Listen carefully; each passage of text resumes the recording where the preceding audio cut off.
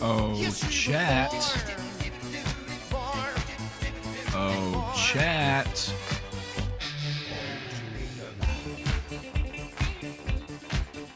Oh, chat. You know what day it is. You know what day it is. You know we finally here, right? Well, It's Friday then, it's Saturday, Sunday, what? It's Friday then, it's Saturday, Sunday, what? It's Friday again, it's Saturday, Sunday. Hey, hey, hey, hey, hey, go, go. What? Go, go, go. What? What? What? What? Little Father, little Father, little Father, little Father. Hey, hey, hey, hey. Move, move, move, move. Let's go, let's go. What? What? What? Hey, hey, hey. Hey. No, you did. But in fact, he did. In spite of the fact that he did do it. But he couldn't believe that he did do it. They said it couldn't be done, but he did it. They said it couldn't be done. There's just no way.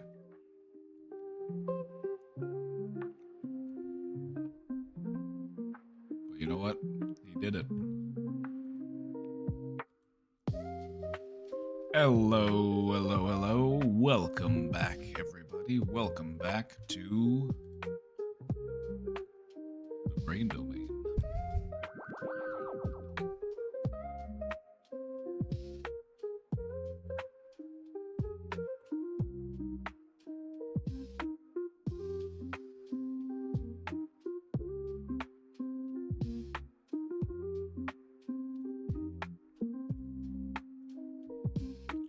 Welcome back.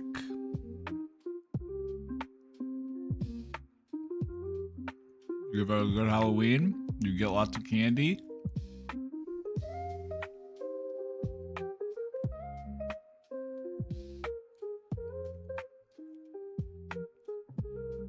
You have a good Halloween? You get lots of candy?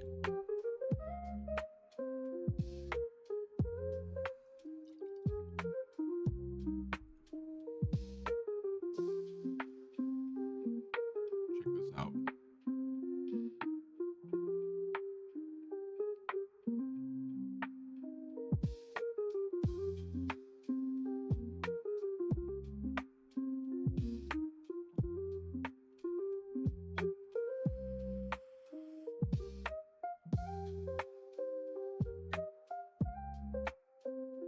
Got the mug.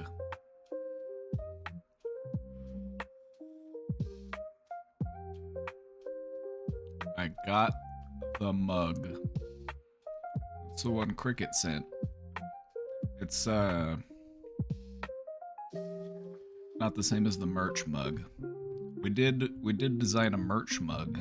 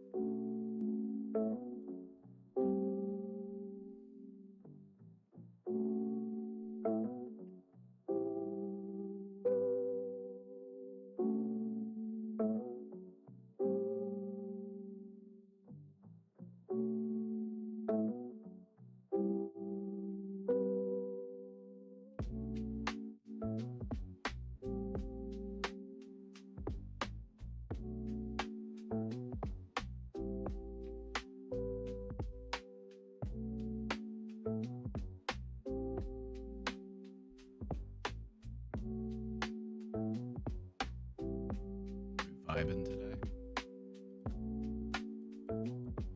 Hopefully we're vibing today. I'm vibing today. I don't know about you. I don't know about you, but I'm vibing today. Vibe kind of day.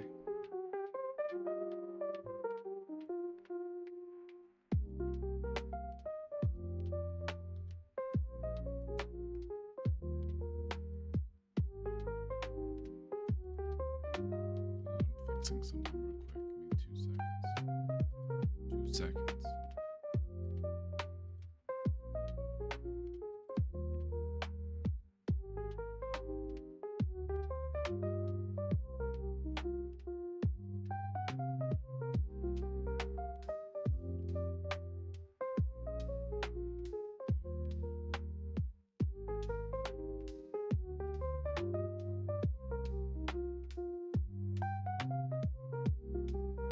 My Viber's at.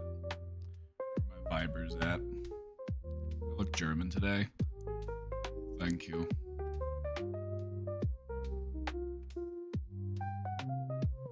Thank you.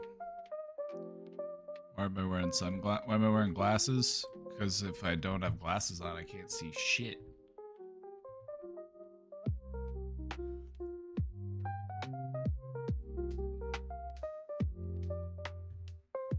Also, because I think they make me look cool.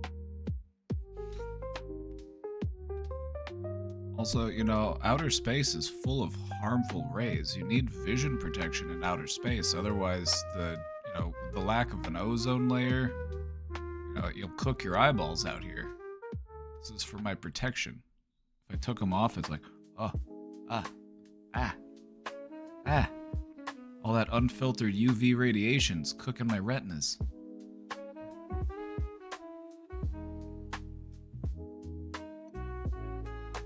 Now I'm blind.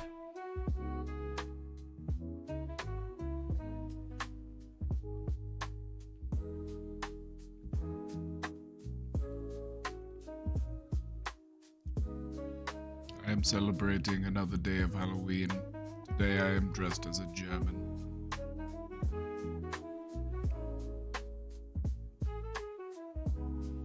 This is no laughing matter.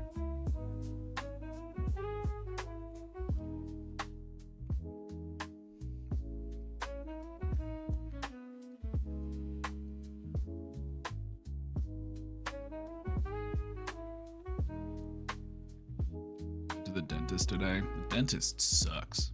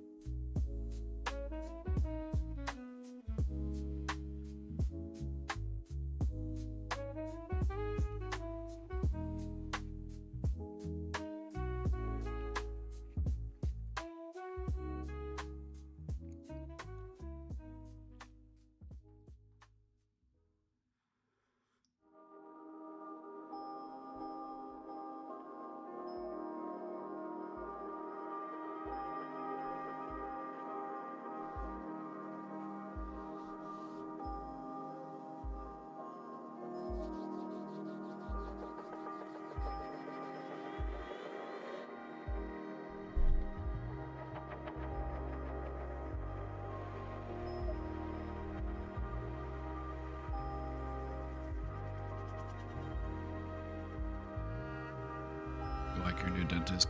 I like my dentist. They have a little TV screen and they let you pick movies. Or I'm like, put on Planet Earth. I have them put on a nature documentary for me. Although last time I went, I just wore my earbuds and just listened to an audiobook the whole time.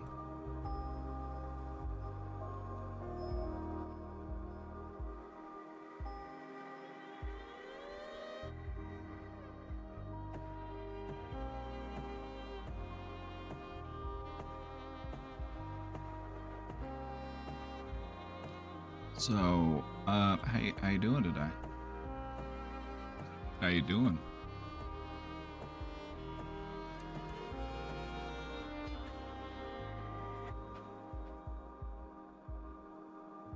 My dentist is nice and talented, but his hygienists are so awkward. You know, it can be awkward when somebody's got their fingers in your mouth and they're just like, so, what do you do? They're just like trying to make small talk with you, but they're all just like, like, so, what's it like at home? What do you like to do for fun?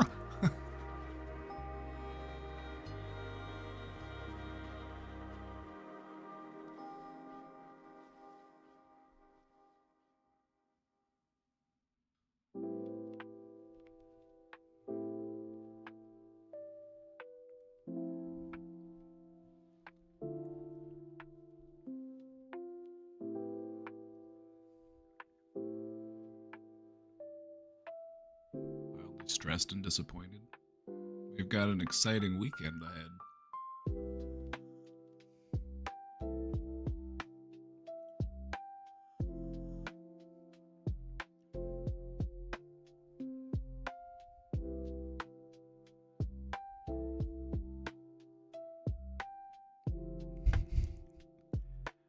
Yeah, like what's up with dental hygienists like trying to get you to ask questions while they're like digging around in your mouth? I'm just like like I can't communicate. You've got your fingers in my mouth.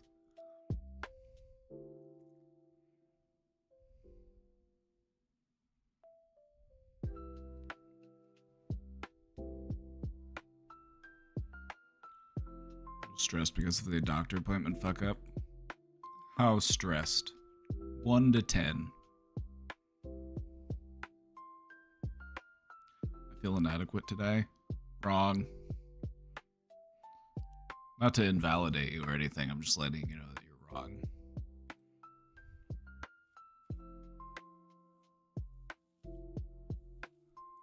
So I said, sorry, try again.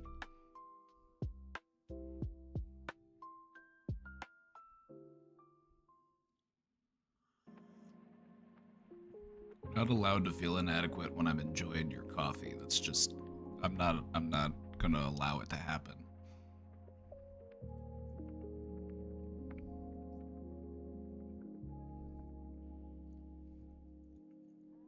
Not this so-called therapist invalidating people's feelings on the internet.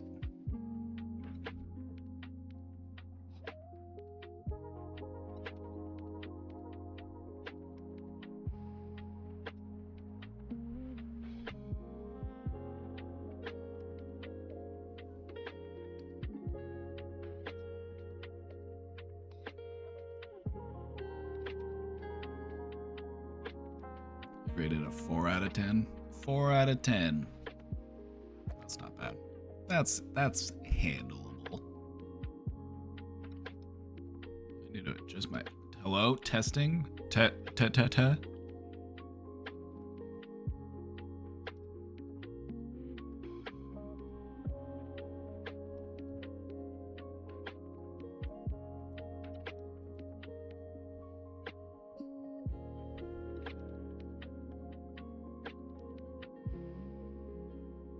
Told my coworker who is a Twitch chatter that I have VIP in 3 streams and he said I spend too much time on Twitch. He's jealous.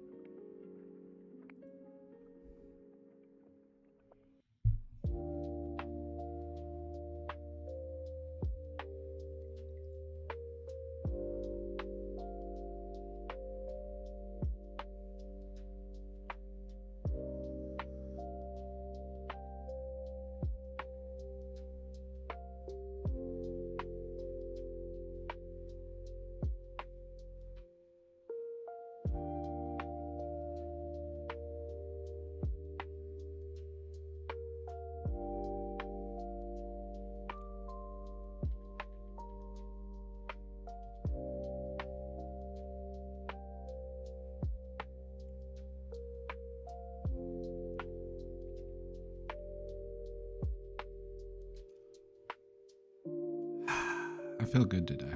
I feel good today. We got some questions lined up in the question box, so I think we're just going to dive into that. And then we've got a presentation lined up today. This one's going to be pretty fun. We're going to talk all about deja vu. We've got a presentation lined up today. This one's going to be pretty fun. We're going to talk all about deja vu.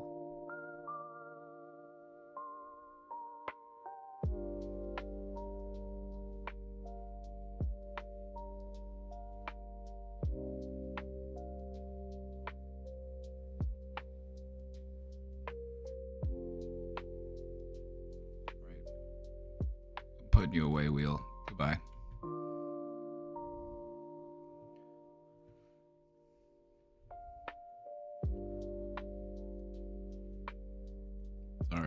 Sorry, Wheel. Sorry, I didn't mean to bring you out again. I Wheel, I appreciate you. I appreciate what you do here. I don't mean to just be so flippant with pulling you out and putting you away again. I like to think of you as a friend, Wheel. Now please, go back to wherever you live whenever you're not here.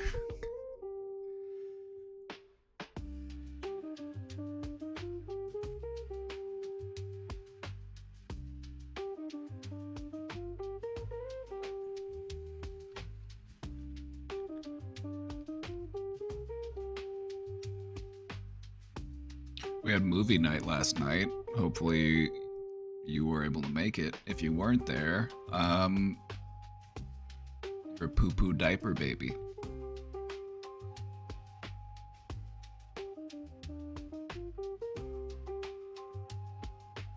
We do movie nights in the Discord on Thursdays.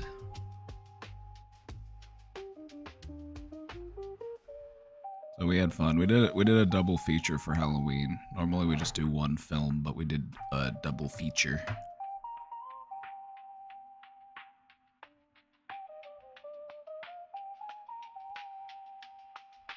I learned that my old ass owner, the person who owned your ass prior to the person that currently owns your ass, hopefully you've reclaimed ownership of your ass.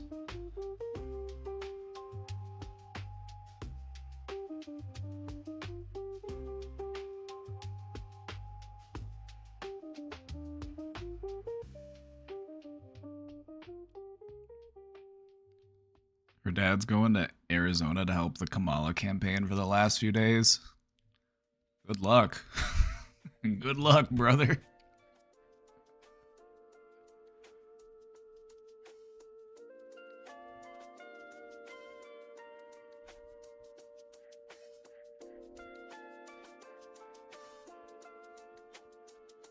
Got a lot of libs in this office. Oh, that's fun.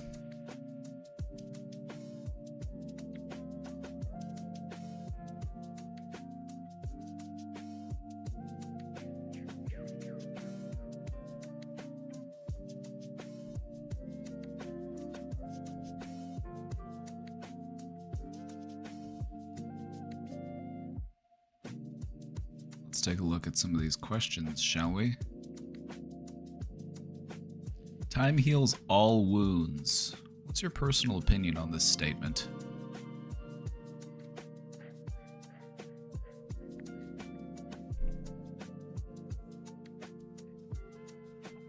Time allows you to distance yourself from something. And the more distant you are from something, the easier it is to forget that thing. And so time can allow you to get over certain things or to move past certain things, but it might not help you to process those things. And sometimes old feelings are brought back to the surface. Things that you might have felt like you had forgotten, they might resurface, and then you might face that old feeling again. So what I would say, because to just say that time heals all wounds is I don't completely agree. I feel like it takes time to heal a wound, but you stand a better chance at healing your wounds when you participate actively in that process.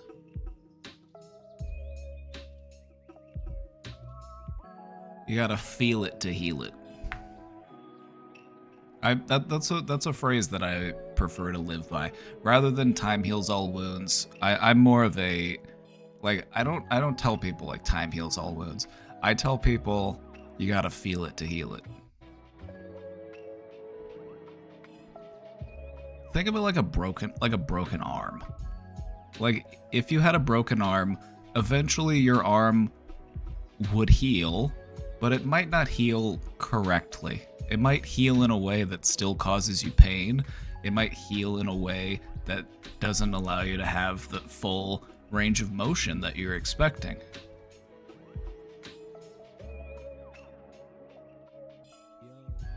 I believe that healing is something that can be done better when we apply ourselves to it.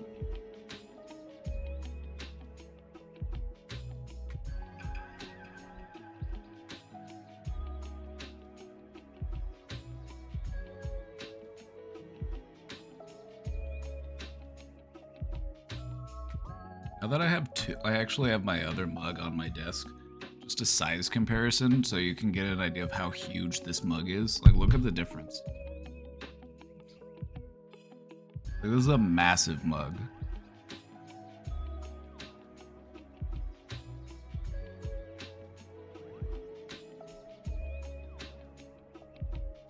Isn't this mug sweet though? Look at this.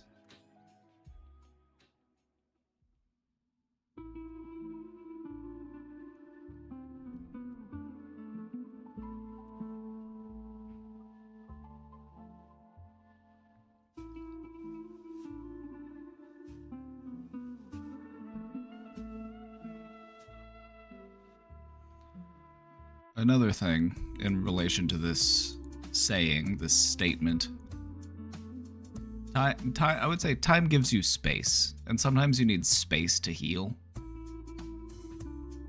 Sometimes you need distance. Sometimes you just need to distance yourself from the thing that caused you pain in order to heal from that pain. So I would say that time is an important factor in healing. Healing isn't an instantaneous process.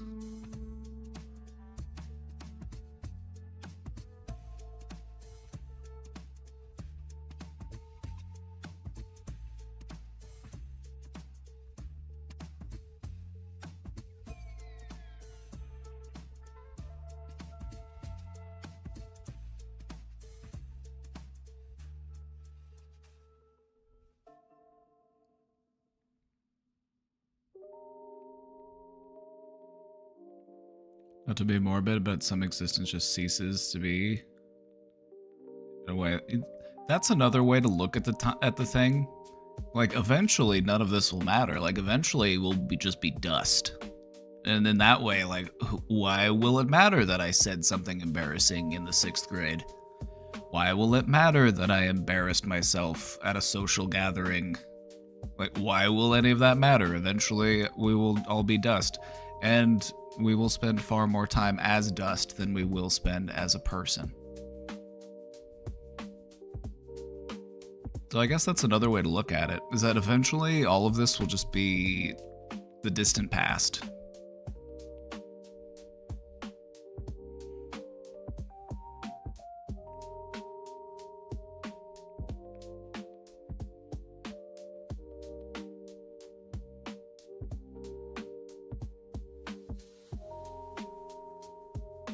In no time at all, this will be the distant past.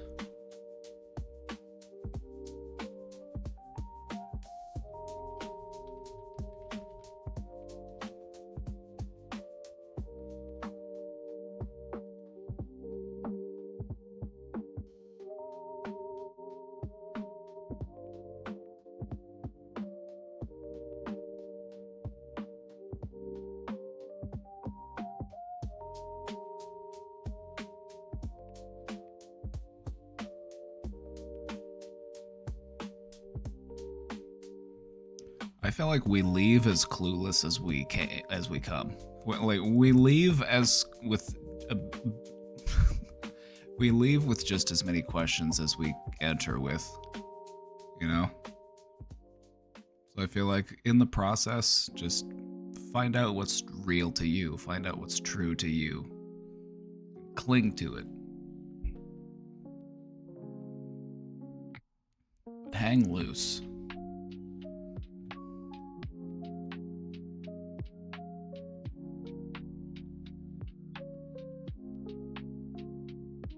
What if there's a ghost clique in the afterlife and you're not cool enough to join?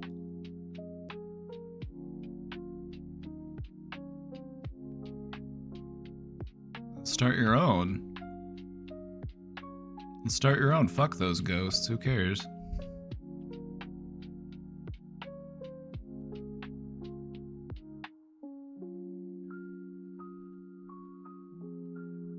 Just call them nerds and start your own club. That's what we've been doing the whole time. Who needs these losers? I'll start my own club.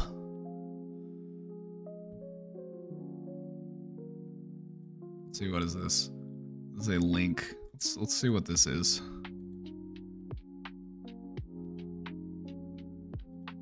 Why a bank robber thought covering himself in lemon juice would help him get away with it.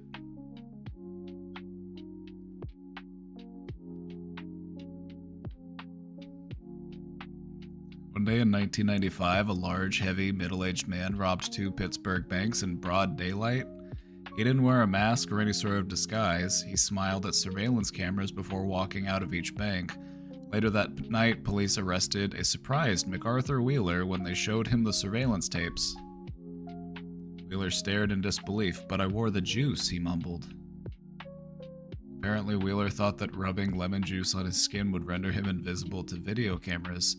After all, lemon juice is used as invisible ink, so as long as he didn't come near a heat source, he should have been completely invisible. Police concluded that Wheeler was not crazy or on drugs, just incredibly mistaken.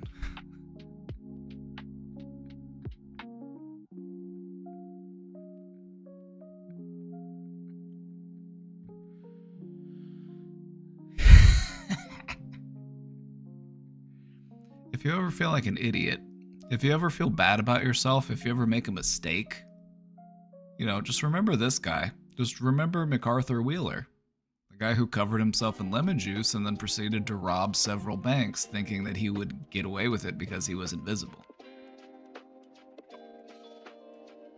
I know normally we talk about not comparing yourself to others, and generally speaking, that's a good practice to maintain. Don't compare yourself to other people. But sometimes when you're too down on yourself and you're too hard on yourself, sometimes it helps you to remind yourself that there are some fantastic idiots out there.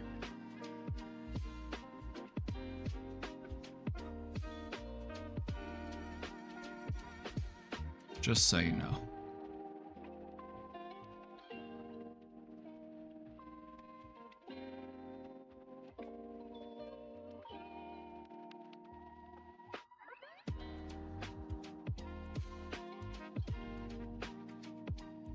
This is an interesting article. They actually go in to talk about the Dunning-Kruger effect and like of the illusion of confidence. That'll be an interesting topic. We'll cover it. We'll cover it sometime. We'll talk about it sometime. Maybe we'll do a little presentation. Talk about the Dunning-Kruger effect, the illusion of confidence.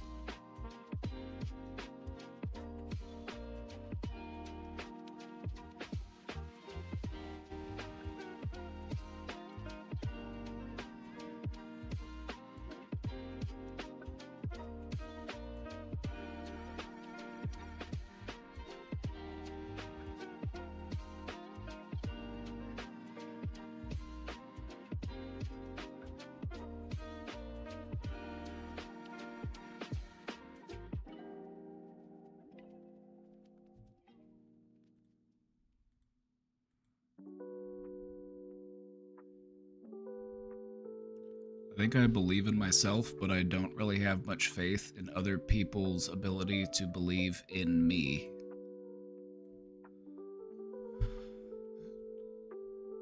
But do you see that this does come back onto you, though?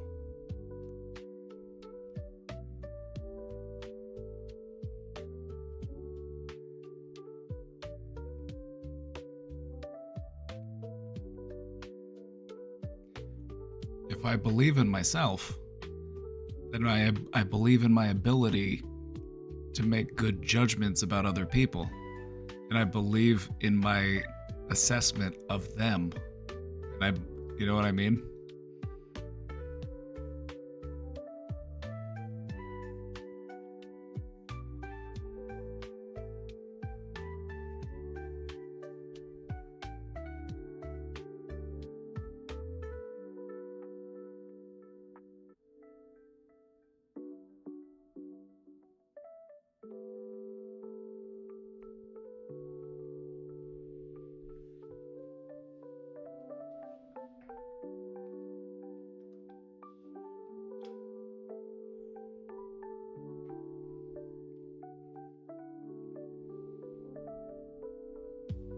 If you think about it, who else can we believe in but ourselves?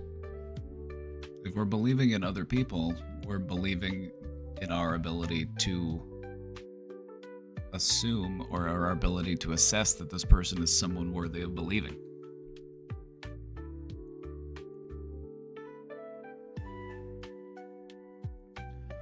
It all comes back to us.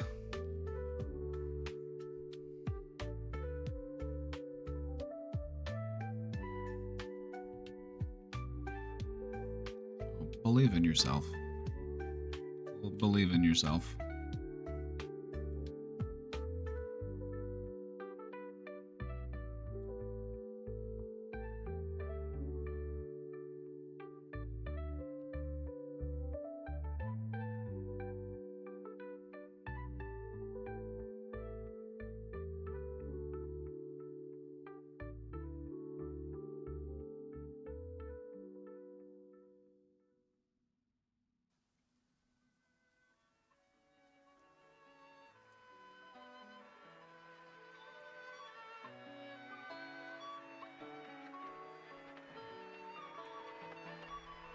It's so nice to not be your own op. That's what I'm talking about. Like, it's Scooby-Doo and you pull the mask off of the villain and you realize it's been you the whole time. You're like, oh, yeah, I'm the one in the driver's seat. I'm the one controlling my response to the things that upset me. I'm the one. I can't control other people. I can only control me.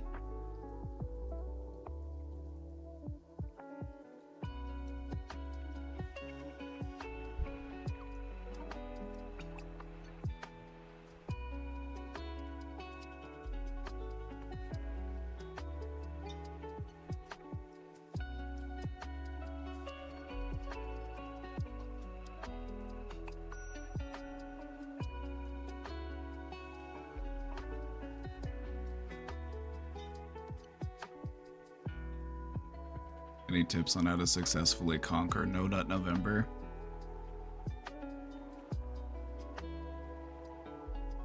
That's not a holiday that I observe, so I can't speak to it. I can't speak to it.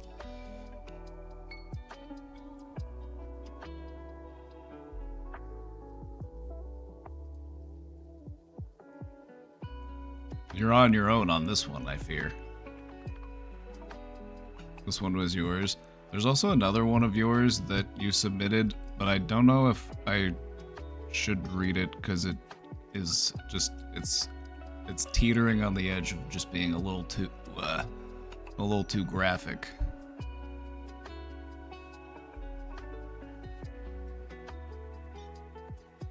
If you wanted to talk about that one in the Discord, go for it. I just don't know if I want to read about it on stream.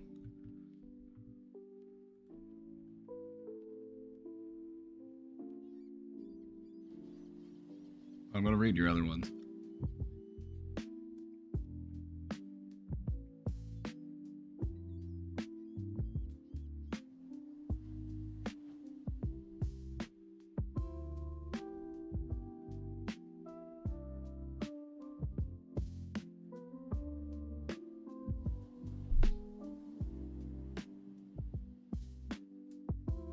There's nothing that wrong with it. It's just a tad. It's just a tad sexual, and I don't know if that's. I don't want to get in trouble with Twitch, so I'm gonna err on the side of caution. I will read your other submissions. Let's take a look.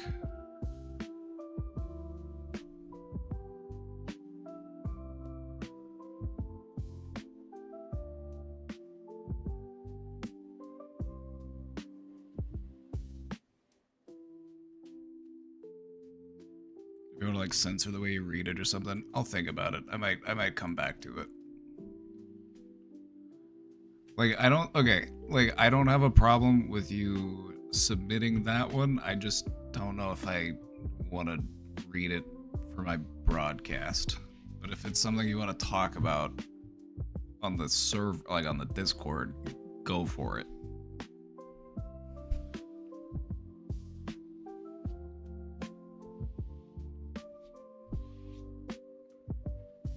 Besides, we got a lot of ground to cover. Welcome back to another episode of Trauma Dumping on a Twitch Therapist. Today's trauma to dump about the experiences I've had in Discord communities which have led me to develop such an extreme fear of being abandoned by the brain domain community.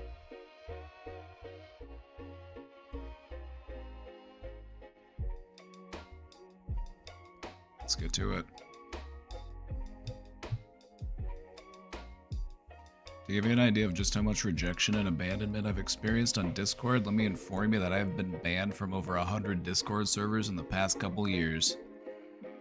It is quite literally not an exaggeration. These bans were given to me for various reasons, including but not limited to refusing to follow certain rules that I perceived as nitpicky or micromanagement, excessive venting / trauma dumping, both in frequency and the severity of topics, engaging in too much sexual talk / NSFW behavior, regularly behaving in ways that cause people to perceive me as being self-centered or self-absorbed, having an active mental health crisis in public chats and triggering or upsetting other members, making jokes that were a little too fucked up for everyone's comfort.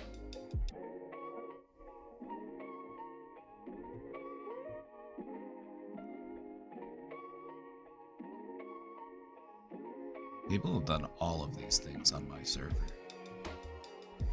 We're just built differently.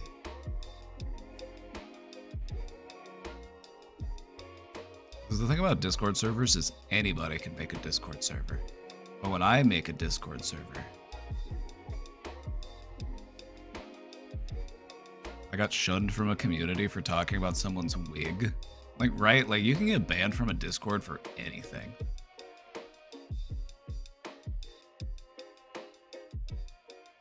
But for me, it's just another day.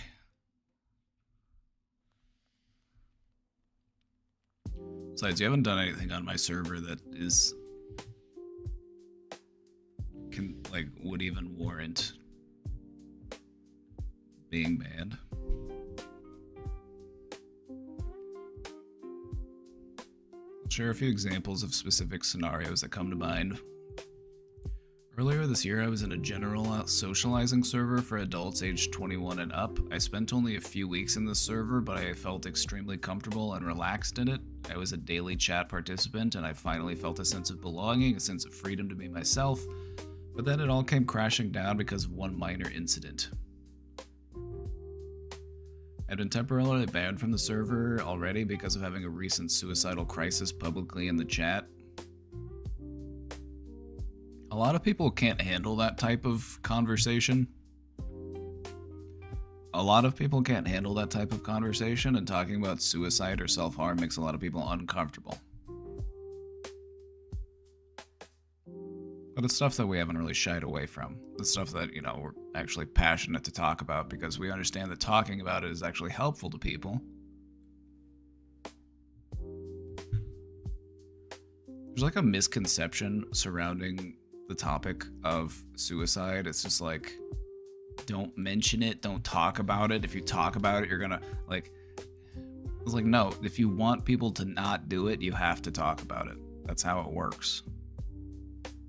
Like, just telling someone who's depressed or is thinking about, it's not like you're going to remind them that that is a thing. They're like, oh yeah, you mentioned the word, now I'm going to go do it. It's like, no, that's not how it works.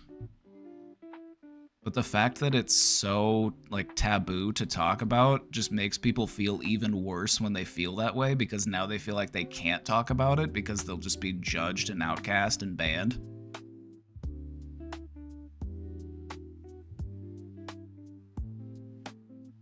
It's like we want to talk all the time about how tragic it is that suicide rates are on the rise, but then we don't want to do anything to actually support and help those people when they're actually feeling those feelings.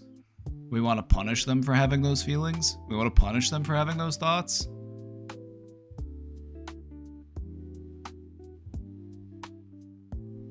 Doesn't make sense to me. But no, you've seen in here, like, if you say in Twitch chat that you are thinking about taking your life, like, they will ban you for 30 days, like, almost instantaneously. Like, they will, they will, like, catch that in a second, and you will be banned for 30 days.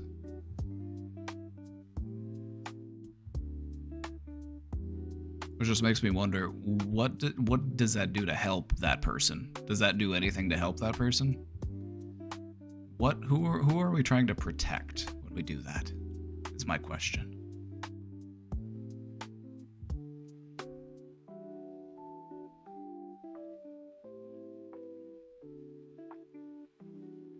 I was a daily chat participant, and I finally felt a sense of belonging, a sense of freedom to be myself. Temporarily banned from the server because I had been banned from the server already because of having a recent suicidal crisis publicly in the chat, although I did get unbanned after a couple days. On my very last day in that server, I had received one of those spammy DM requests from a random account that was in the server, the whole I unearthed your profile and I'd love to pay you $500 a week for a platonic online relationship type of thing. Oh, that's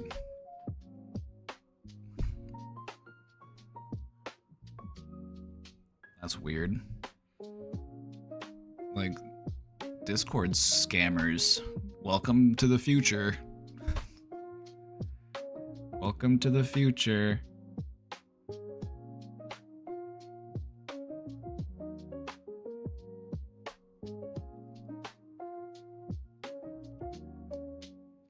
Yeah, I know the type of thing you're talking about. Like, I've had, like, bots, like, join my server and just be like, I'm a sugar mommy looking for sugar babies. If you're looking for money, send me a message.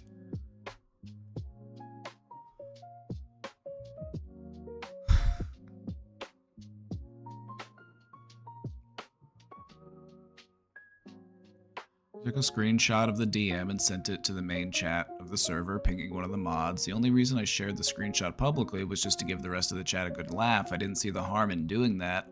But apparently the mod I pinged felt differently. They asked me to refrain from sharing such things publicly in the future and to DM a mod or open a staff ticket instead.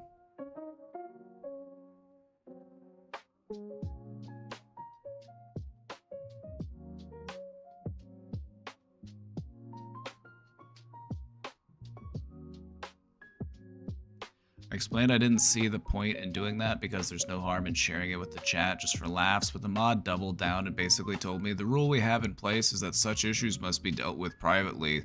This is a server rule created by the owner. Please do not disrespect us and our policies. Oh no, you disrespect... The worst crime possible to commit against an internet moderator is to disrespect them. No offense, moderators. I love my moderators, but some people find like such a sense of identity and authority in being an online moderator, and it's, you know, like, good for them. Like, good for them. They you know, but some people just take it so seriously.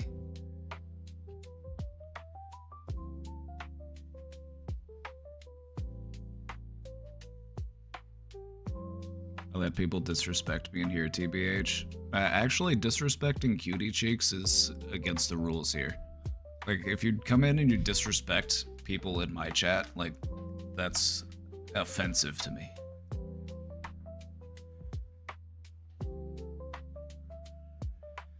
Like, they could have given you a friendly warning, but instead they decided to act like a hall monitor. It's like, okay, dude. We get it. Responded by saying, having a few extra buttons to press on a Discord server doesn't give you the right to nitpick and micromanage about everything people say and do, especially if it's completely harmless actions. This, okay. You wanted to fight him for it. Can't blame you, it sounded annoying, but... The thing about being on a Discord server is if you don't want to be banned from that server, you have to, when the mods tell you to do something, you kind of just have to like be like, okay, will do, noted, thank you.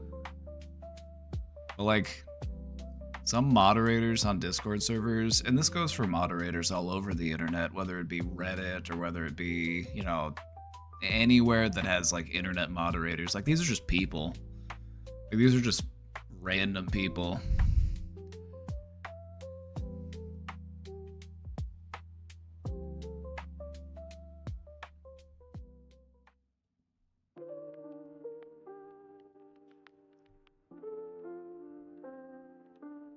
This escalated into an argument between myself and the mod, which ultimately ended in a ban. Like, if I were a moderator in this situation, I would have told you what to do correctly, and then that would have been it. Like, I would have just like I wouldn't have continued to engage beyond that. Like, why do I need to go and get into an argument with you? That's kind of unprofessional. Like, tell you what the rules are, remind you of the rules, and tell you to do it differently next time, and then leave it at that. That's basically all you have to do. And if they try to fight you over it, just close out of that message. You don't have to respond to people. No response is a response. But sometimes people don't get that. I explain the rule and disengage. Exactly. That's all you have to do.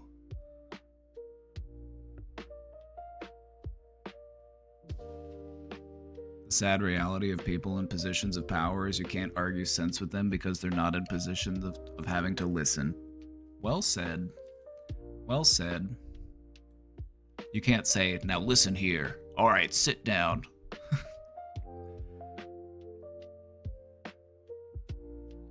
This ultimately ended in a ban. I genuinely felt bad afterwards, so I attempted to DM the mod and apologize for what happened, asking them to reconsider their decision to ban me, but all they said before blocking me was, "We have already given you a lot of grace and been incredibly patient with you after what happened over the weekend. It's quite frankly very rude and disappointing for you to treat us this way after we did all of that for you."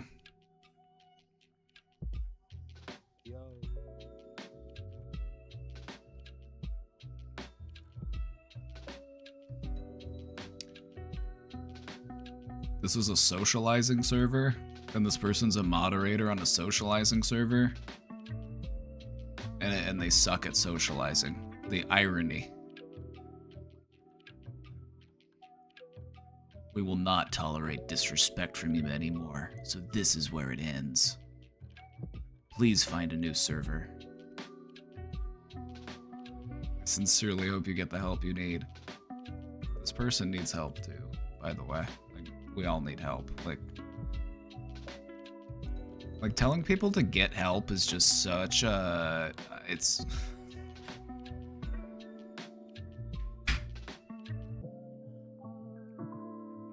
Like, people will use, like, get help as, like, an insult or as a way to, like...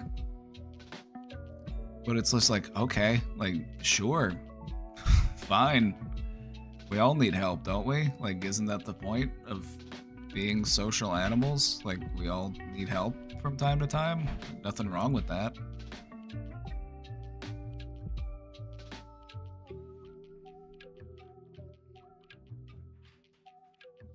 Another example is when I was in a mental health support server for adults. I've been in many such servers over the past— oh! I just got mispoopied. Just got poopied. I miss Poopy. You gonna nap on my desk today, baby?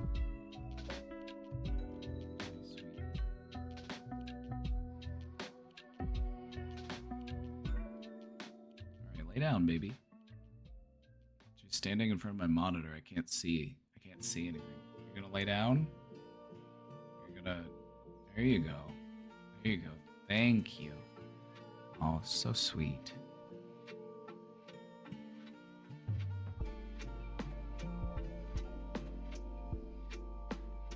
I've never joined any other mental health support servers, so I don't know what they're like or how they're run. I run my server and we talk about mental health, but that's not like our primary, like that's not the only thing we do. Like it's more like a club, but we also have a place to talk about that kind of stuff. So it's a function, but it's not our only function. I feel like hosting a mental health server where that's like the only thing you do, that requires so much work and so much oversight and so much, it's a lot of work.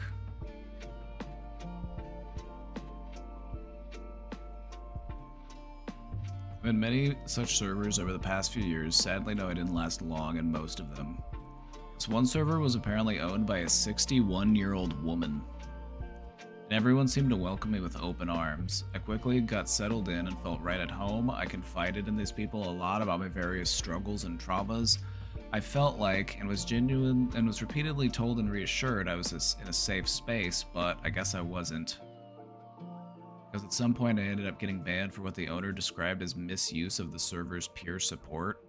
When I asked for elaboration, I was told that I had been talking a lot about myself and my own issues, but that I hadn't even once attempted to show the slightest amount of support to anyone else. What? That's a rule? That's a rule?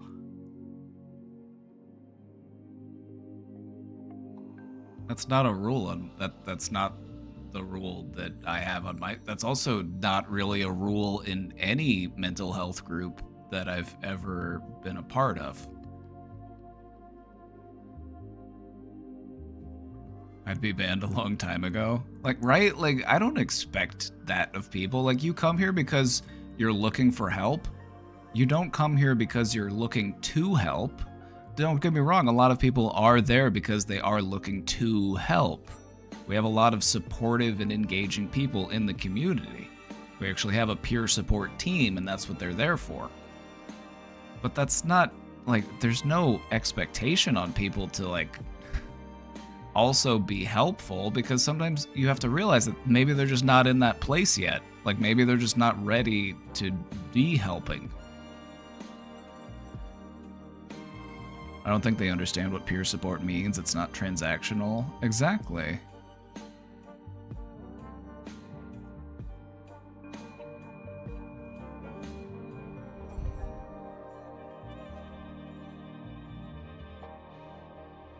It wasn't explicitly written in the rules, but that's literally what I got banned for. That's weird. That's weird, okay?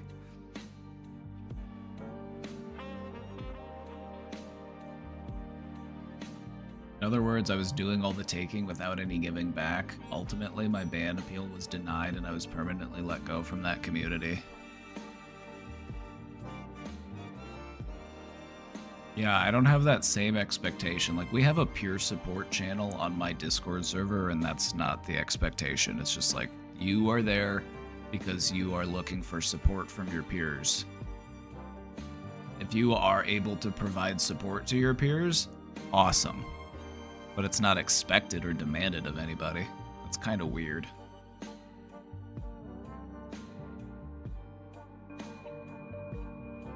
Peer support isn't supposed to be this thing where you can only have it if you are able to give it, right? Right? Like, think about group therapy.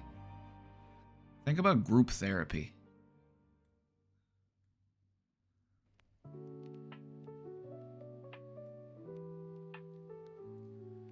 Lastly, there was a time when I was in a support server for adults with autism. I was banned from this server twice.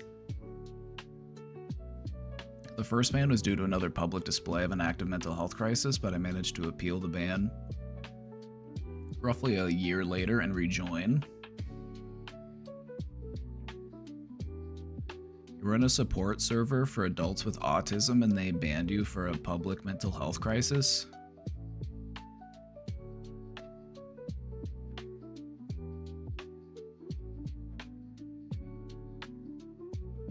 Huh?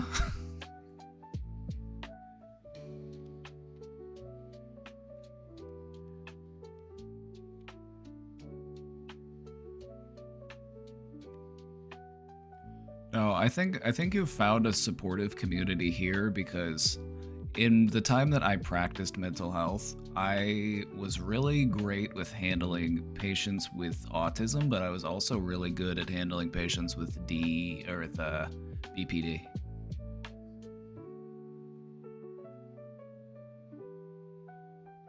So much so that that's who they kept assigning me. Like anytime there was somebody with autism, they're like, "Give them to Josh."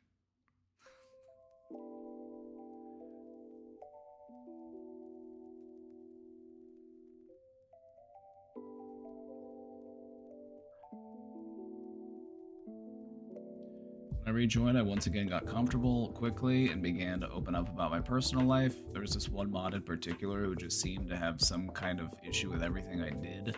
On the day I got banned, the mod had repeatedly told me off for talking over people or interrupting chat too much. This was in a text channel, not voice chat.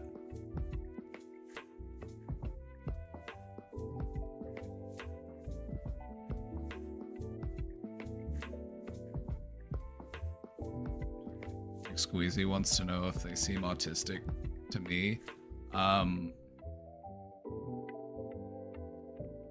No comment.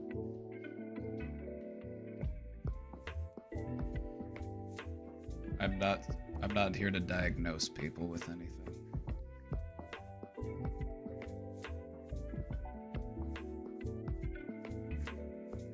The place I stand on that question is if you have to ask, then the answer is probably yes.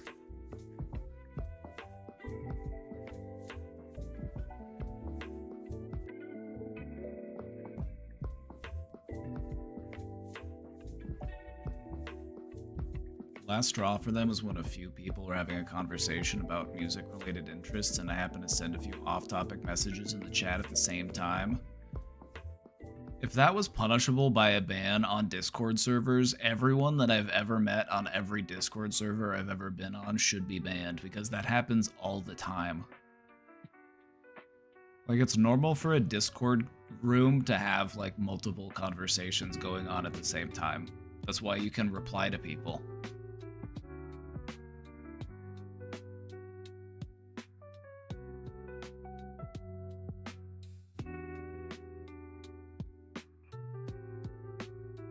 Also, look at this. Just think about this. They banned you from a server for adults with autism for having a hard time following social cues.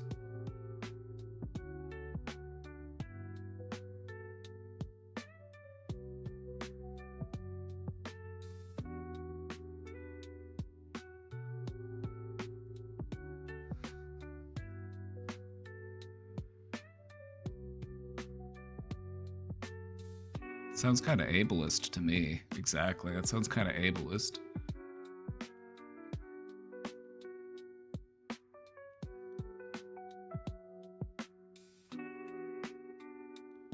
I literally remember my final message simply read, "Ugh, why is my room so cold? I'm freezing in here."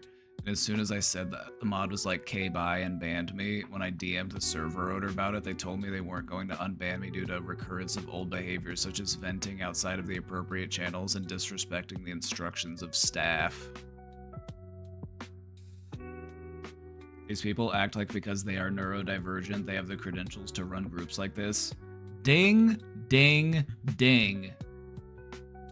Hold on, I need to add an emote. I need to add an emote for that because I need to, hold on. I need to add the little bell ringing emote.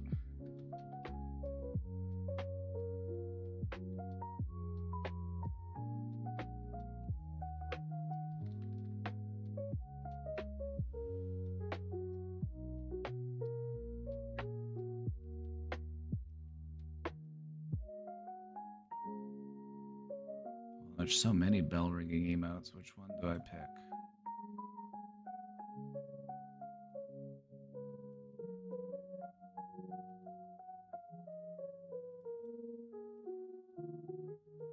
Which one do I go with?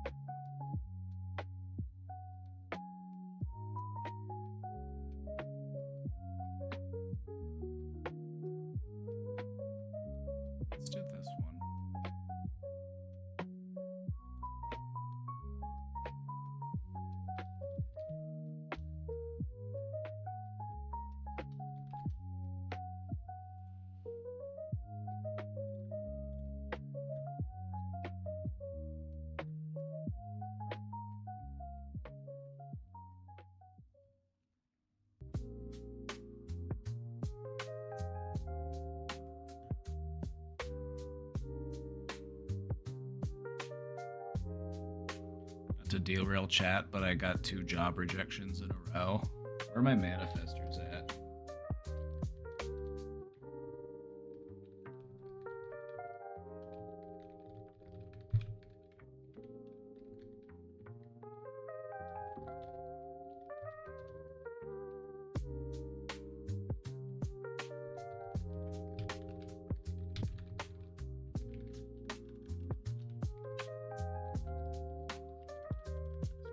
I can't see through it. The cat keeps hopping up and turning around, and I can't see my screen.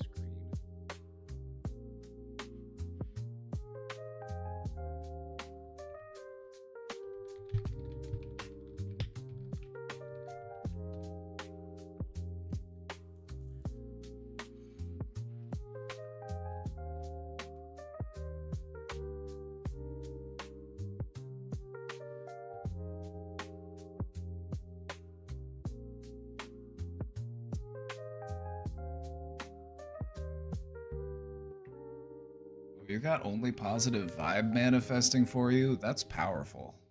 When only positive vibe manifests things, that's serious business. You're gonna get 2 offers and you're gonna have to pick between them.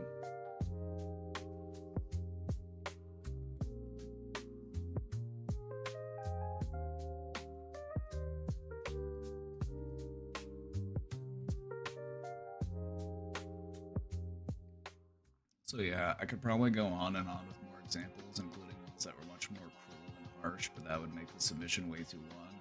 I felt that it was important for me to provide at least a small glimpse of insight about why I'm so terrified that I'll eventually be cast out from this community. Thank you for listening again.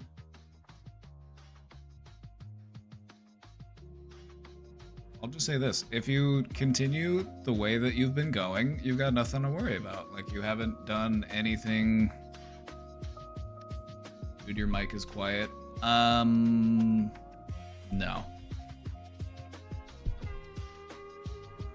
No.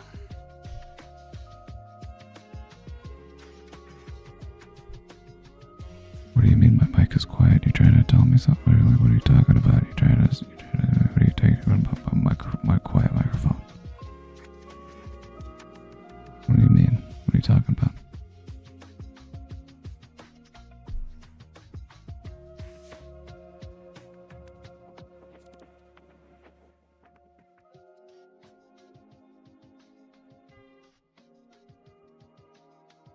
I think it was just facing the wrong direction.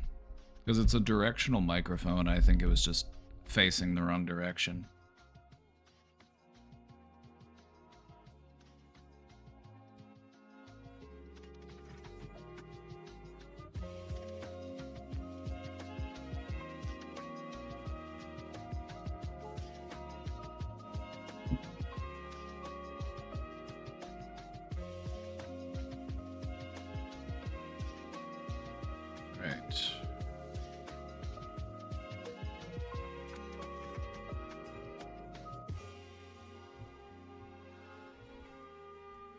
Hey, ex-Gestalt, now psychoanalysis guy here. My man. I may be a bit crude in this question, but I really want to write this honestly, so bear with me, please. Will do, brother. I have a lot to unpack in this one. First of all, I'd like to say I have a real love-hate relationship with you. Hey, me too.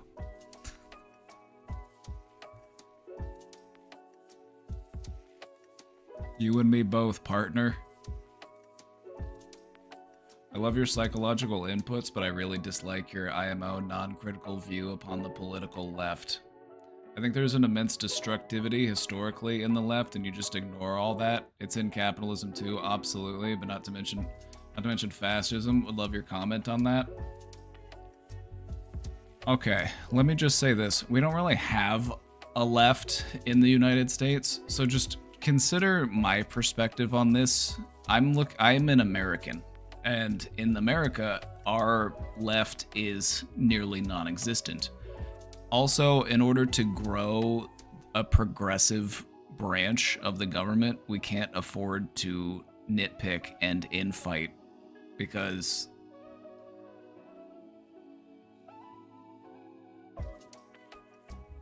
we'll just eat ourselves.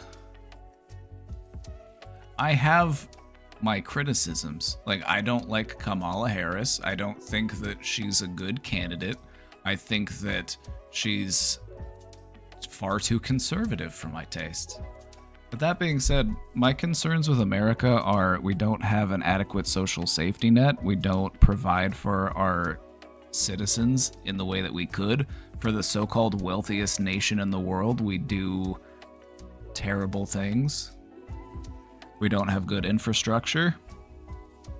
We don't have socialized healthcare. We don't have free college tuition. This is all I want. The things that I actually want are actually relatively moderate, in my opinion. Like, I'm not asking for a lot. So I don't want you to mistake me as some sort of like anarchist or some sort of communist, alright? Because that's just not me.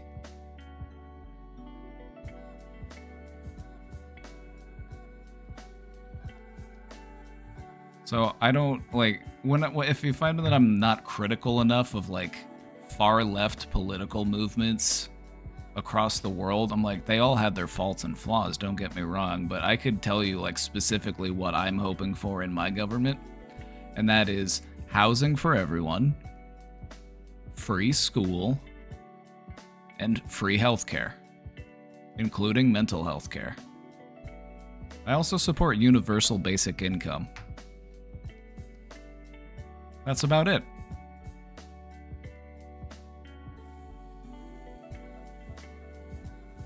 Like, I don't take too much time to really get into politics because I try to leave politics at the door when it comes to mental health. Like, I'm not going to discourage anybody from seeking mental health, or I don't want to like turn people away because they don't agree with me politically.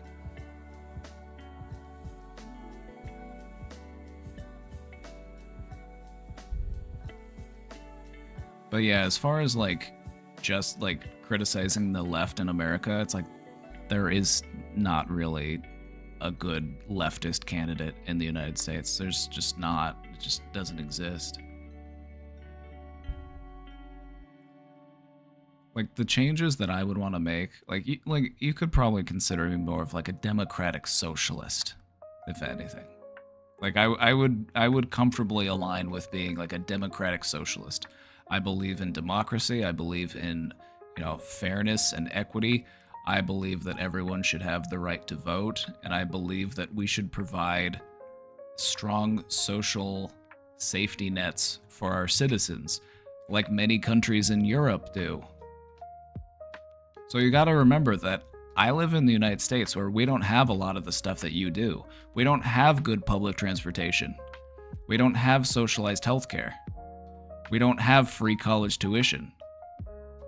So if I come across as like a leftist, it's because I'm fighting for the things that you already have.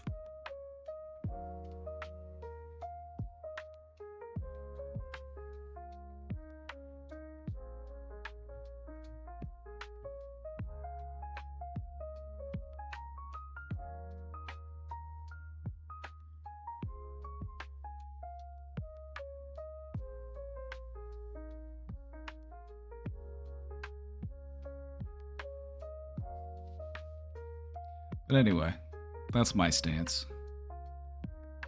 I'm not fighting for anything that doesn't already exist in some place in the world.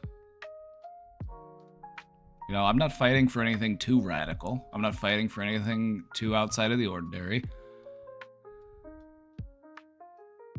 And I recognize the dangers of extremism.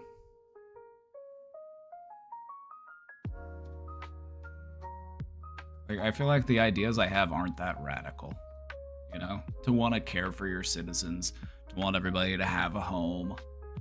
I think that's just basic.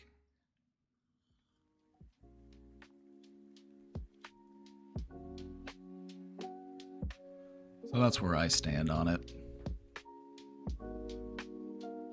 With that being said, I can't stand the Democrats. I can't stand the Republicans either.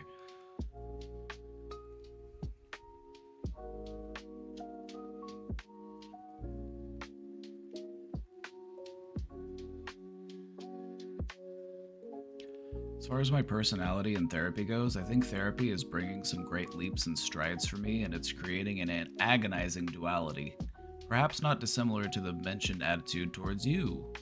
My past is pretty darn dark. Absent and violent drunk father, cold and emotionally abusive mother. As I grow in therapy, I feel I'm getting ever more stable, stronger, and ever more confident about me, yet I wonder about my old self, which I would describe as bubbly, fun, unreliable, creative, and weak. Endlessly yearning for nurturance, never getting it, and now being self-aware, I have sabotaged this unconsciously to a great extent myself, too. I think I may make it, but the problem is, this will no longer be old me. See, that's the thing, though.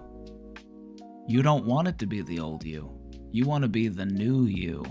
You take all of your favorite parts about the old you, and then you take all of the other stuff you learned along the way as you continue to build yourself and refine yourself. This is what having a growth mindset is all about. I'm always growing, I'm always learning, I'm always improving. There is no going back.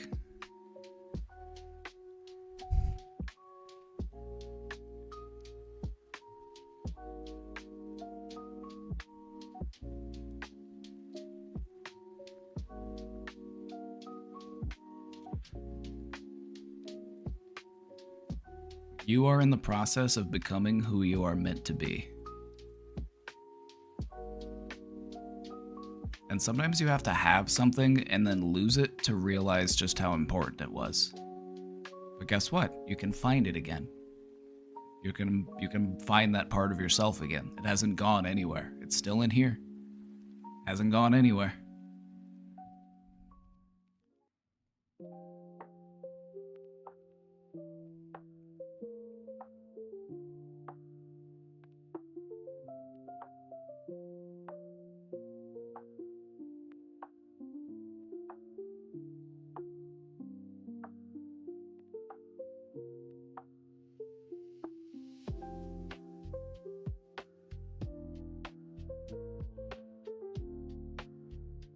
Okay, hold on. We're gonna have to talk about this trans thing, though. Like, hold on. What's this about?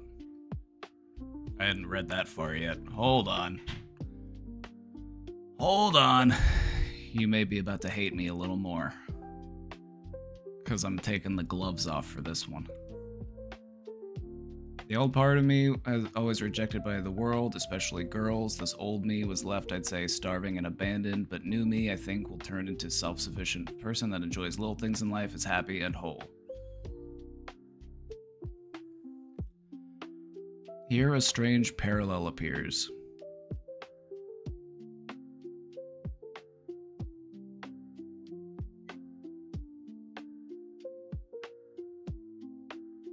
Okay, I don't even want to read what you wrote, because it's... Okay, I'm not going to read here what you wrote, but I'm going to point out the error in your thinking. You're looking at other people who are dealing with something, and you're saying, well, why doesn't the world care about me in the same way that they care about them? You're comparing yourself to other people, and this is at a fault for yourself. The only person in your life that is holding you back is you, and pinning that onto a marginalized group of people is not the solution.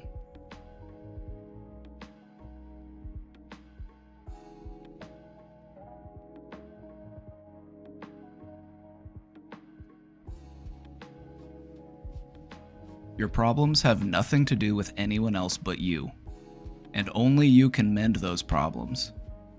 But if you're just going to take all of this negativity that you have directed towards yourself and project it outwards into other people, you're not going to grow. They're just trying to live.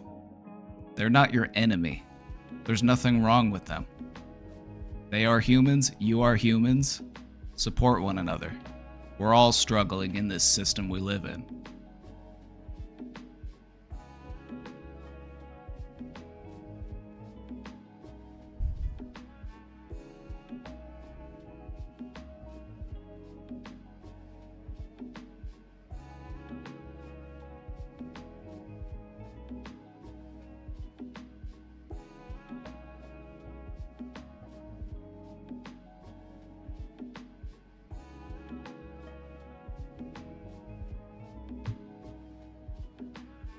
Okay. I'm trying my best to be patient. Because if I were to just be mad and start yelling and cursing and insulting, that wouldn't be helpful. So I'm going to try my best to be helpful. Finding another group to blame when you are struggling is something that people have done for thousands of years. Grow up.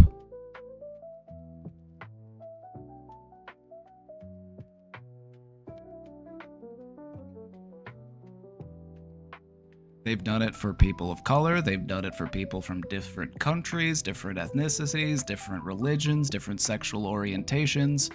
It's a tale as old as time. Grow up. Trans people aren't your enemy. You are your enemy. Recognize that. Hate me if you must. I'm not wrong.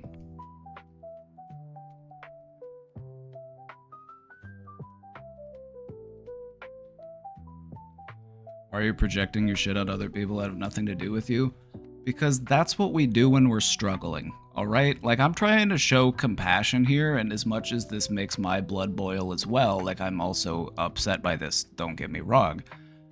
But I recognize that when people are hurting, they like to find someone that they can redirect those emotions onto. And more often than not, it's a marginalized group. And right now, one of the most popular marginalized groups to really get the worst is trans people.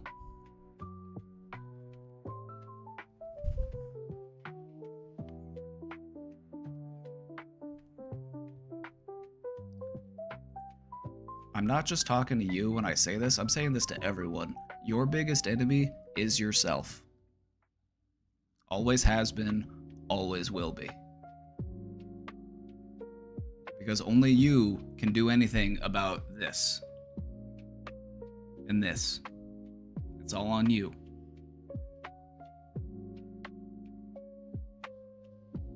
So think about it.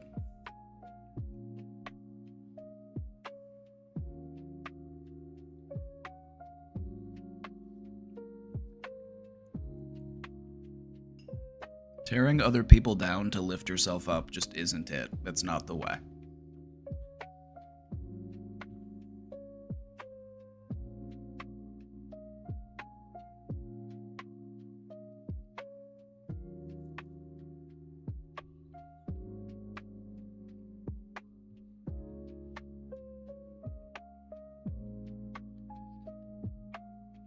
It's just a way to distract you from thinking about your own problems. Because if you can just think about someone else and think about the problems you have with them, it distracts you from having to think about yourself.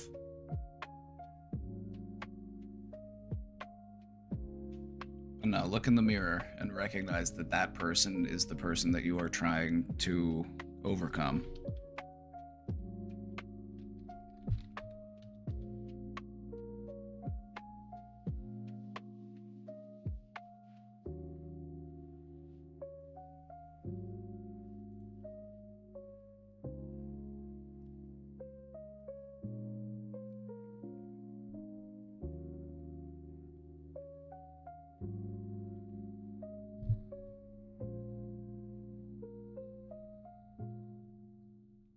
Sounds like you never stopped self-sabotaging. Yeah, I would say that falling into these, like, hateful thought traps is just another way that we self-sabotage ourselves. It's like, if your worldview isn't led by kindness and compassion, then rethink it.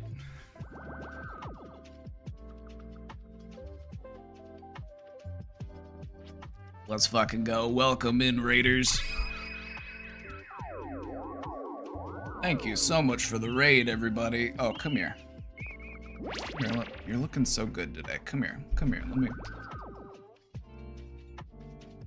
Consensually, of course.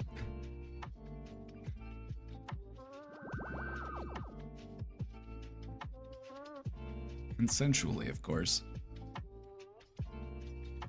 Welcome in, everybody. Thank you so much for the raid, everybody. Welcome in. Welcome to the Brain Domain. Oh, Condition Bleen is here. Hey, Condition Bleen. How you doing, buddy? Love that guy.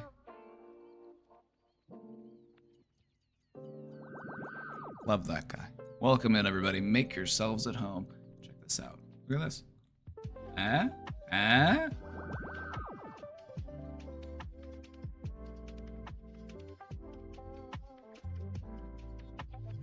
Mug.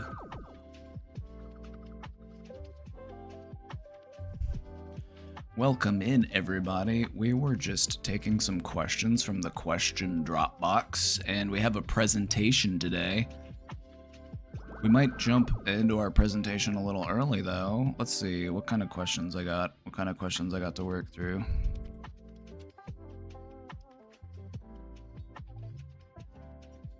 I think I could work through these questions in about 30 minutes. I always like to jump. Please watch the Tim Pool from my brain. Come here. There you go. Does that feel better? I'm getting into all the nooks and crannies. Oh, hold on. You got a little back here still too.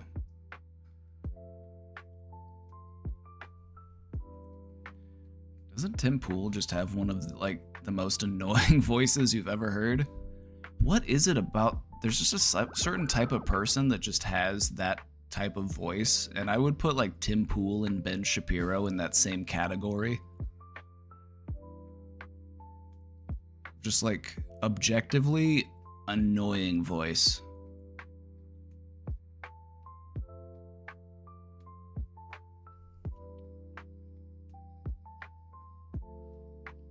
Also, he's so bald. They talk quickly to sound smart. Oh yeah, I've done an example of this before, but what they do is they want to speed up the tone of their voice, because when you talk quickly, it makes it sound as if you were saying a lot of things that actually mean something, but in reality, you might actually not say anything at all. You might say nothing of importance or significance or substance whatsoever. But the thing is when you talk fastly, it gives a false impression that you're actually more intelligent than you actually are, because you're just speaking so quickly, and it makes me like, oh wow, your brain must be working so quickly, it must be so fast, you must be so intelligent. And it was like, oh my god, your brain is operating on such a level, I can't even comprehend the intellect.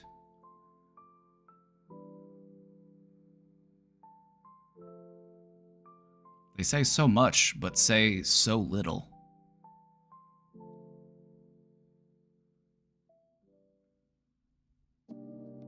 I feel like it takes a certain confidence to speak slowly. It takes a certain confidence to take your time with what it is you're trying to say. To say less with, or to say more with less. See, I was even talking slow and I still messed it up.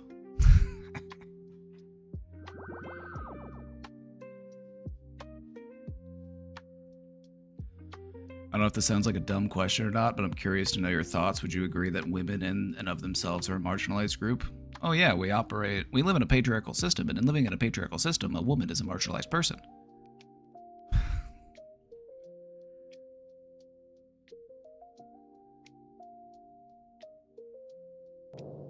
Got a man named Eamon. Thank you for subscribing for 3 months at tier 1. Only positive vibe. Thank you for giving that sub to Me Too, thanks. And just like that, we're on a hype train. Let's fucking go. Let's fucking go.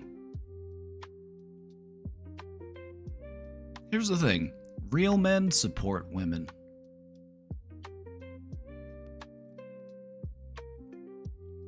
Real men also hate the patriarchy, because the patriarchy does not just harm women, the patriarchy also harms men.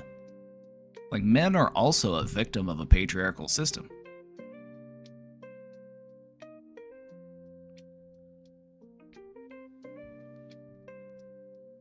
So wake up.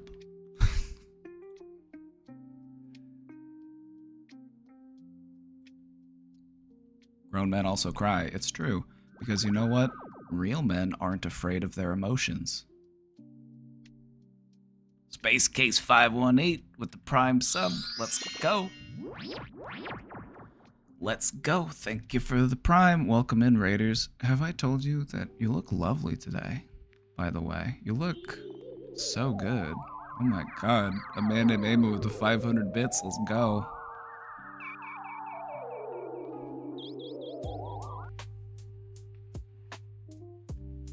I support women's rights and women's wrongs.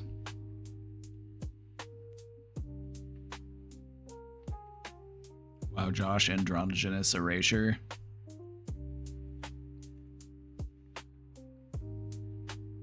I have non-binary friends, okay? And I know that's the equivalent of me saying, I have friends.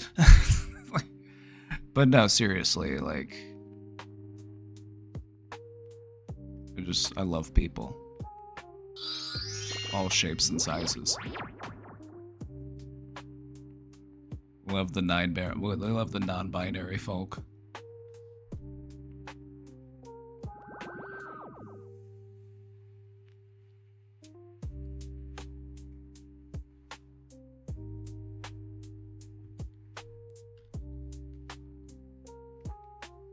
Alright, I'm gonna start speed running some questions. Because we've got an exciting presentation today. We're going to talk all about deja vu. Which is why I'm going to start speed running some questions, because we've got an exciting presentation today. We're going to talk all about deja vu.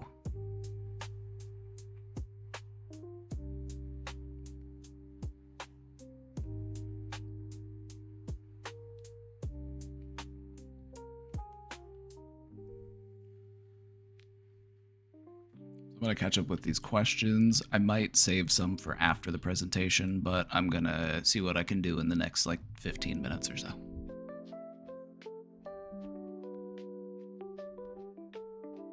Josh, stop. That's Mr. Domain to you.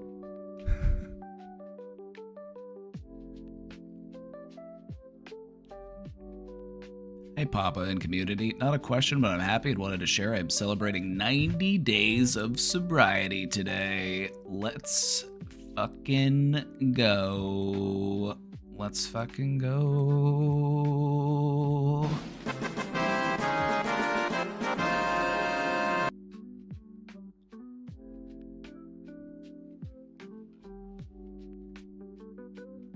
Let's fucking go.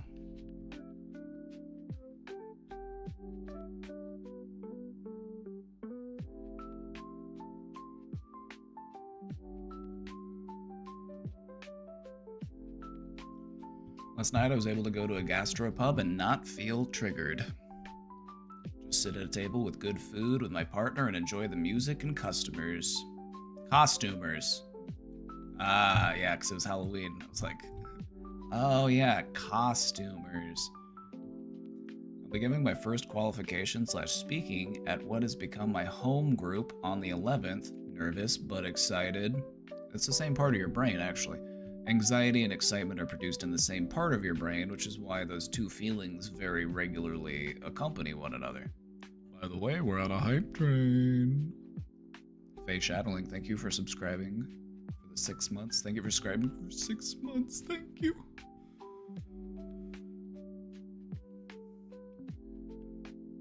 Awesome. I love to hear it. I met so many amazing folks that truly wish each other well and celebrate the milestones, cheering newcomers on. I won't lie, it's been a roller coaster, and my god, the feelings. What are these feelings? Maybe my question was around the irritability and mood swings that come in these beginning stages. I know you've worked with those in recovery, so a professional perspective on that would be interesting. I'm waiting on a referral for a therapist that specializes in trauma and addiction. Feeling good today, though, and anyone going through this work, I wish you the best, and connecting with others in this process has really been my higher power. I love you all.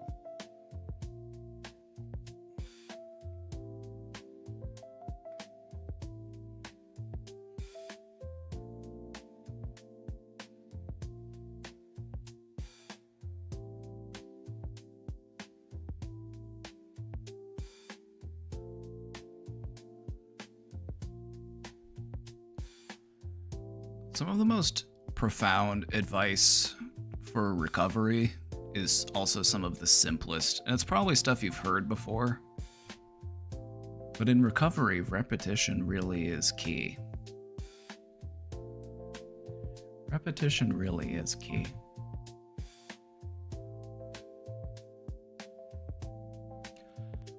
Take it one day at a time. Take it one day at a time. Just worry about today. Think about getting through today, staying sober today. Because when we get ahead of ourselves, when we start thinking about, well, what am I going to do tomorrow? What am I going to do on the weekend? What am I going to do on the holidays? What am I going to do next year? Like, am I going to be able to be sober for all of that time? And it makes you feel overwhelmed, and it makes you despair, and it makes you feel like I'm not going to be able to do that. That's too much. I can't stay sober for that long. That's too much time. What am I going to do? So focus on today. Today's the day that matters. One day longer, one day stronger.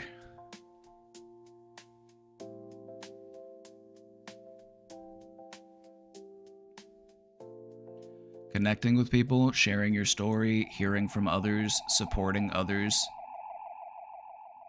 It works if you work it.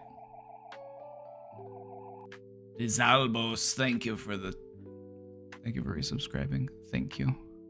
Thank you. Thank you so much. We're at 293. We're so close. I think we're going to hit our sub goal today. We're going to hit that 300.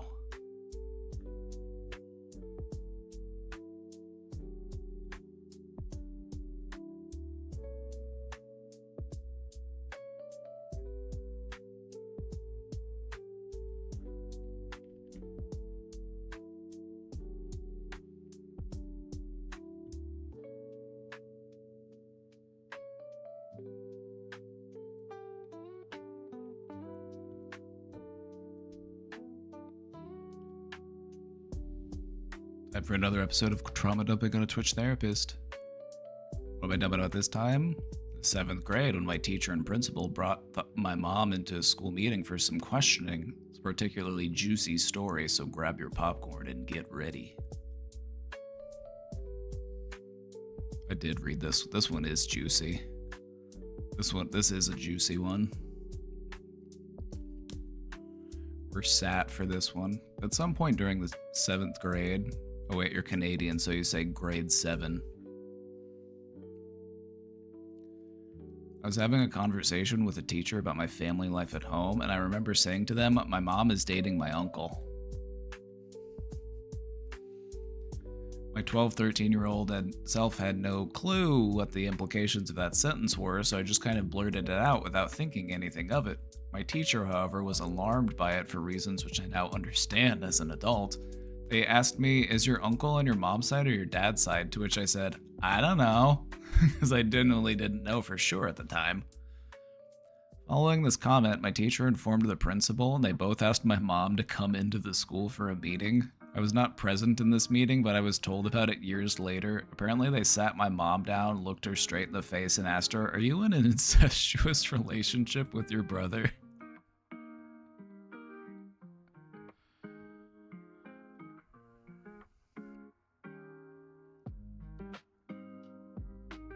She firmly asserted to them, no, I'm in a relationship with the older brother of my daughter's biological father. We do not have any blood relation to each other.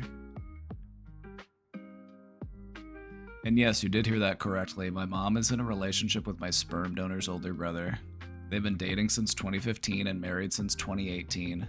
As you can probably imagine, my sperm donor is infuriated by this, but he can stay mad. Y'all already know how much of a loser he is from the previous submission of mine. But yeah, I look back on that incident now and honestly it makes me laugh. It's a hilarious story to tell to people, so I figured why not share with you guys? Hopefully it was at least mildly entertaining. LOL. That's pretty juicy. What are the odds? I mean, I don't know if I, that's just, the fact that people will do that is baffling to me. That somebody would be like, I'm gonna date somebody else in this family. Like, really? All right, interesting.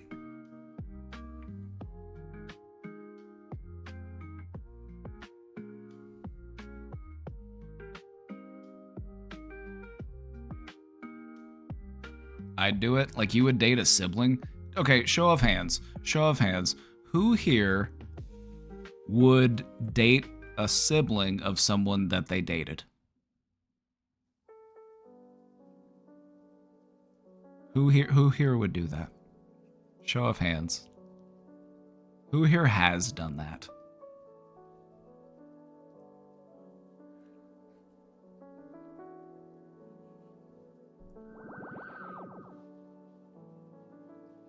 Toot it and boot it.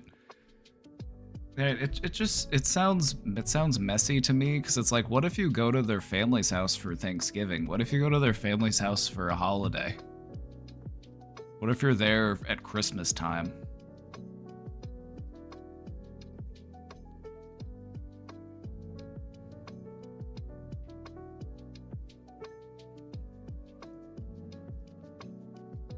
How hot are they? So there's a threshold. There's a threat, like they have to surpass like a certain like hotness score, and you're like, would? You're like, well, you know, if they're over like an 8, I'd think about it.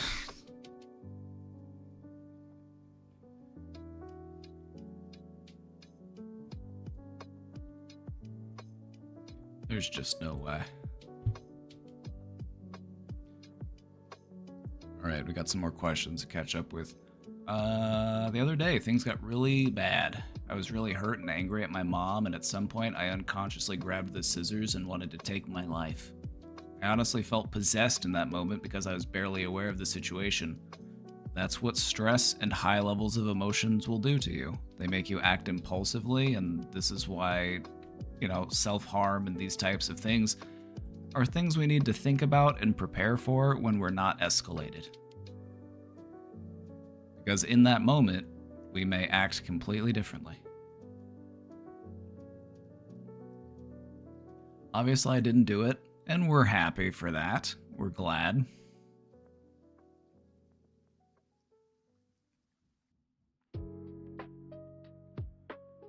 I didn't do it, and my mom grabbed the scissors out of my hand, and it cut my hands really bad in the process. I feel like I died that day, if it makes sense. I feel unreal and depressed in a weird way. I'm also really embarrassed because many family members witnessed what happened. I'm mad at myself because I made my friends feel like they're not doing enough for me, and I also can't stop thinking about what would have happened if while my mom was wrestling the scissors out of my hand, she got hurt and not me. I'm a huge mess right now. It's okay to forgive yourself. It's okay to forgive yourself. Like, you don't have to be proud of what you've done, but you don't need to regret it forever. Like, this is a learning moment. This is a teachable moment. So learn from it. Grow from it.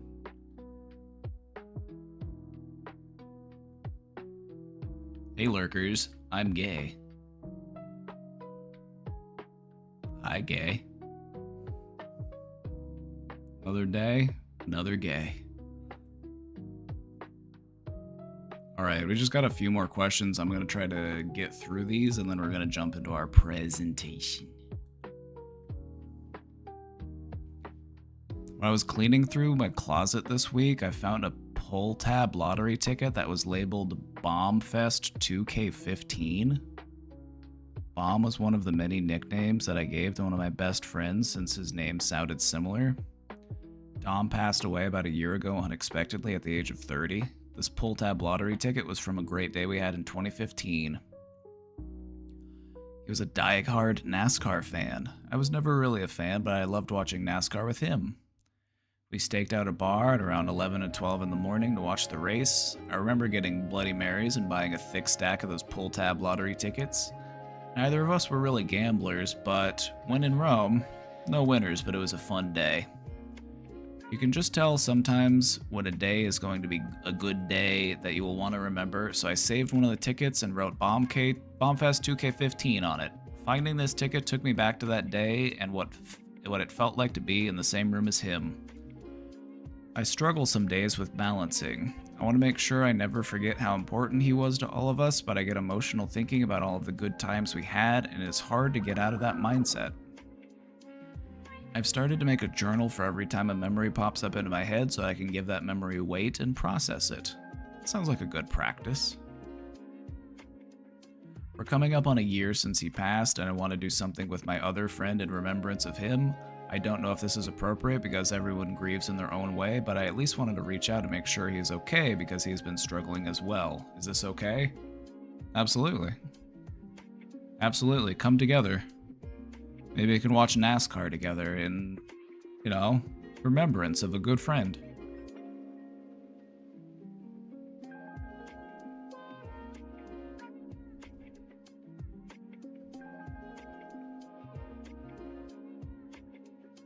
Hey Brain Man, how did your psychology wisdom help with your fashion?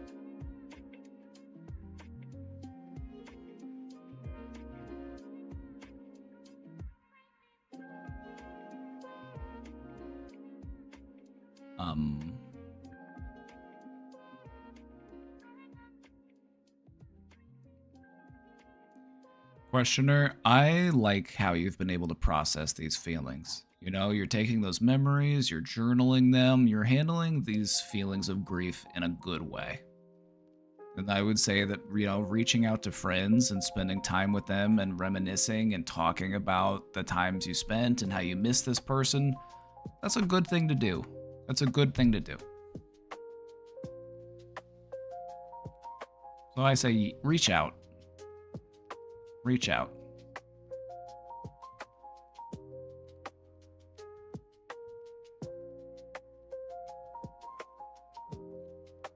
Reasons why my parents suck. So I already know about my dad being the POS he is, but now on to my mom. Yesterday I went to the doctor's office for a follow-up about my hips. I had the issue before in April where the joints in my hips hurt, but it only lasted for a week. In September, I started having the pain every day with little to no breaks, and it just kept getting worse. I ended up having numbness in my thighs once, but it's been happening in my calves several times. I was given papers for an x-ray and even had to call my mom so she could talk with my doctors about me needing physiotherapy and iron and vitamin D supplements because my bloods were low. After giving the x-ray papers to my mom, which my doctor had written were urgent, she still said that we might have to wait because I had to go back to school soon. She's done this before where she'd disregard my health concerns for anxiety, which is bullshit. It had to do with my spine. Now it's numb just below my neck and above my shoulder blades. So, you need physiotherapy work and your doctors are recommending that you get it, but your parents aren't following up, and that's... How does that make you feel? I don't think that's... I'm getting a little sweaty in this hoodie, if I'm being honest.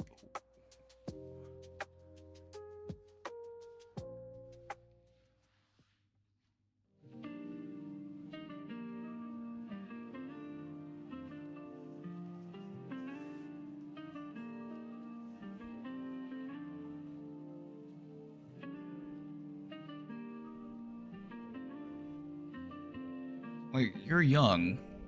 Right? You live with your parents, you're young. It's these are the types of issues that you want to start addressing while you're young, because if you don't address them while you're young, they're going to become even more problematic and chronic when you're older. So this is stuff that needs to be made a priority.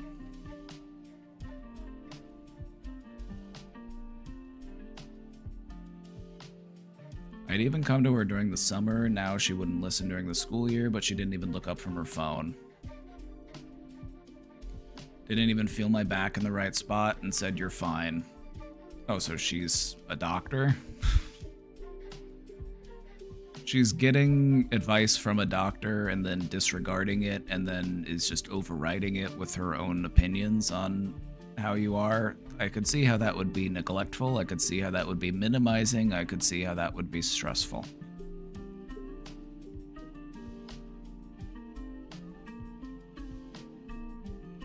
I have the feeling my parents only really care about my attendance. Back in March, I was sent to school with the flu because it was the day before March break and I had already missed too much school.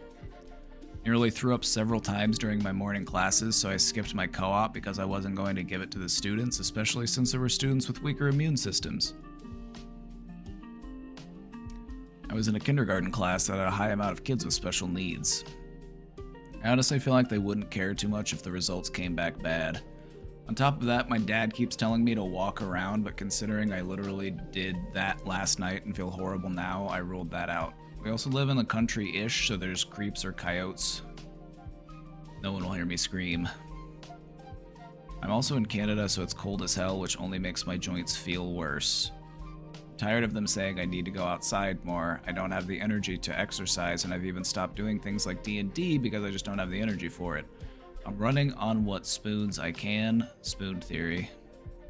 But being in constant pain to where I have issues falling asleep with how uncomfortable and sometimes even very painful it is, and recently it's just getting worse. What I would say is write these things out, write out your concerns, what it is that you're dealing with, and then the next time you can talk to a doctor, tell your doctor about it.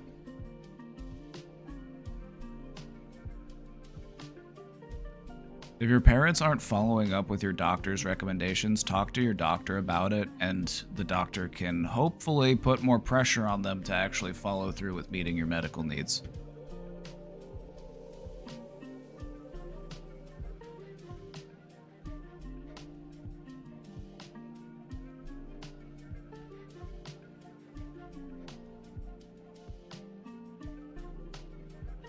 But yeah, we need to get into physio if we're struggling.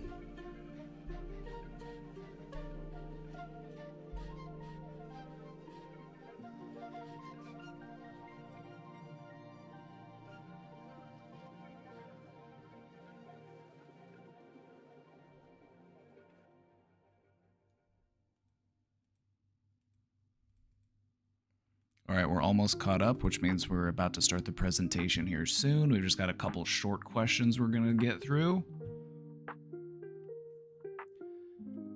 How do you cut the puppet strings of abusers, bullies, and the way they've made you feel, or the justice you never got from chronic abusers?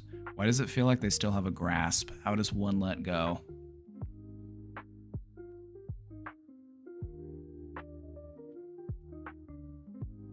Time and distance are really important in letting things go.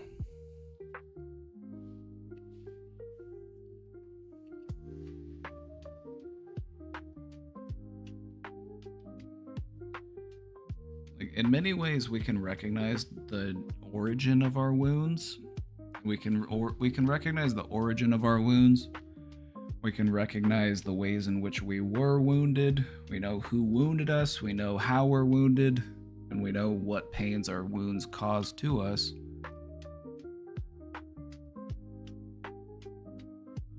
But it's up to us to not continue to pick at those wounds so that they can heal properly. Just because we have been abused doesn't mean that we need to abuse ourselves. Just because we've been bullied doesn't mean that we need to bully ourselves. Show yourself kindness. Show yourself compassion.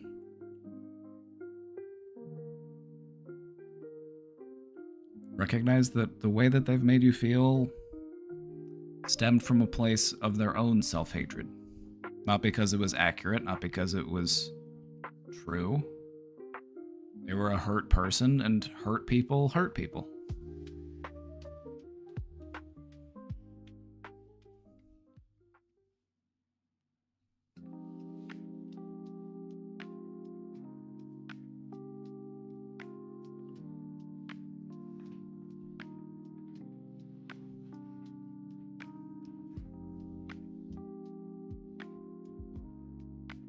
Like, sometimes when we're distancing ourselves from pains that other people have inflicted upon us, we need to recognize the ways in which we continue to hurt ourselves. You know, we're giving the things that they said to us validity. We're saying that the things that they said to us must have been true, and that is why they were hurtful.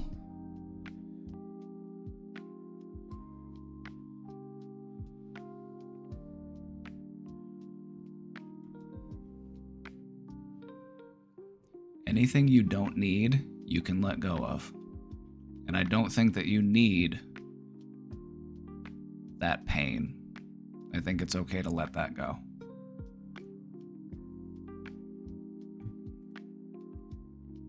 Just want to say hi and give my rap recipe.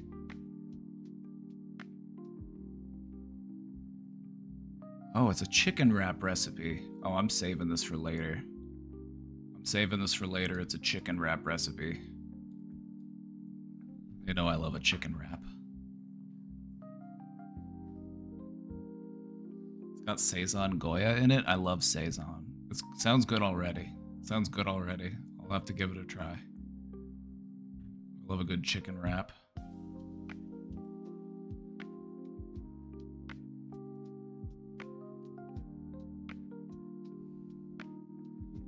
I'm immensely grateful for your calm and highly constructive comments on some of the darker and hateful aspects of my questions, and I'm glad you recognized that they were dark and hateful. I'm doing therapy, but how do I destroy my projection of my pains upon others, and how do I destroy my inner saboteur? I mean, be kind to others is a good point, but these things are so insidious, like TBH, I'm rather ashamed of them. A thought does not need to be a belief. Sometimes we have a thought and we assume that it must be true, and sometimes we have dark thoughts about other people, but this doesn't actually have to be reflective of our beliefs. In fact, if you do find them to be dark and shameful, then they probably aren't actually a genuine reflection of who you really are. And so that's probably a good idea that they're probably just intrusive thoughts that you're dealing with. Intrusive thoughts manifest in the form of bigotry and hatred. They manifest in the form of thoughts of violence. Intrusive thoughts are messy.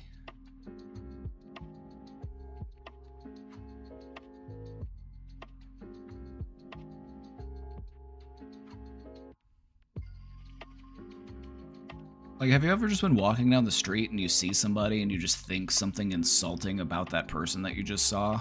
And you're like, where the fuck did that come from? Like, I'm not a mean person. I didn't want to think that. But just because you thought it doesn't mean that you believe it. It doesn't mean that you acted on it. It doesn't mean that you said it out loud. It was just a thought. And thoughts are like farts. Sometimes they just come out of nowhere and sometimes they stink. But it doesn't mean that it's a reflection of your actual beliefs. So what I would recommend is when you find yourself dealing with these thoughts, take a step back from them and ask yourself, is this helping me or is this hurting me? Do I want to keep this or do I want to let this go? Just be a better sifter, you know?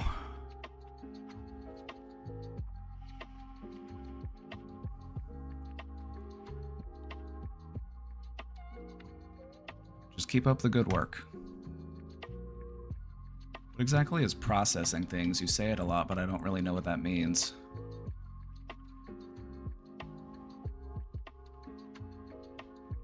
What does it mean to process something? When I say to process something, I mean to think about it constructively, to think about it critically, to think about it in like an objective way. You're not thinking about it from like an emotional place. You're thinking about it from more of like a detached place. You're just trying to understand it for what it is. Processing is all about understanding, you know, what it was that happened to me, what it was that I felt about it, the ways that it affected me, the ways that it shaped my behavior, the ways that it affected my self-image. There's a lot that goes into processing something.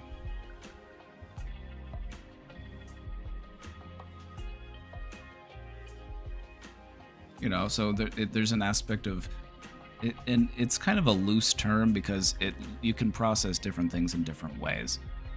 But in many ways, it's basically just, let's break this apart, let's look at the different pieces of it, and let's see how this all fits together, and let's see what it results in. Just to get a deeper, more profound understanding of the things that we believe about ourselves, the things that we, you know, understanding our behaviors, our relationships, those types of things.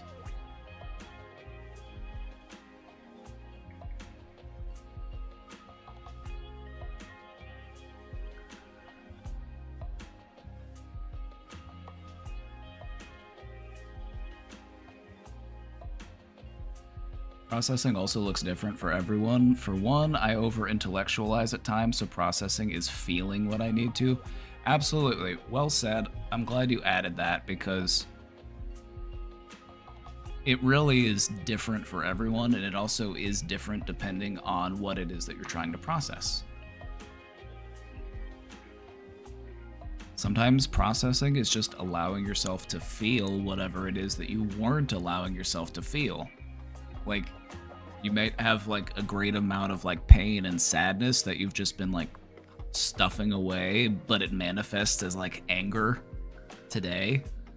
And so in order to resolve the anger, you have to understand the underlying emotion that's causing that anger, and you have to feel that sadness so that you can actually address the anger. That's what processing is.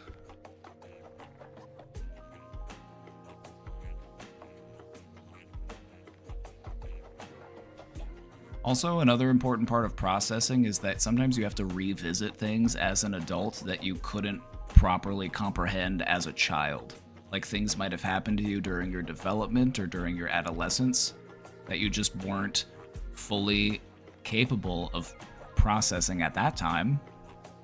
And so you have to revisit it as an adult so you can actually realize what it is that you were dealing with.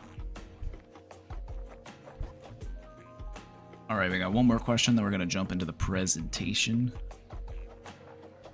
I'm back again. The guy who didn't know what to do with my ex and I's friend group. I finally... Okay, I remember this one. It sounded like, based on what we read in the last one, it sounded like the friend group kind of liked you more than the ex, but let's see where things are. I finally felt my place being more stable after taking your advice of saying they are also my friends and participating more. As of just a couple of days ago, a new person has cropped up and we really hit it off. They are in Texas, but they come out to SoCal because of family. In fact, the same city because their father grew up in the same city I'm living in. They are giving great vibes, and they even mentioned how they are kind of feeling about relationships and sounded like they were seeing where I was at. It's been over a year of trying to heal through my ex, but I'm never sure if I'm ready to go back to dating. So maybe that's a sign that I'm not ready. Is it worth trying to go through the process of trying to get into a relationship and see if the wounds are healed? I don't know if you will ever feel 100% ready.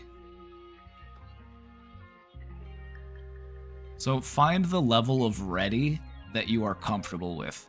You know, like, look at it as like skydiving, bungee jumping, you know, doing a high dive off the diving board.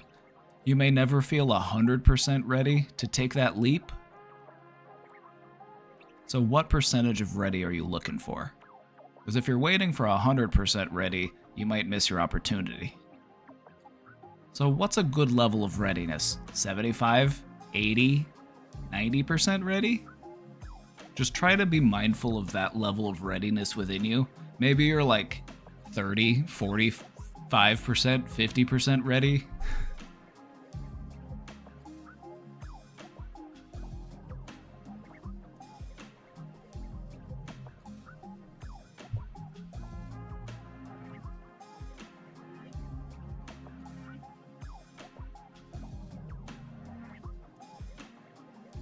So I would say just enjoy things as they are, take them as they go, and when you feel like you are ready to take that jump, go for it.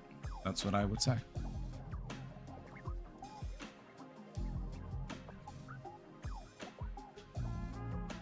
Got me starting to have a random mood swing right after a big W. Perhaps there's a pattern here. Perhaps there's a pattern here. Maybe we feel like on some level we are undeserving of our W's, and when our W's come, we feel a sense of some type of stressful emotion as a result. Because we feel like this joy cannot be genuine, perhaps? Just an idea, just a thought.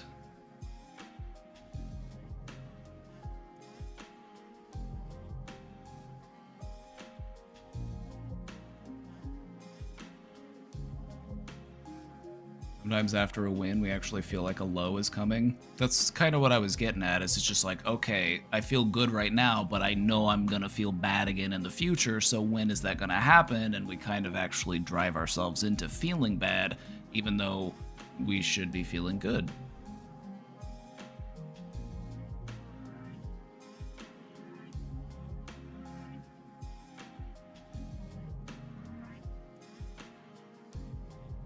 It's okay to celebrate that W. It's okay to feel good. All right, everybody, buckle up. Today we've got an exciting presentation. We're going to talk about a fun topic, deja vu. So without further ado, let's get to it.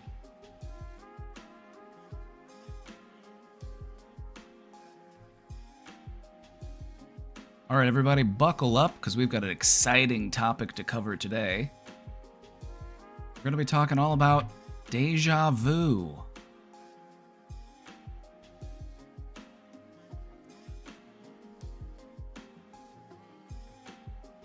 Couldn't help myself. I couldn't help myself, okay? I had to do it.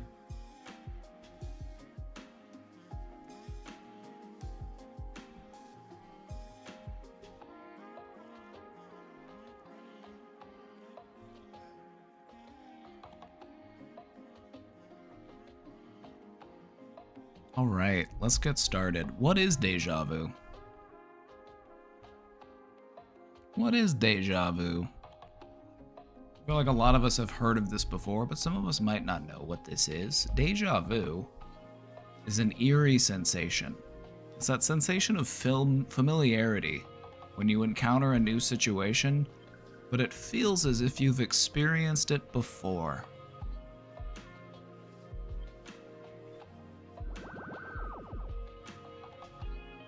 The term déjà vu is French and it translates to already seen.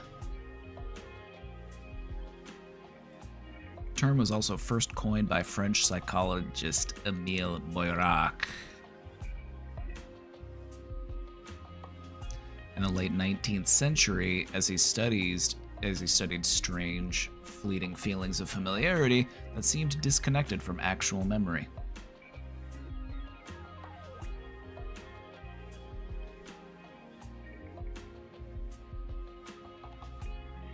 This phenomenon is surprisingly common, and studies estimate that about 60 to 80% of people experience deja vu at least once in their lives, though it's most frequently reported by younger adults.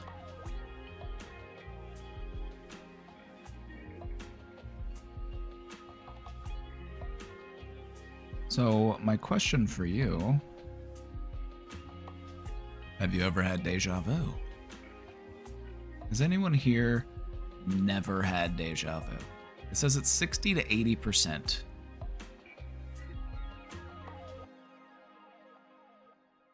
60 to 80%, according to studies. Has anyone here never experienced deja vu? I feel like it happens way less frequently for me than it used to. And I feel like this is something that we do experience more when we're younger. I definitely don't experience it as much as I remember experiencing it when I was younger. I also distinctly remember the first time I felt it happened. And I felt like it was just this odd, mysterious feeling. I felt like, did I dream this? I felt like I had seen it in a dream. And then it came to pass. That was the feeling that I remember feeling. I felt like this must have happened to me in a dream, and I must have predicted the future in some way. I was probably 9 or 10.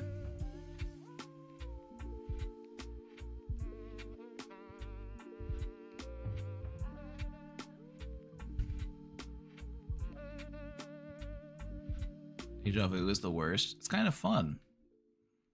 I think it's kind of fun. I used to have tons of deja vu when I was a kid, but didn't understand what it was, so I thought I had future seeing powers. Who knows? It could be reincarnation. It could be mystical. We can't really explain it that well, but I'm going to talk today about the ways in which we do try to explain this phenomenon.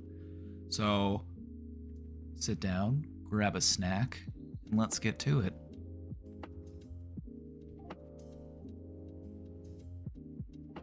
It makes me not trust my memory. You shouldn't trust your memory. If you've learned anything this week, it's that you shouldn't trust your memory.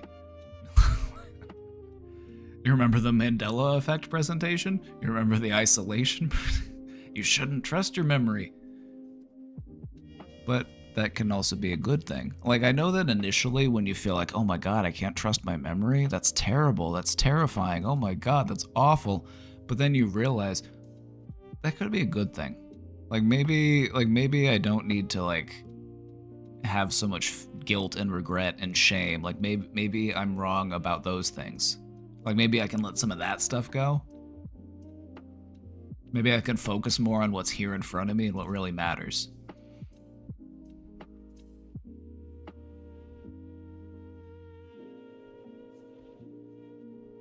Anyway, I find it kind of liberating, but then again, I'm also really weird, so I get it. Let's talk about some memory-based theories that explain why deja vu happens. One of the main explanations for deja vu comes from memory science. Sometimes our brains retrieve fragments of past experience and mistakenly associate them with the present moment. This could just be an issue of misplaced memory. You have areas of your brain or areas of your memory that are associated with being current and ongoing. You have like an active memory part of your brain, and then you have like a short-term memory brain. Like, let me start over. You have a few different aspects to your memory. You have what's referred to as your working memory.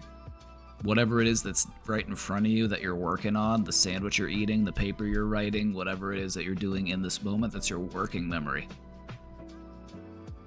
And then you have your short-term memory.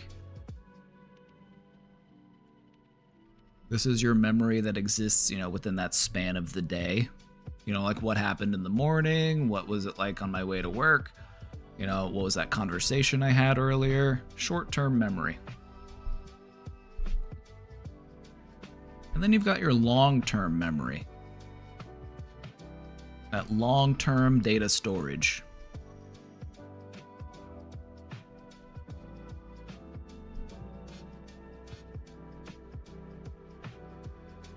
And so one theory of deja vu is that it's simply memories that should be in one type of memory group being in the wrong memory group.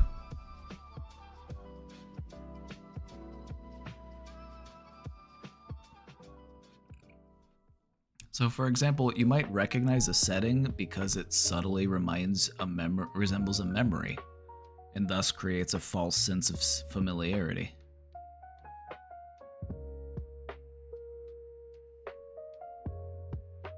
Where I get deja vu in like airports. I get deja vu in airports. I'm just like, have I been here before?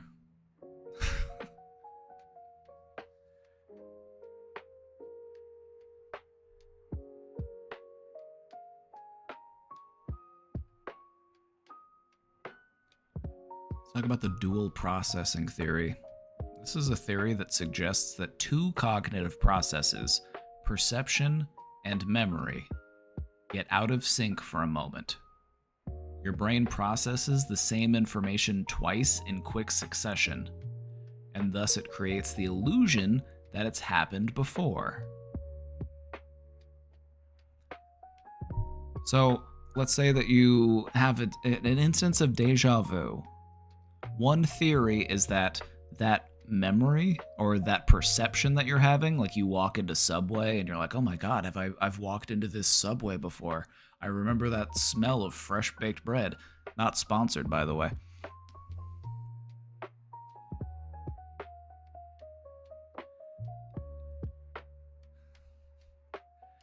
But that perception is, instead of going into like your active memory or your short-term memory, it bypasses that and it goes into your long-term memory. And so it feels as if this is an old memory that's being brought back up, even though it is something that is actively being perceived by your brain. It's just the file got put in the wrong folder.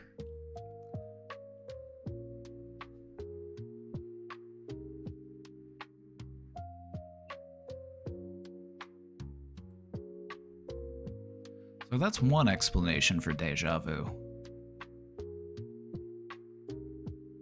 Just memory mismanagement. You like that explanation? That's a good explanation for it, and that's the explanation that a lot of people go with.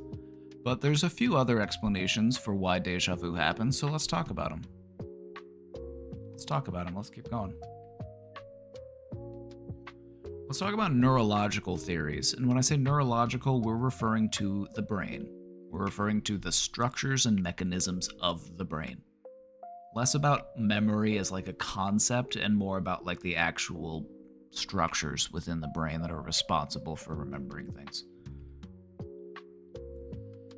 Some research points to the temporal lobes.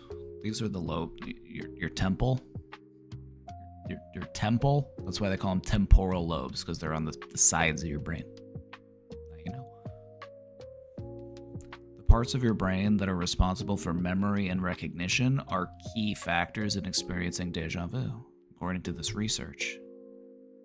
When these areas misfire, it can result in a fleeting feeling that we've already seen this present situation. So again, a glitch in the brain perhaps, a misfiring, the wrong part of your brain being activated. And the difference between this and the dual processing thing was, in dual processing, it would be like you process the same thing twice. It's like you make a photocopy of something, but you accidentally make a second copy of it, and then you put one on the table, and then you put one in the bookcase. You put one in the cabinet. And then you're like, wait, I have this copy in the cabinet, and have I already made a copy? Did I do this a long time ago? Is this? And so it's a little bit different. It might not. That would be more like a hiccup, whereas this would be more like a misfiring.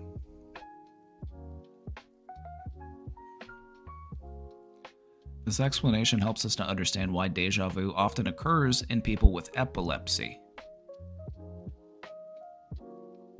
This can also occur in people with epilepsy or other neurological conditions where there's misfires are more common.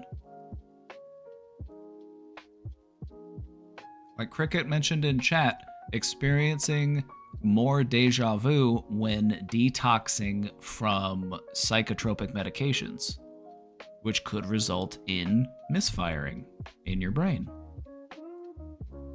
thus resulting in more experiences of deja vu.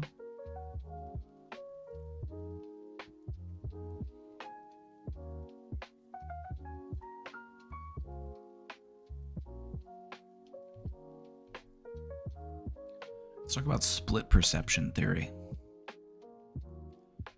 There's another theory that can explain why deja vu happens. And if you think about it, I would say that it's probably a little bit of all of these things. It could be that something got processed twice and sent to the wrong place. It could be that you activated the wrong part of your brain. It could also be because your attention was divided. I feel like all of these can play a part in it, and that not one of these is the definitive explanation for why it happens, because our brains are just so complicated that there could be multiple answers for the same question.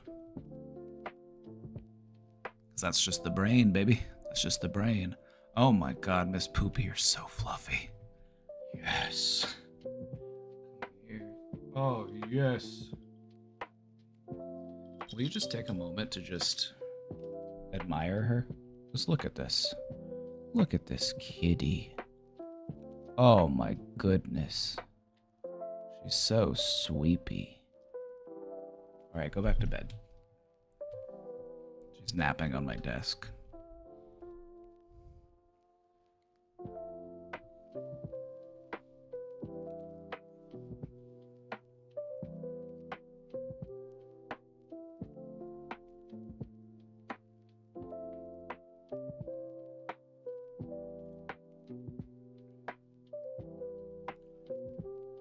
split perception theory.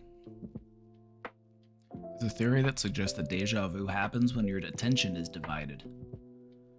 So for example, you might briefly see something out of the corner of your eye and then focus directly on it, giving the impression that you've seen it before.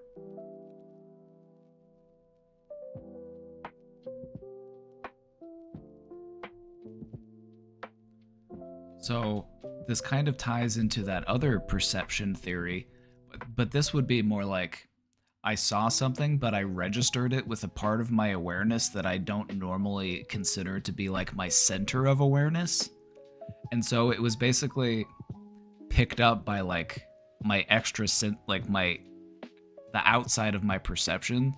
So I wasn't really fully aware of it, but it did register.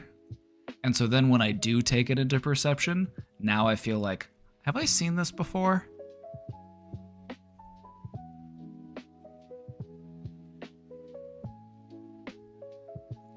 Once it felt like I had memories being recorded independently from each eyeball, LOL. Well, let me tell you something.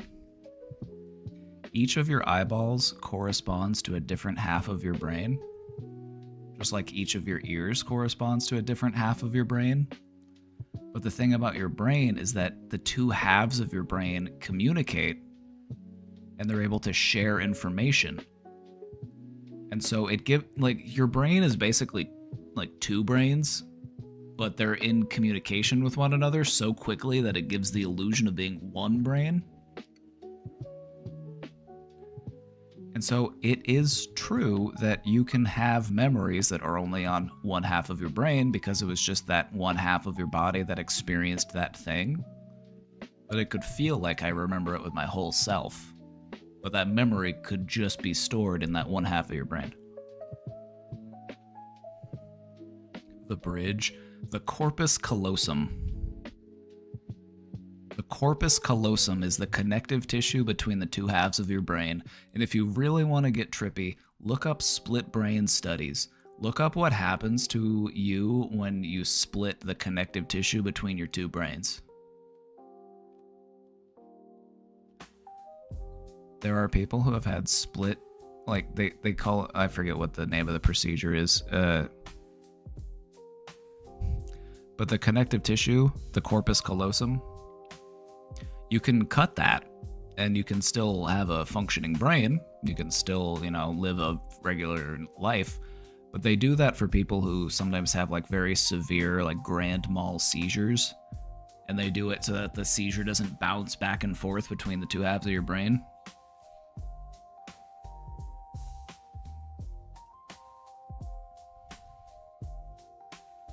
And what ends up happening is if you split the two halves of your brain, your hands might disagree with one another. You might pick out an outfit with your right hand, and then your left hand might disagree and might take it out of the right hand and put it away.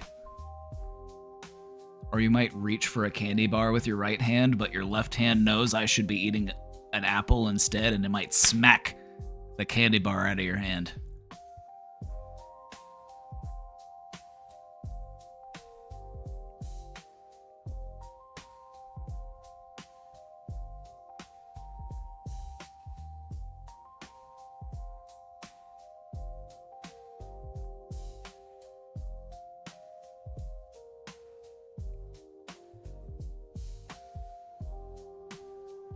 Pretty cool. There's a fun video about it. It's called You Are Two.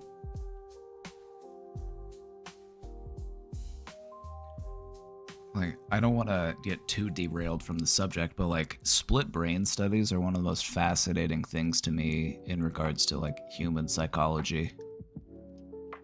Because if you have a split brain and then they split your eyesight down the middle, like they put a divider in between so that you can't see the other half, and you hold something in one hand, and then you hand it to the other hand, and you ask them a question like, why are you holding that? Why did you pick that? And then they'll just like make up an answer. But like, well, I think it's, because I think of it's this reason. Also, the centers of your different types of information processing in your brain are different. So like you could show a person a picture of a house to one of their eyeballs, and then you could ask them, what are you looking at? And they wouldn't be able to tell you because the half of their brain that actually puts visual information into words isn't what is seeing it. But then they could write down house with their hand because the center of like processing visual information to like writing is a different part of your brain than the part of it that creates speech.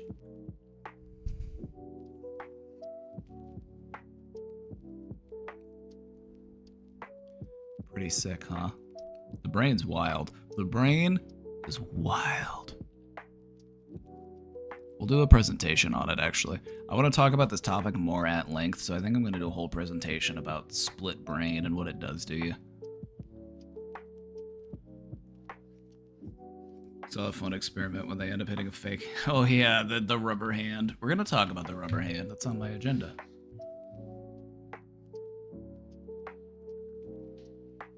We're going to talk about it.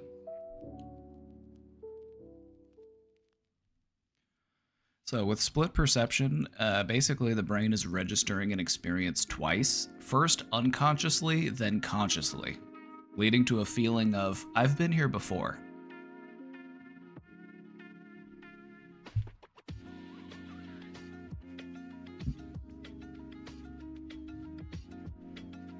So those are just some different explanations for why deja vu may happen.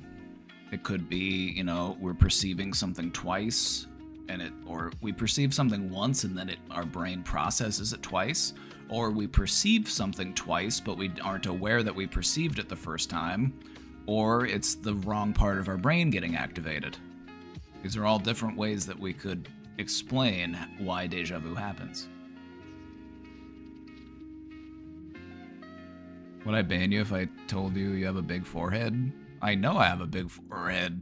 What, am I gonna start banning people for telling the truth?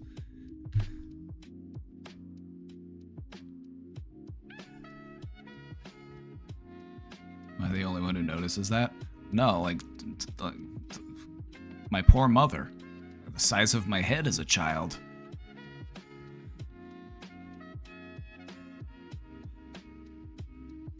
Alright, let's talk about some different types of deja experiences. Because deja vu, already seen, that is just one type. There's also deja vécu, already lived. This is the most intense form of a deja experience.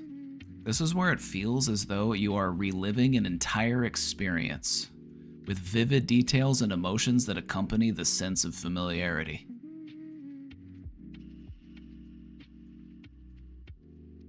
"6'4", excuse me, I'm 6'5", thank you very much. I fought hard for that inch.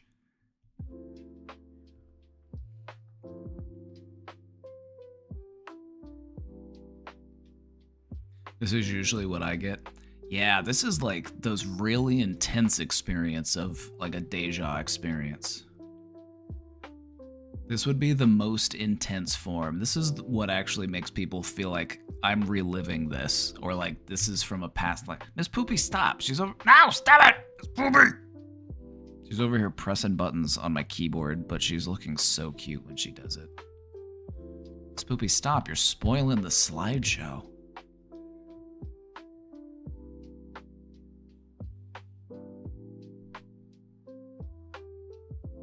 But she's so cute. So, deja vécu, the most intense type of deja experience. Has anyone had this type of experience? It feels as though you're reliving an entire experience, with details and emotions. Like, I know what's going to be said, I know how I'm going to feel, I know what it's going to be like. This is the most intense form.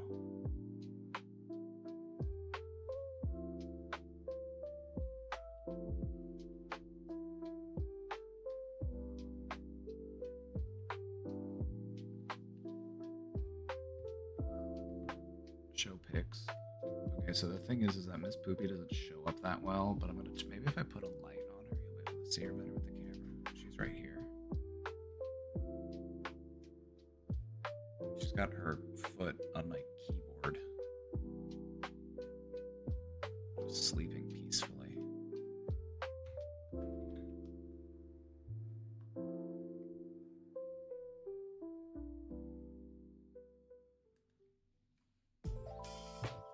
I've had an entire day like that a few times. Interesting.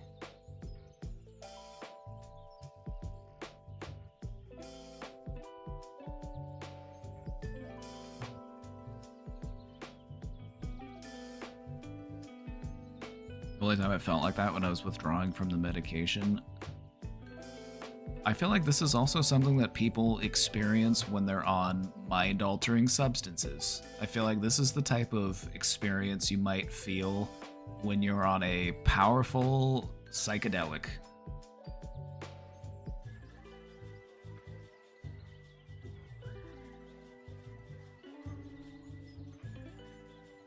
People often describe this as more than just a passing moment. It can last long enough to feel like they're replaying the experience.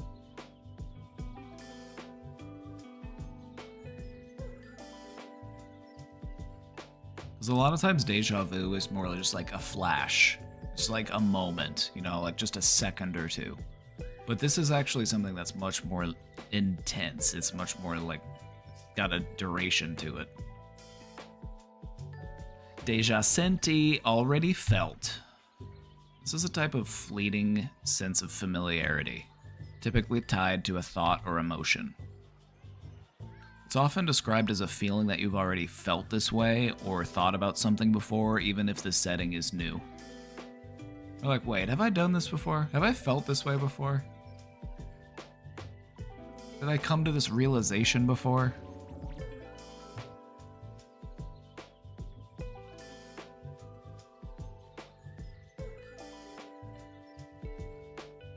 Who's out there banging? You're up there waking up Miss Poopy. Miss Poopy, I'm sorry they woke you up from your nap.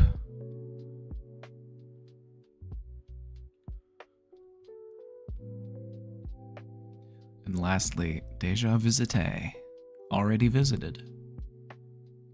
There's a sense of familiarity with a place you've never been. This can be especially striking and often leads to confusion. Ooh, well, thank you.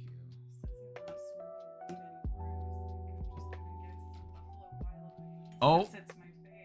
Oh. Well, thank you. Oh, she's so peaceful. She loves sitting on my desk. She does this to me on purpose. Okay, sorry. She's trying to Hi, gaslight you. stream. She's Hi, trying to stream. manipulate you. Sorry. Oh, you're fine. She said, "Give me that cat." I said, "No. She's sleeping."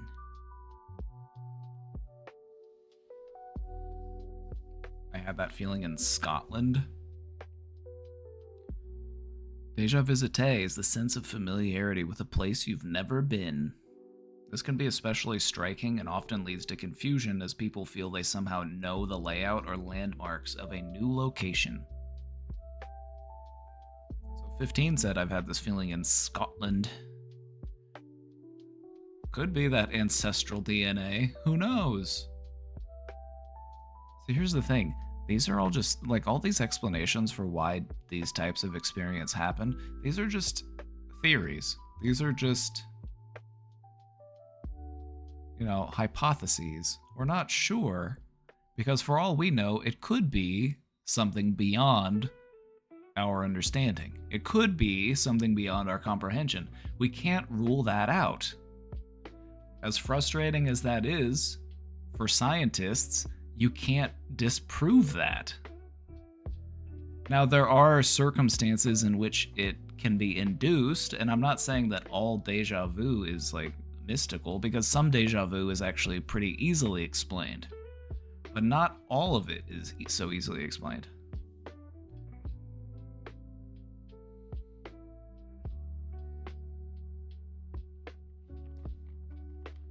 I need to take another Tums. I've been drinking these coffees and it's making me getting Getting old, man. Getting old.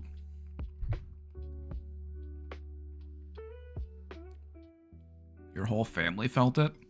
Sounds like a nice bonding experience. Man, these Costco antacid tablets taste so good.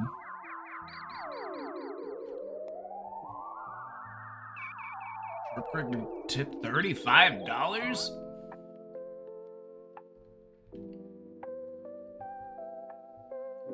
Well, let me read the message.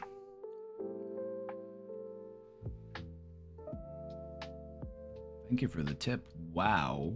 Wow. Again, entirely unnecessary. I appreciate it. Thank you, but please. Entirely unnecessary. I appreciate your gratitude.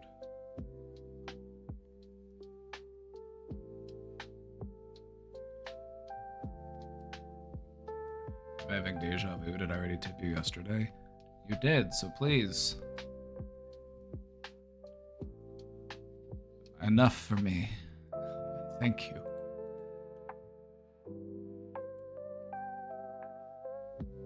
I used to hide under the bed as a child and eat Tums.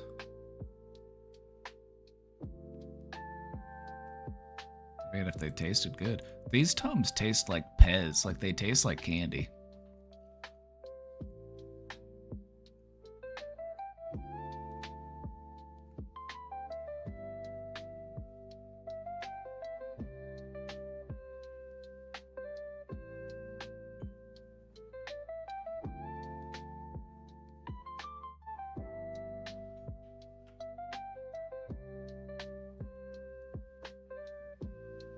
Some drugs gave me big flashbacks. Those felt so real, even if they were just memories.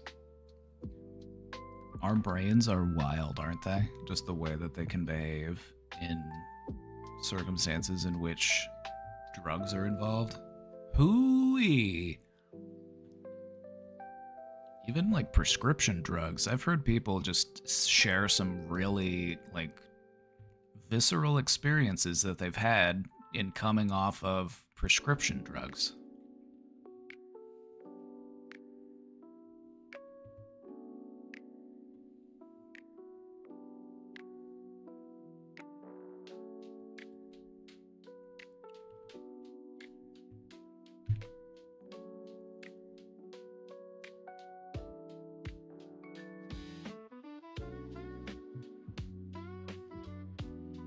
To spite against my protests? How am I supposed to handle this? What am I supposed to do? Don't get me wrong, I appreciate it, but I don't want you to put yourself out for little old me. I wouldn't want anybody to give anything that they wouldn't, comfortably be able to do so.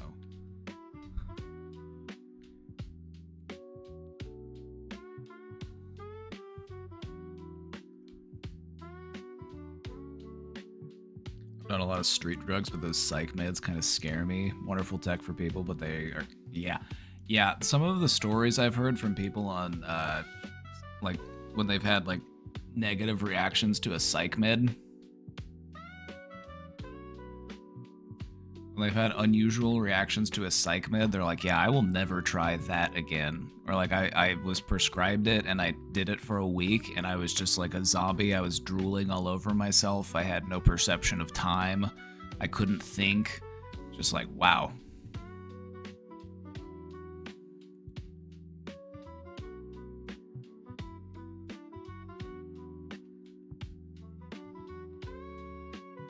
So, is this paranormal or is this psychological? Deja vu has a lot of folklore surrounding it.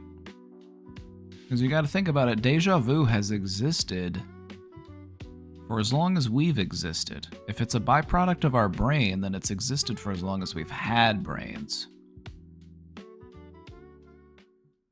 So many people attribute it to things like reincarnation, psychic abilities, maybe I can see the future, or even parallel universes.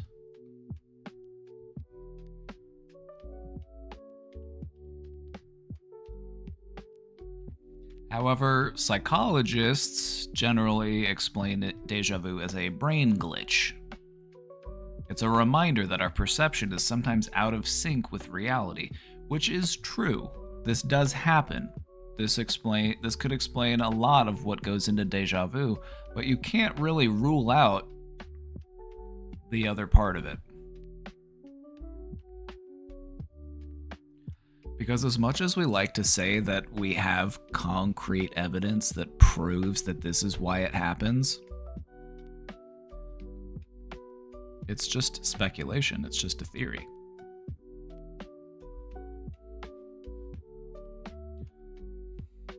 Me personally, I say the way that I like to look at life is like, if you want to believe in something fantastic, if you want to believe in something mystical, if it doesn't hurt you, if it doesn't hurt anybody else, there's no harm in it, then it's okay.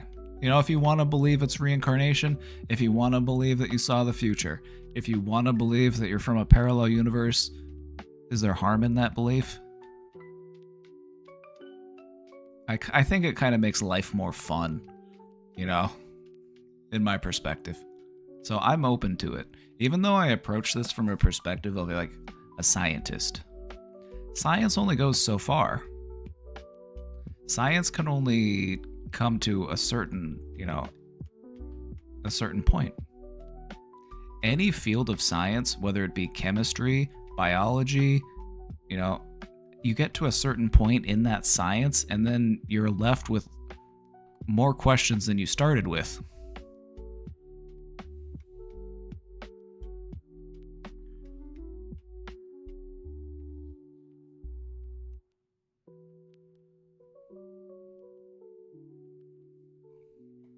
We can all do with a little more whimsy. We love whimsy, don't we? Whimsy's fun. Whimsy makes life more enjoyable. I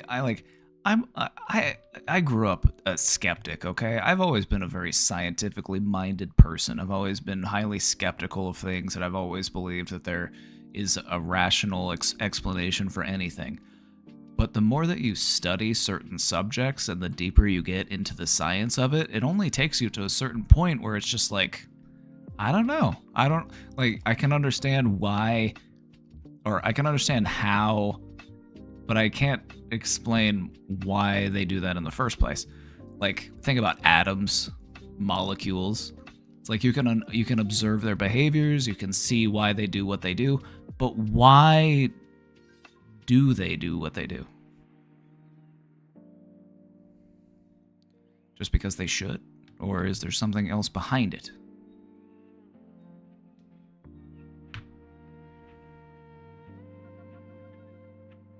Still, the mysterious feeling can be powerful enough to make some people question these explanations, thus adding to the allure of deja vu.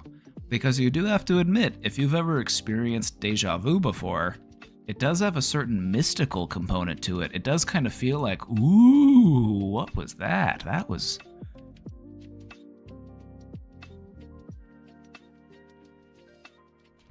Is it common to feel intense deja vu connected to an anxiety attack? Yes, because, and in that explanation, it might be because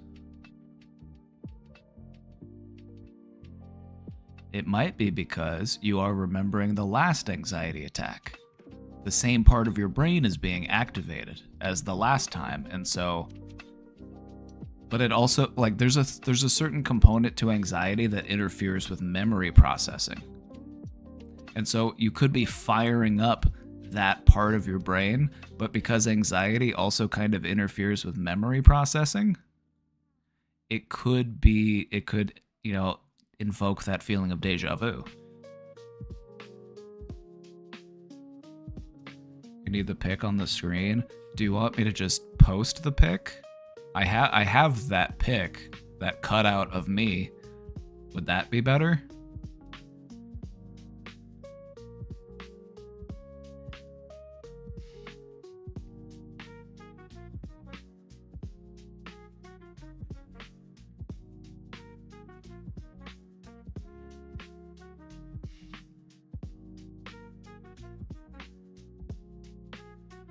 No, I need you to put the pic on the screen. All right, well, give me a minute. Let me wrap up.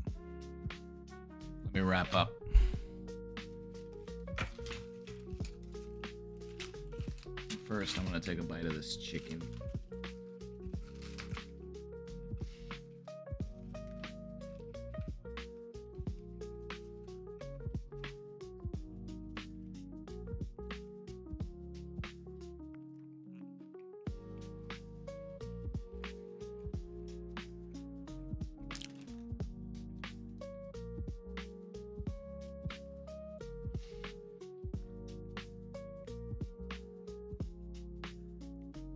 Why not all these things? Exactly. That's the way that I look at it. If the universe is infinitely big, there's space for all ideas. Because that's how big infinity is. There's room for everything. So that's why I never try to rule out anything as being impossible.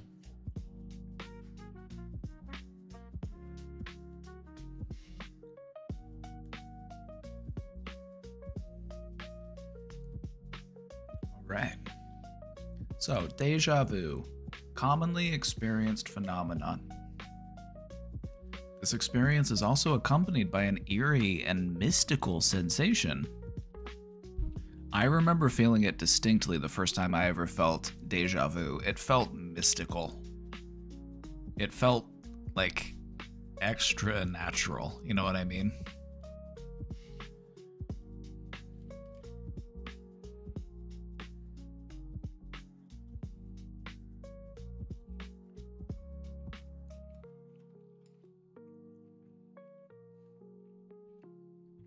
Would you agree?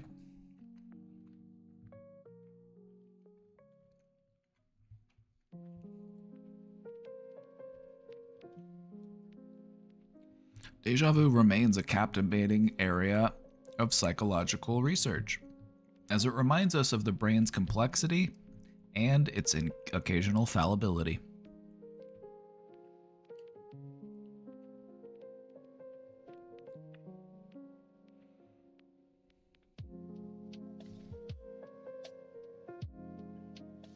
Have you ever experienced deja vu? And if you have, please share your experience. I'll share my experience with you. My first experience with deja vu was when I was about 10 years old. My friend was over visiting at my house, and we were standing in my dining room and we were talking about something, and I had this distinct sensation that I've done this before. This has already happened, and I'm reliving it. And my initial feeling, my initial explanation was, I must have seen this in a dream. That was the feeling I had.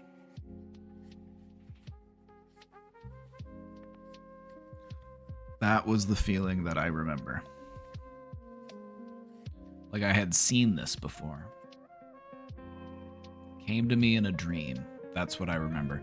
I don't remember when or where the dream actually happened, but that was what felt like it happened.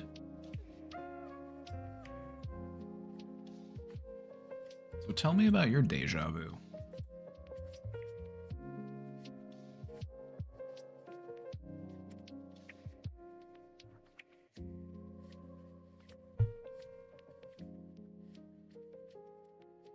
How do you interpret deja vu? Do you view it as something mystical, or do you see it as a brain glitch? I'm gonna take a poll.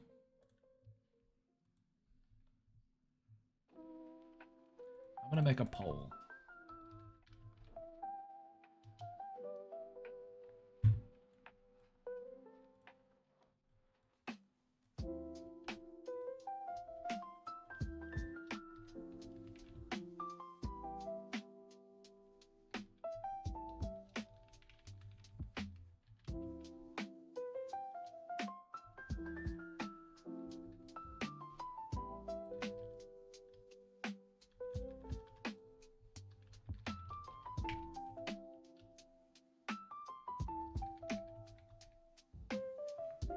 Let's do a little poll. I'm curious to see what you have to say.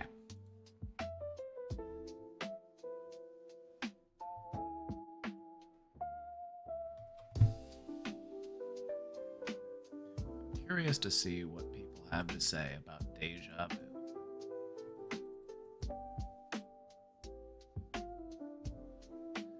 Me personally, like even as a man of science, like I've always considered myself to be a man of science. But I feel like anybody who pursues a science reaches a point where things are just beyond explanation. It just enters the realm of like magic.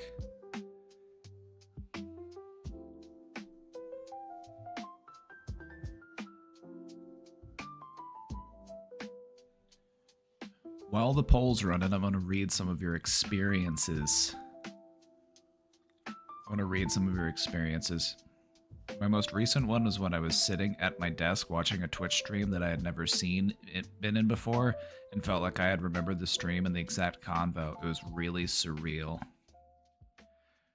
When I remember having my first deja vu experience, it was almost like things almost felt like they were foggy. You know that feeling you get when you walk out and it just snowed and there's like a crisp, unbroken level of snow over the entire landscape, and you're just out alone in that, and it has this kind of like eerie, mystical feeling? It was kind of like that.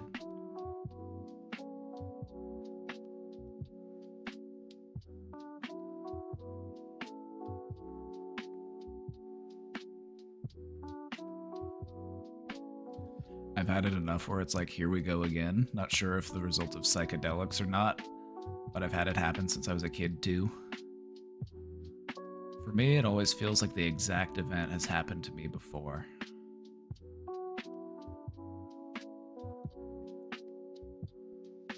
I'm old, but I think my first time was at the bus stop, and it was visual and behavioral. Like other people's behaviors and even my own was exactly the same. Yeah, kind of like a sleep paralysis dream, but my motor control felt deterministic. I ran down a stairwell. I was 10 or 12 years old. I remember meeting my friend on the ground floor of the stairwell in exactly the same way. Isn't this so interesting that your memories of deja vu, if you have experienced deja vu, it's like you remember it. Because the first time you really experience deja vu, it is unlike anything you've experienced in your life.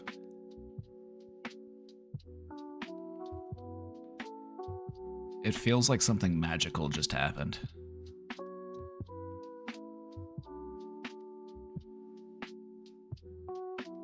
One time I was able to pinpoint what memory my deja vu came from. It was pretty cool. Oh, interesting.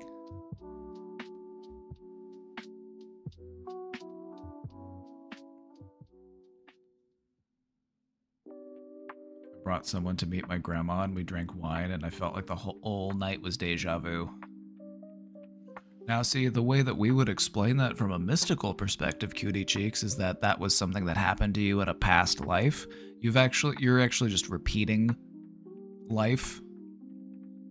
And that was something that you remember from last time. It was a lot of fun.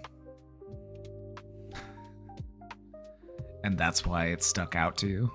Because you remember it from your last time around.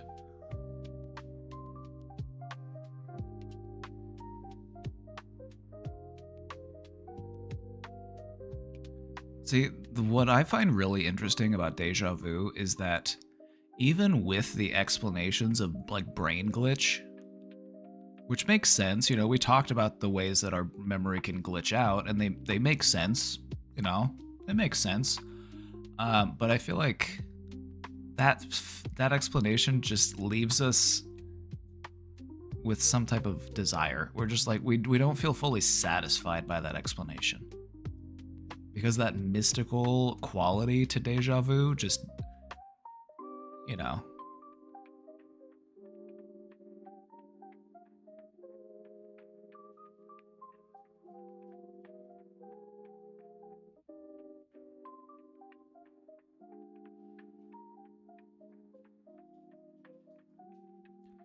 I did notice for me personally, it happens more when I'm in the post-drum part of a bad migraine, so my brain is already kind of messed up and recovering. Oh yeah, like even a bad migraine will mess up the way that you think and perceive things. Like, the way that we perceive reality is so easily altered by the things that are happening to us or the things that we are sensing. It can completely shift.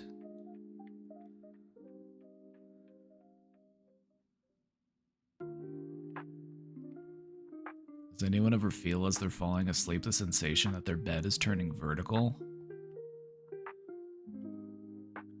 No, I've never had that one happen.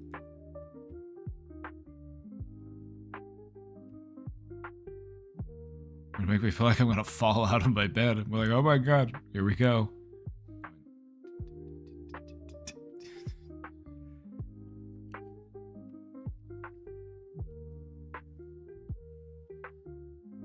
It sounds freaky.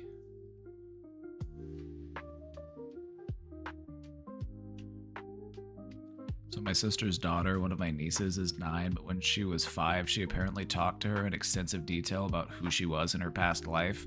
Now that is fascinating, because this happens all the time with kids. That happens all the time with kids. There are billions of people who believe in reincarnation. Like, we live in a Western civilization, right? Like, we live in the West.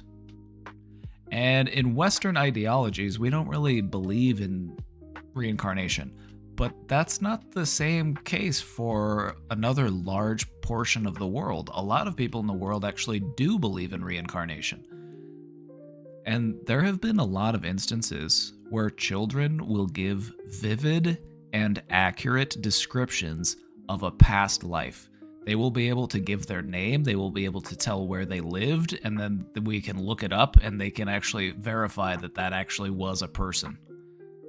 They're like, yeah, I remember my name was Richard and I lived in Kentucky and I drowned in a river. I was 5. And then they'll like look it up and they'll be like, but it'll be more than that. It'll be like, oh yeah, and I was wearing this outfit when it happened. Like, just the level of detail they can give sometimes is just wild. Have you seen any of those types of, like, they're kind of freaky. But no, like, kids talking about past lives happens regularly. And a lot of times you can, like, verify, like, that they're not just making it up. That they're, like, actually, like... So, like, what's going on here?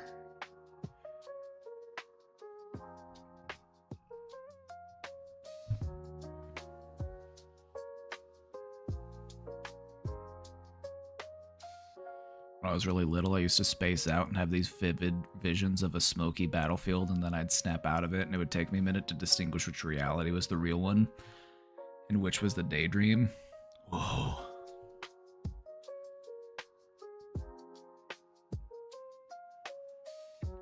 She was able to describe what her house looked like in Japan and how many kids she had and what genders they were, specific memories she had in Japan about cherry blossom trees and miso soup, and the fact that she died from being stabbed in the ribs with a specific type of Japanese sword. I am open to the idea of reincarnation. I actually am. Like, I believe that we don't go anywhere. You know, we are beings that experience consciousness, but that consciousness comes from somewhere else. I like to view our bodies as antennas, and we tap into consciousness. Consciousness isn't something that is brought about because of us or within us. Consciousness is something that we tune into.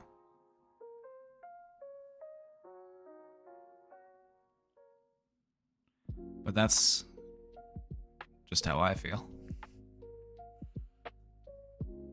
Just the way I like to look at it.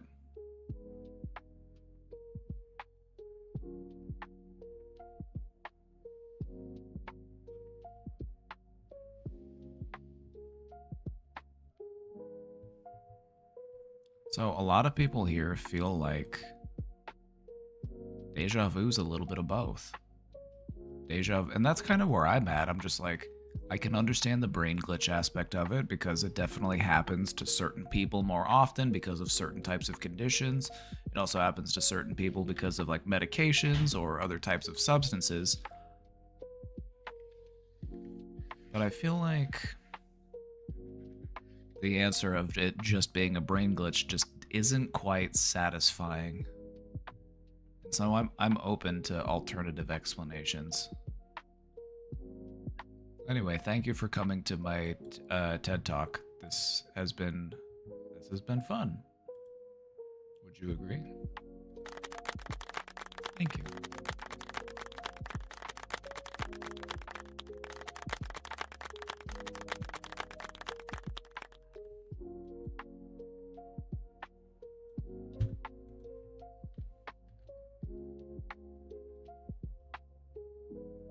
In your antenna model slash hypothesis, is our qualia the radio or the antenna base or something else? I consider like our nervous system to be the antenna. It taps into all of that sensory information that we are perceiving out in the universe.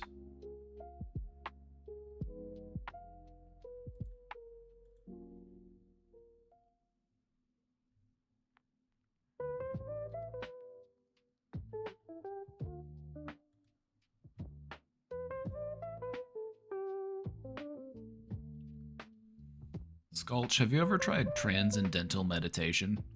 Has anyone here ever tried transcendental meditation?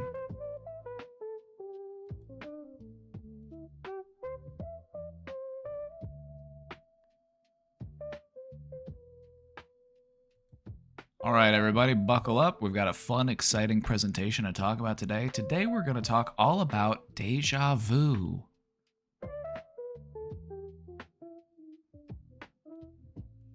I couldn't help myself. I had to do it.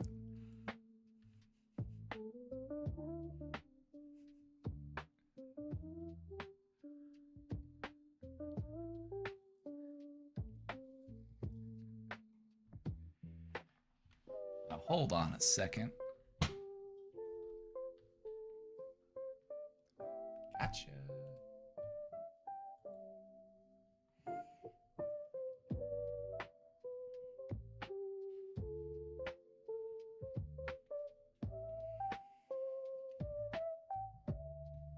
All right, we got a couple more questions in the question box. Let's get to it. Is it normal to feel kind of broken, dejected after being dumped by my ex-girlfriend for finding out she was lesbian or like female-leaning bisexual? I should be happy she is finding herself and she still likes me as a person, but I can't help but get annoyed because A, she won't stop flaunting the fact to her friends, and B, I tried to reach out to my friends to vent about the heartbreak, and they were like, imagine being the guy who made a woman find out she's gay. Lamau. I don't know where the fuck to look. I feel completely alone and unwanted. Alright, here's the thing, and I'm just gonna tell you straight up.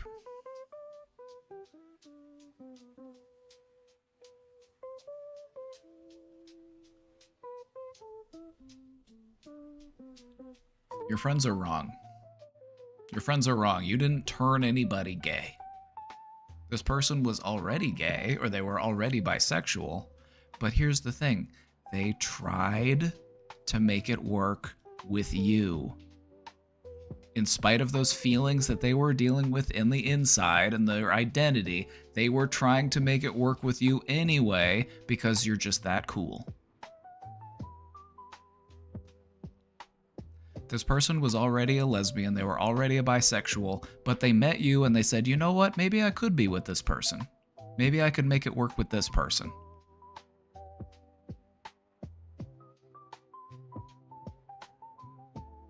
And that's just because of who you are. You know, you're the type of person that they wanted to try to be with. So I wouldn't look at that as, you know, I would look at that as, you know what? We gave it a try. And it didn't work out. And that's all right.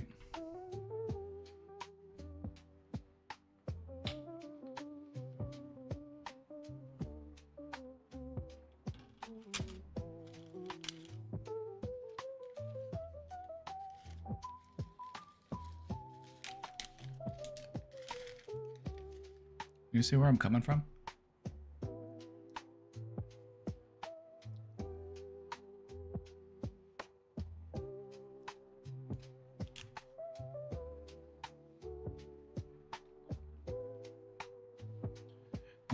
You see what I mean?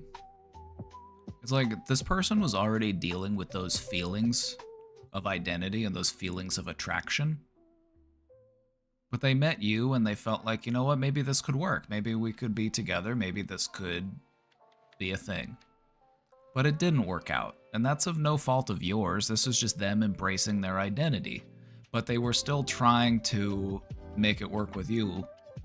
So I would look at that as, you know, you must have something good that you're bringing to the table, that people want to be with you. There's nothing wrong about that. Nothing wrong about that, and I think you're right, you know, just be happy for them.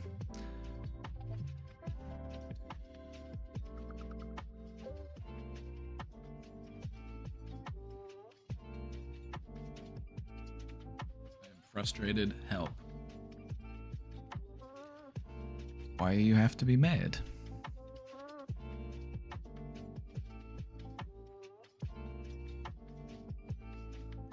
One time doing transcendental meditation, after months of practicing, I felt like I was outside the universe and I kind of waited out the fear and I just actually finally achieved being with nothingness. As an ADHDer, that was pretty freaking cool. It kind of gave me more confidence and not sure how to describe how it changed me. Isn't meditation just so helpful for ADHD? And I'm really glad that you can speak to that as well, because it's something that I'm always recommending for people. But the fact that you're able to like actually vouch for that is good for me. I love to hear that. Meditation is just like attention practice. It's focus practice. You're honing that ability.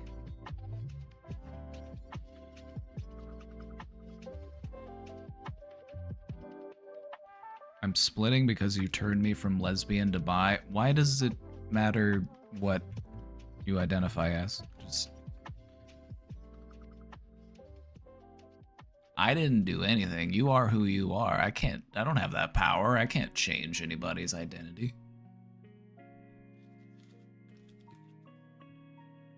It's given me too much credit.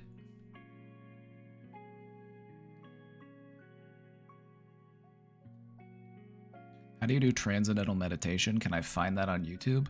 You can. There are guided transcendental meditations on YouTube. But basically, the gist of transcendental meditation is to focus on your consciousness, your awareness, and then try to trace that back to its source, the light behind all of it. Just send your consciousness out there into the universe, and what you will realize is that your consciousness is swimming in a sea of consciousness, a sea of conscious energy. It's really cool. It's a really profound experience, and it's something anyone can do, and so I would recommend giving it a try sometime if you're curious.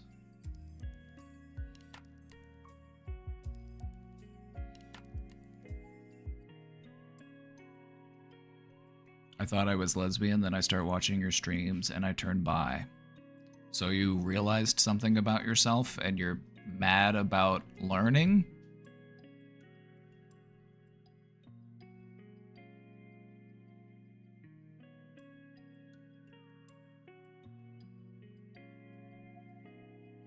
I'm still lesbian. See, it's not working. If I had that power, it would work on everybody. I'm casting a spell on you. I'm like, ooh, you will be very bisexual. Ooh. It's my mystical power. I'm also still a lesbian. See, I suck at this. I will say, historically, I have always polled well with the lesbians. I've always been great friends with the lesbians. We've always gotten along well.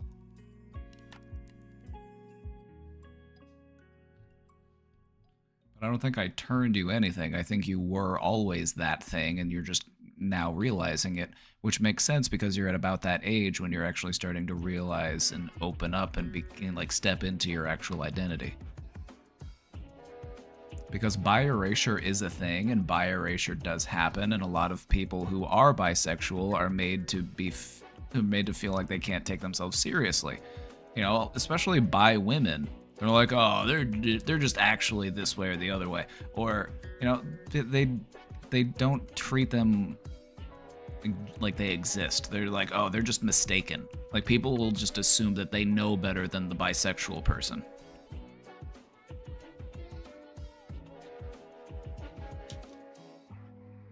Yeah, they get called straight. The only information I had to go off there was that you were in a straight relationship at the time, so you can't blame me for that, but I do apologize.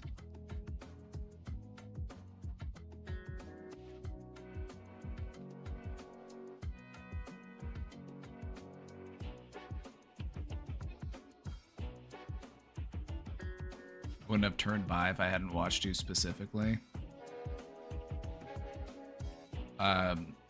Do you have any other future to predict since you have your crystal ball out and since you're able to?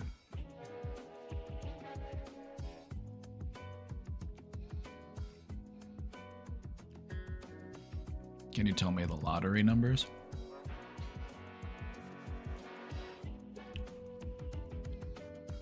So Clint Eastwood and Gorillas, what is that about?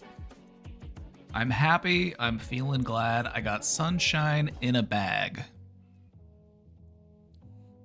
I'm useless, but not for long. My future is coming on.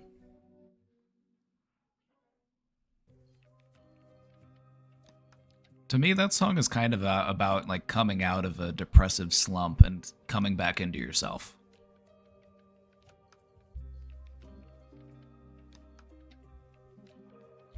Finally, someone let me out of my cage. No, time for me is nothing cause I'm counting no age. Now you shouldn't be scared.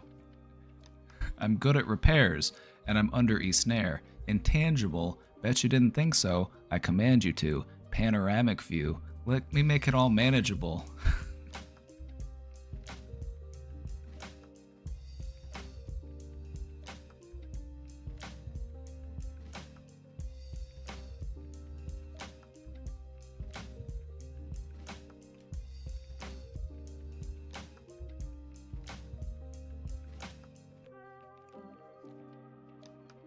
Chicks and dudes, who you think is really kicking tunes?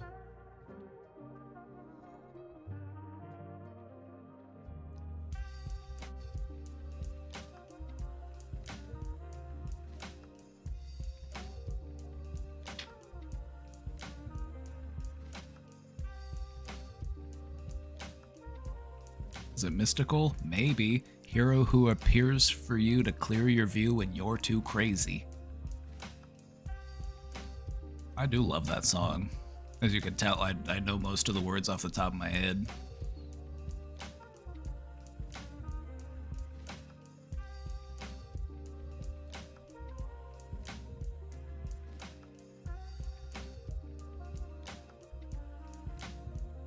I've been angry all day. I'm finally calmer, but it feels like my day was wasted.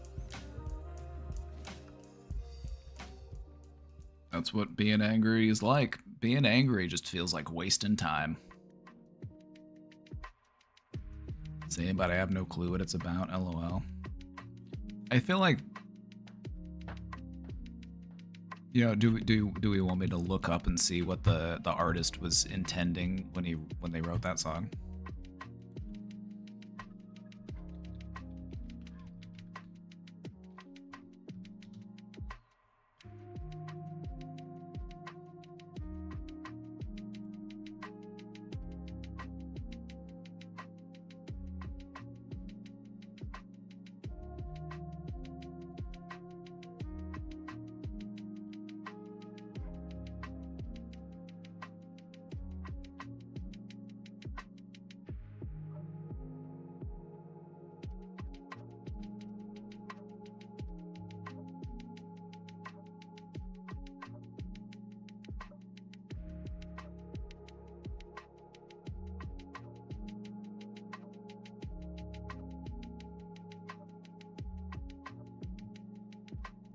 No squealing. Remember that it's all in your head.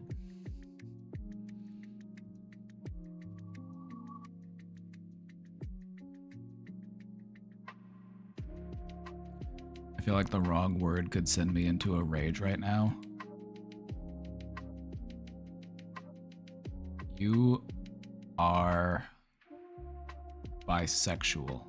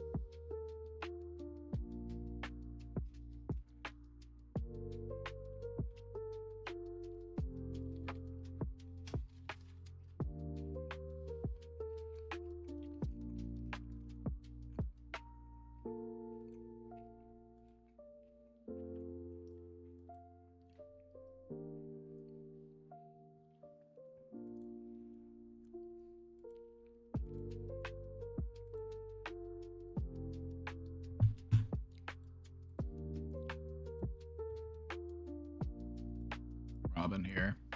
Everybody say hi, Robin. Robin, are you still here?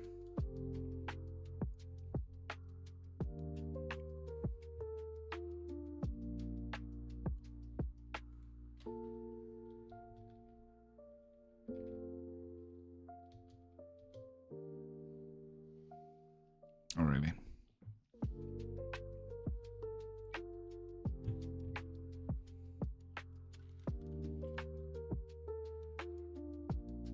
Before I get into this, I just want to say this. Platonic love is just as important as any other type of love. Love between friends.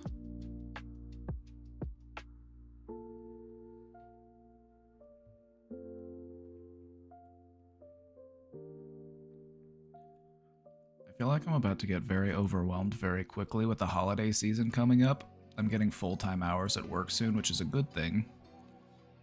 That means a regular 7 to 3, 5-day-a-week schedule. This means it will be easier to make my stream schedule for Twitch. The weather changing, I am feeling more homey. I have less desire to go out and dance and more desire to stay in and write.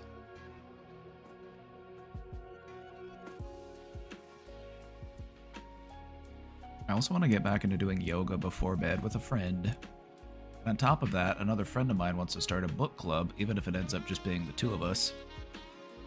Even if it's just the two of you, that still sounds fun. I feel like it's still worth doing. That even sounds less complicated than having to organize a book club with more people, if I'm being honest. Hey Aaron, you want to start a book club? Just me and you?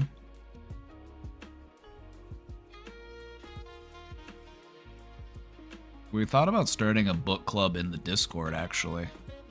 If we have enough people interested, we could do that. We could start a Discord book club. Wouldn't that be so grown up?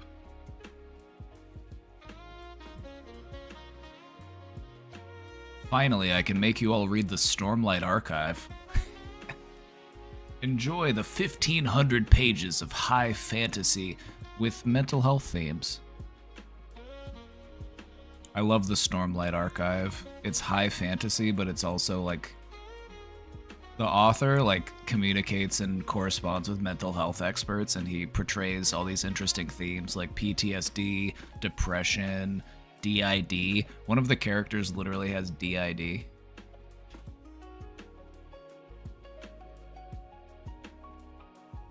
I just finished Rhythm of War, and I've got Wind and Truth pre-ordered, and I'm ready for December.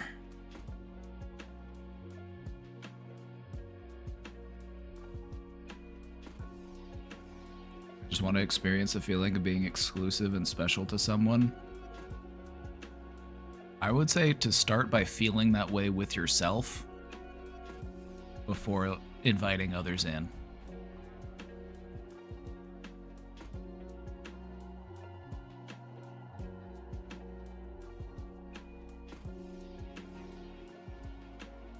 Battlebox Champion knows Kaladin Stormblessed. I'm feeling Stormblessed right now. Let me just say, Bridge 4.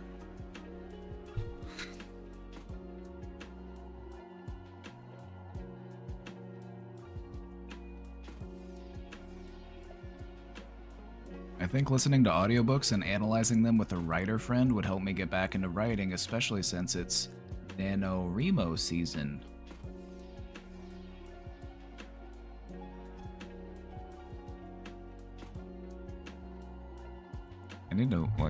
What does this mean?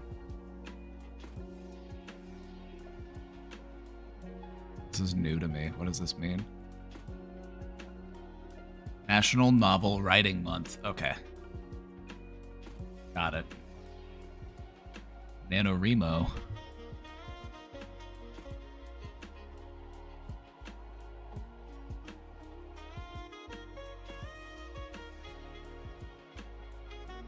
I feel like I could manage working all of this into my schedule. I used to do it back when I had a full-time job before, writing, yoga, book club, streaming, etc. I think I should force myself to go dancing. I really enjoy it, I just don't want to drive and go by myself a couple of times a month since it's good for my mental and physical health. I've also had multiple friends mention starting a D&D campaign, which I've never done before and kind of want to try. Give it a try. Give it a try, that's what I gotta say. Also, dance everywhere you go. Dance everywhere you go. Dance when you walk to the kitchen, dance when you walk to the bathroom.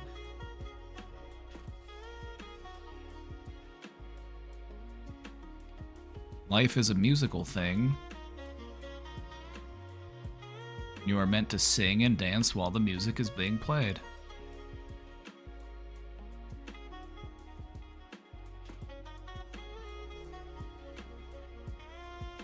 And there is this dude, the coworker that I've been talking to. I don't mind seeing him, I just don't really want to work my schedule around him. And I feel like that's a sign I'm probably not that interested in him. I would say so. I would say that that's a good interpretation of that sign. I just don't really want to work my schedule around him. That's a sign I'm not really interested in him. I'd rather read, write, dance, stream, yoga, D&D, work, etc. than arrange my schedule to see this guy. Right? And I feel like if this was somebody that you were really interested in, you would want to incorporate them into those things. You know what I mean? Like, you would be excited to, like, share in those things with this person if you were interested in pursuing a relationship with this person. There's so much that I want to do with my time, but even when I schedule it in there, I can't guarantee that I will have the energy for it all. How do I decide what things to cut out in order to maintain my sanity this winter? I just want to do it all. We want to do it all. We want to have the best winter that's ever happened. I want to do it all. I want to write a book. I want to do yoga. I want to dance. I want to sing. I want to play Dungeons and Dragons. I want to do it all.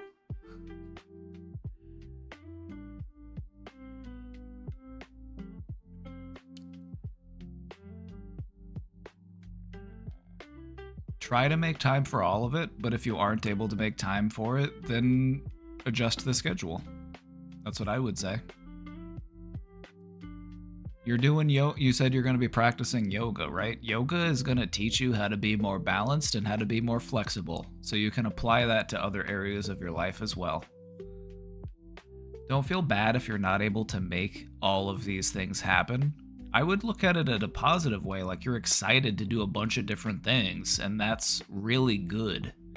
That's kind of the opposite of depression.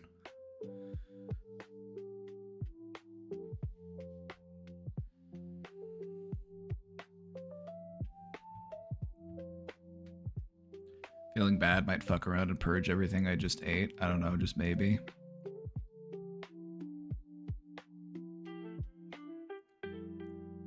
You have your non-binary. What's the word for a non-binary, like?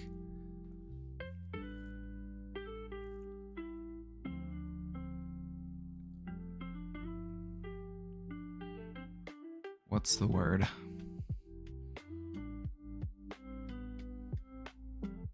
The non-binary form of niece/nephew. Nibbling? Remember, you gotta be a good role model for them. You gotta model healthy, appropriate behaviors. You got people that look up to you.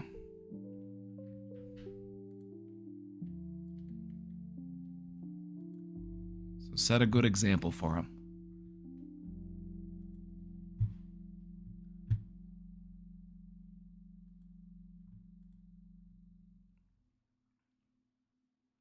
I would say, Robin, that this is actually really exciting because this is like, you know, you have so many things that you want to do. That's really cool.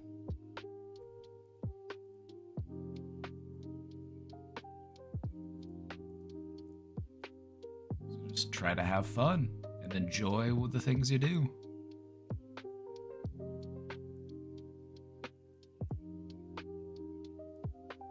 And I think this is also a good time to practice building a routine, you know?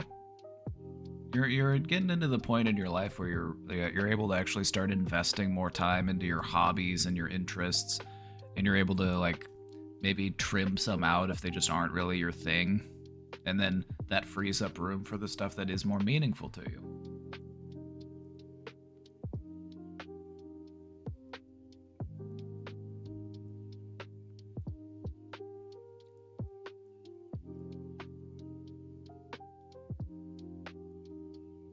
like to self-punish. You haven't done anything wrong, so there's no point in doing that. Maybe you should self-forgive instead.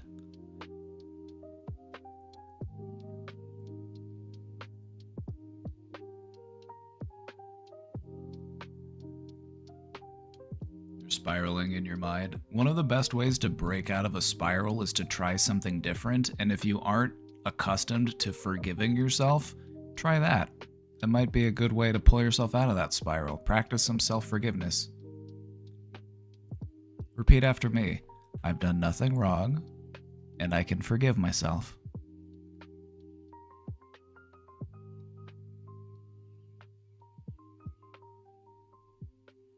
I was the person who asked the question earlier about my lesbian ex. Thanks for being kind with the answer. It just sucks having such a self-deprecating mind that I feel like her being gay was somehow my fault.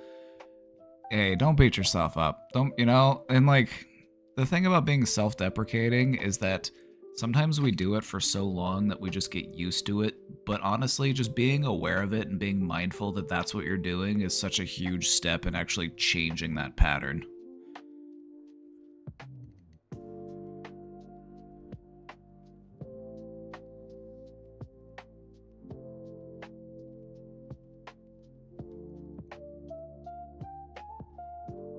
But no, that type of situation would definitely throw you for a spin if you've never had a situation like that before.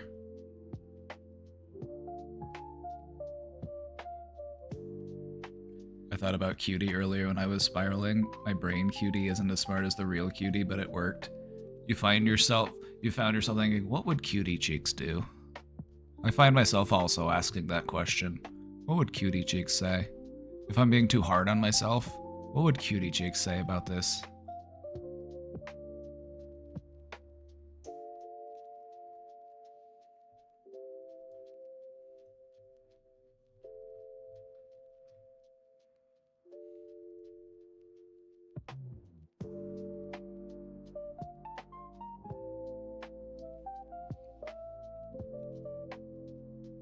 It was my first IRL relationship, and the last one was traumatizing as all hell, so I was really hoping it would work. Just keep your head up. Keep your head up. Try again. That's all you can do. Also, you'll have a great story to tell in the future, and that is priceless. You know what I mean? Like, sometimes you just gotta look at things that way, and like, down the line, I will have such a great story to tell at parties. People are gonna love this story. That's the way that I like to look at some of these like challenging or traumatic moments in life. I'm like, I'm gonna have one hell of a story to tell.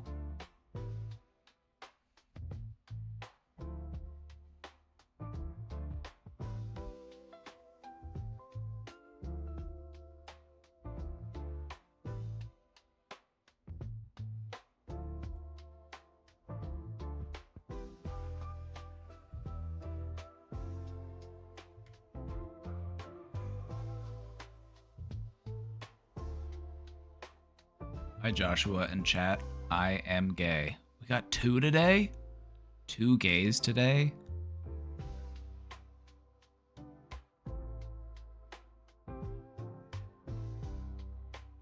Hi gay.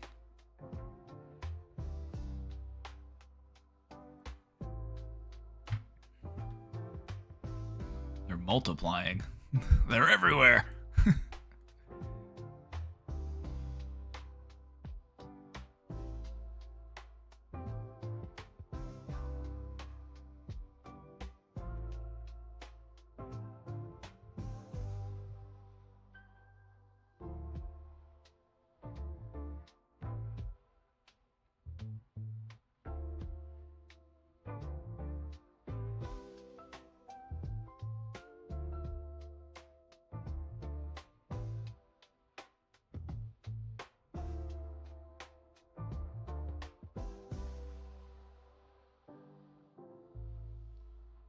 Lutz, are you with Cricket right now? Lutz, would you feel comfortable giving Cricket a big hug and telling them it's gonna be okay?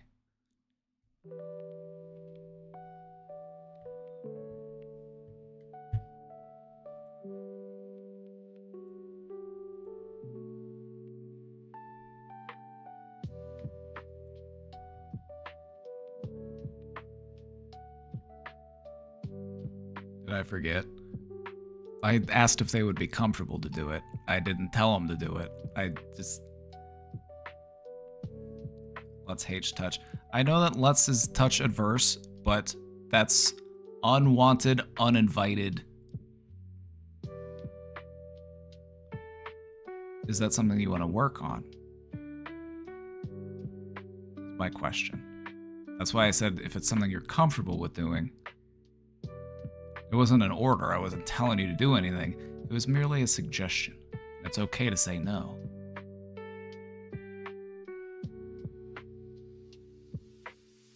Self-hug practice. I believe in it. I believe in it. If you are touch averse, practice by showing yourself compassion via touch. Give yourselves a hug.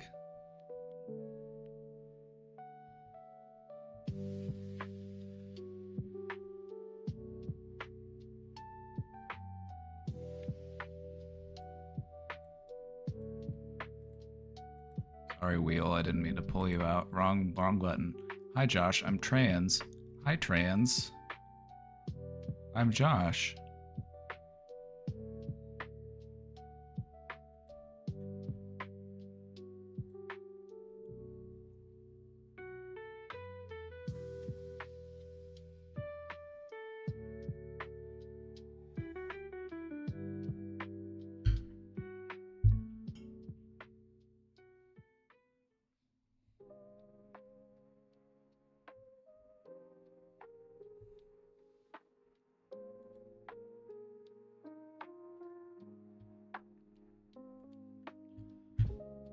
I have a hard time living my own life.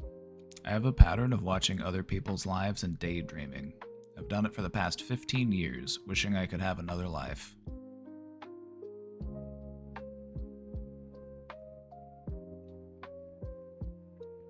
I watch the beautiful happy family across the street from my window and I wonder if I will ever have such a happy life. It's painful watching my peers getting everything they want, going on vacations, expensive weddings, able to go out every weekend, buying things constantly, whether this be clothing or cute plants. I feel like it's keeping up with the Jones and I'm stuck in the past or being drowned down to stay there by some opposing force. And I know that the healthy thing is I should be happy for them, which I am to a degree, but then I just look at my life and I think, how am I so unlucky? I thought I worked hard for the things I want to, but I guess life just doesn't want me to have those things. I started listening to the podcast How to Like Your Life, and I hear her say the phrase, I'll be happy when, and I truly resonate with this phrase. The podcast episode did mention mindfulness to enjoy the small things. I tried this and it's super difficult because I know it won't last long, and the reality of my life comes back into my mind. Self-care is also extremely difficult for me. I feel uncomfortable and shame when I look out for myself. I'm working on it though. I'm the eldest caretaker daughter of a divorced family who is just now realizing the sad, unhelpful patterns I have held on to. Any tips on how I can get comfortable with myself and enjoy my life? Maybe even eventually stop watching other people's lives and daydreamings in the sense where it doesn't hurt or affect me too? Alright, here's the thing. You are in the process of doing what you are supposed to be doing to improve this situation. And that is good. But the truth of the reality of this situation is that it does take time to adjust. So I would say keep practicing the mindfulness, keep practicing the reframing. Keep doing those things. Keep practicing the self-care. Self-care is also going to be a really important one. Because in practicing self-care, not only are we taking care of ourselves, but we are asserting the belief to ourselves that we are deserving of self-care. That's another really important component of self-care.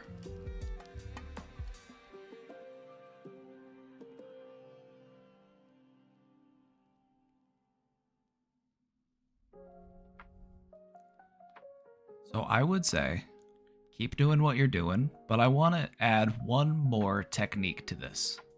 I want to add one more technique.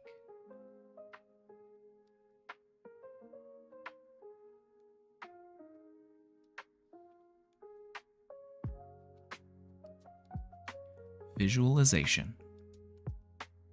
My favorite technique. It's up there with reframing. It's one of my favorite techniques. Visualization.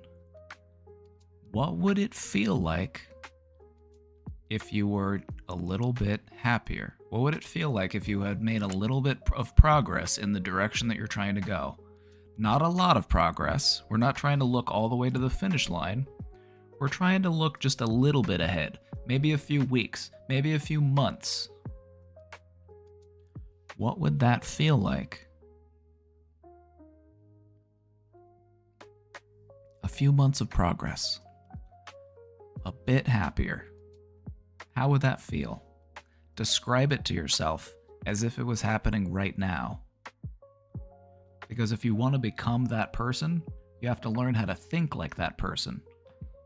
Visualization is a great practice to help you stay oriented on your goals, and it helps you to keep going in the right direction.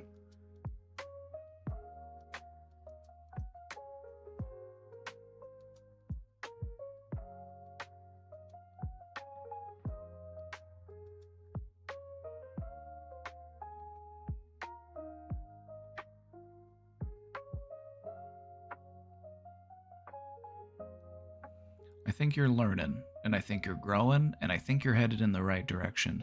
So don't give up, keep at it, and you'll get there.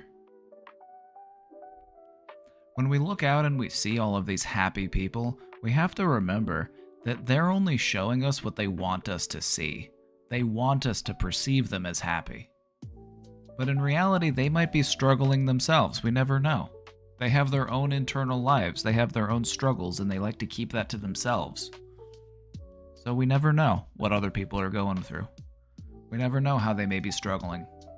The happy family that you see outside, out and about, might be manipulative and controlling and abusive at home for all we know. So we don't want to compare ourselves to them. We can only compare ourselves to ourselves. And what we want to try to do is get to know a new version of ourselves in the near future when we've taken some steps in the direction that we're trying to go. What would it feel like to be that person? What would I be doing? What would I be thinking? What would I be feeling like if I made that little bit of progress?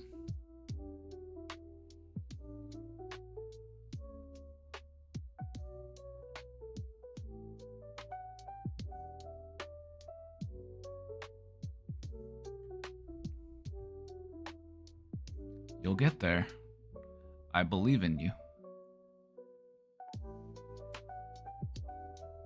Don't forget, love is real.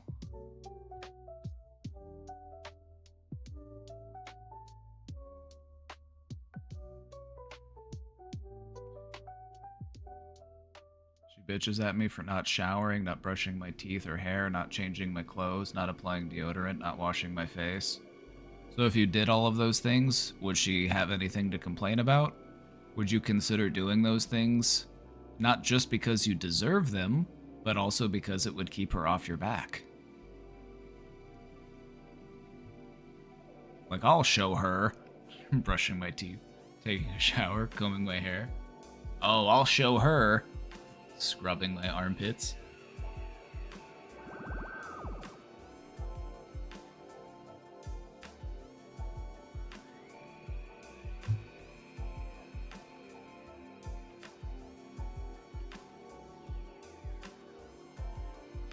Got no energy for things.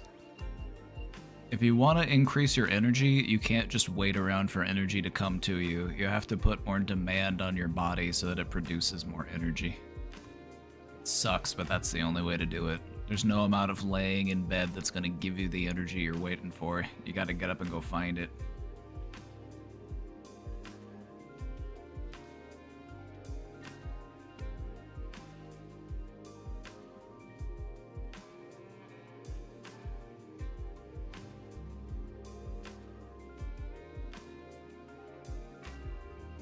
Took a pregnancy test and I believe I see a faint line. I'm nervous because I don't know if I'm ready.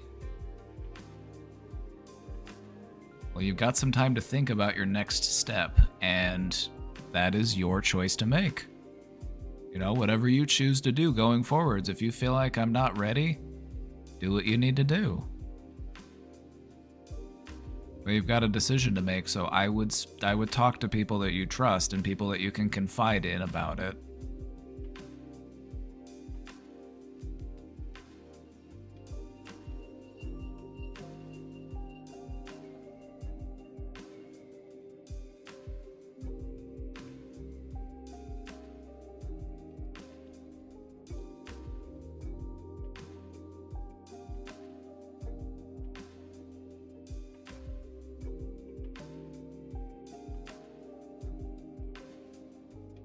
Depends on where this questioner lives, though. I'm assuming that they live in a place where a woman can practice their reproductive freedoms, and if not the state that they live, I'm assuming they live in America. I obviously don't know where they live, but I'm assuming that they would be able to perhaps travel somewhere to...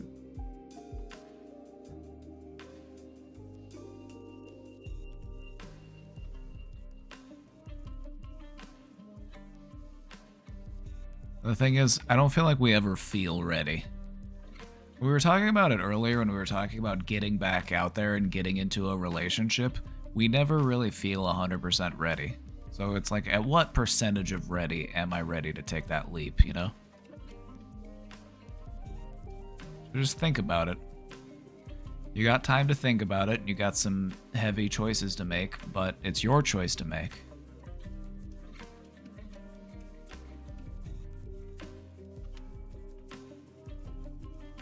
So I hope you're able to find a choice that works best for you.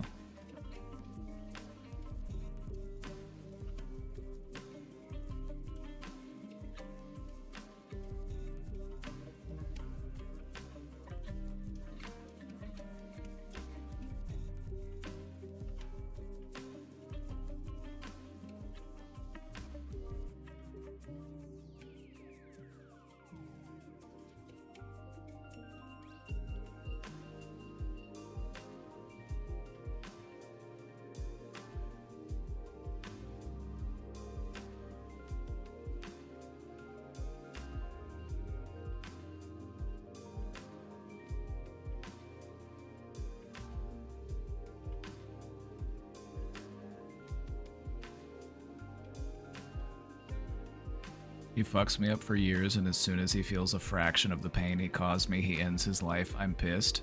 You should be pissed. You are completely valid in feeling pissed. The man was an abuser, but he was also a coward.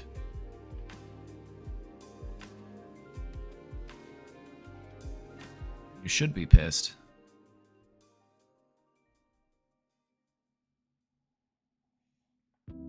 Hell, I've been pissed for you I've been pissed for you.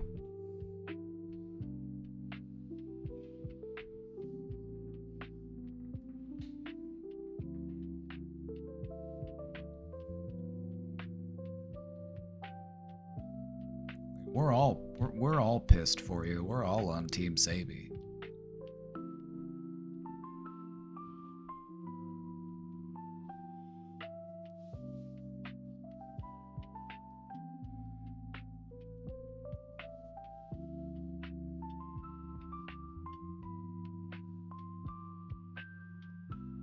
So I confronted my friend about the emotional cheating with the guy she plays video games with, and she blew up on me and blocked me on everything.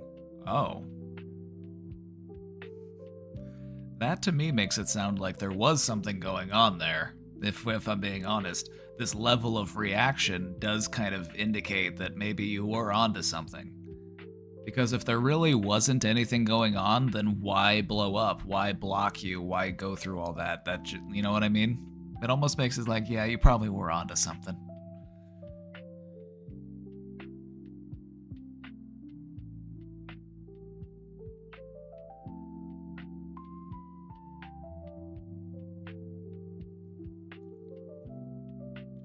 The guy she was talking to messaged me and apologized on her behalf, which I thought was extremely weird. Then he asked me to not mention anything to her boyfriend, and they were going to resolve this privately. Oh, so there was something going on here.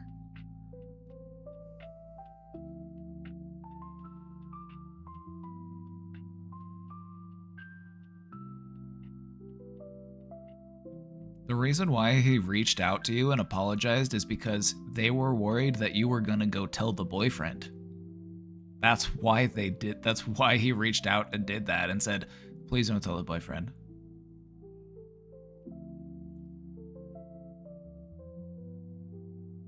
Because there was something. I'm pretty sure. Like I can't guarantee it. I don't know for sure, but it does sound like there was something going on there.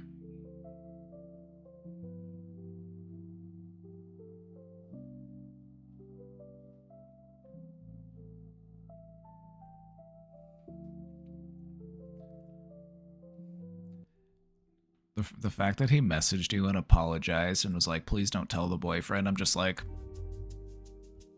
kind of makes you think, huh? Kind of makes you wonder. Emotional cheating at the very least. If you missed the previous installment of this, the level that this emotional cheating was going on was pretty intense. They were talking about a future together, they were talking about having a life together and having pets and all of these things. It was pretty intense. Like, and they would dismiss it as if it was just jokes. But I'm like, I don't know. I don't know. They were basically planning a life together.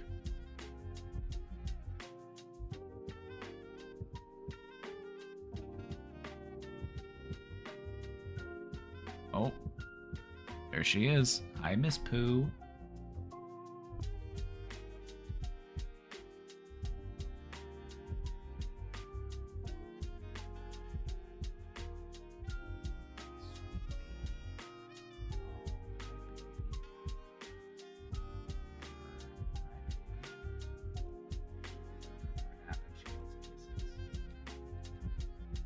Did you have sweet dreams?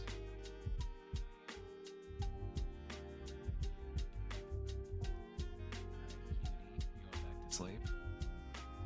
Alright, good night. Okay, good night.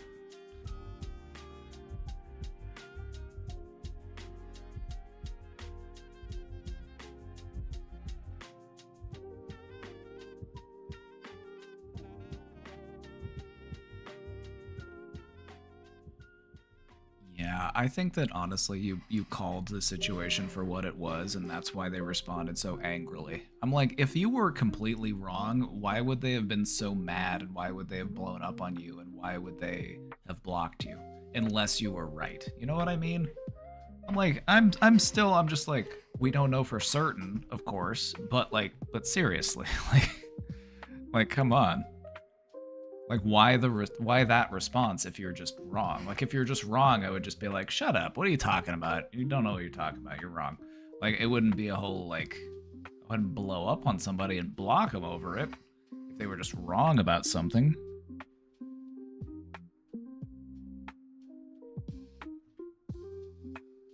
Oh. Hi, Poopy.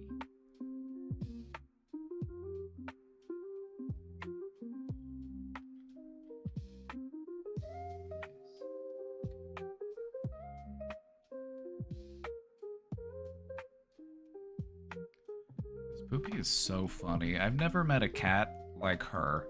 If you're petting her, like, she'll stand on the table or the counter or something, and she'll want you to pet her. But if she's not done with you petting her and you try to walk away, she slaps you. She says, "Get back here. I'm not done." It's so funny. She said, "Get back here. Where are you going?"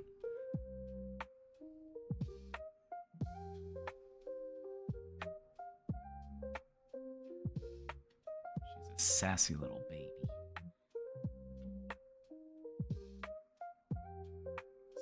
Oh, see, there she goes. She's grabbing me. She says, "Keep petting." Yes. She just grabbed my hand and she said, "Yes, right here. Pet my head." Oh my goodness. Miss Pooh, please. Oh. My baby. My apologies. I have to take a break to pet this cat. She's very demanding.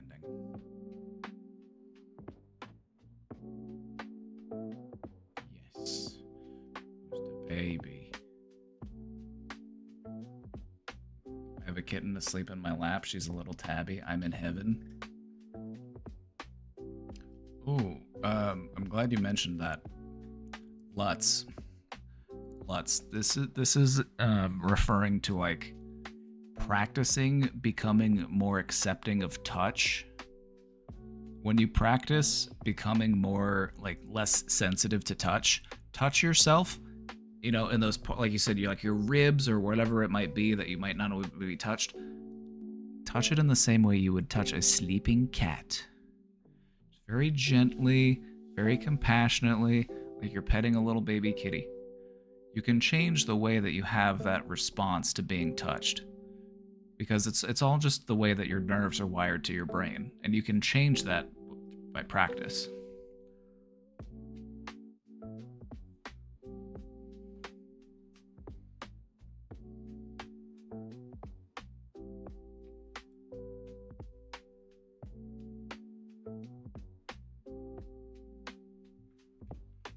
Show the selfies channel real quick.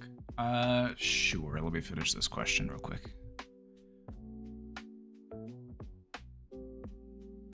Said before that even my elbows brushing up my sides makes me panic, and that's why you're not going to use your elbows, because elbows aren't really a way that we communicate love, are they? You can't really show love with an elbow.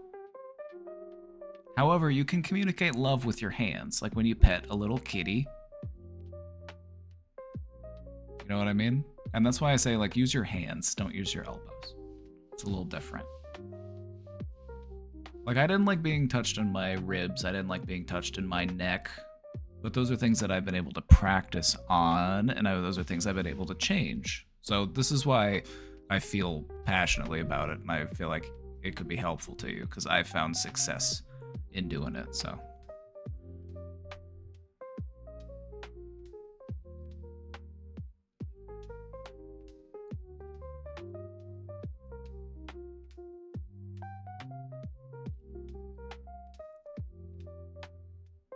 I can't believe he sent you an apology message and then said, please don't tell the boyfriend, we're going to resolve it privately. Like, okay.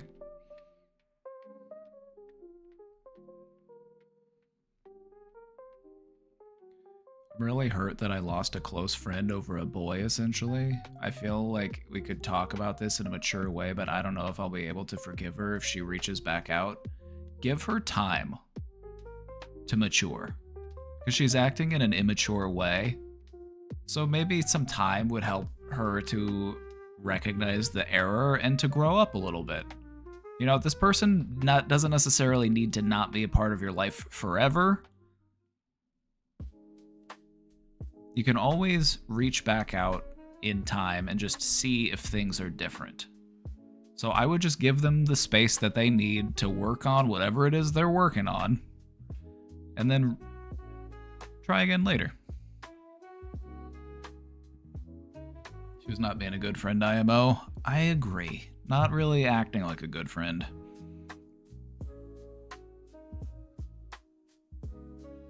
I feel like good friends are the ones that help you to stay accountable. Good friends are the ones that help you to be a good person.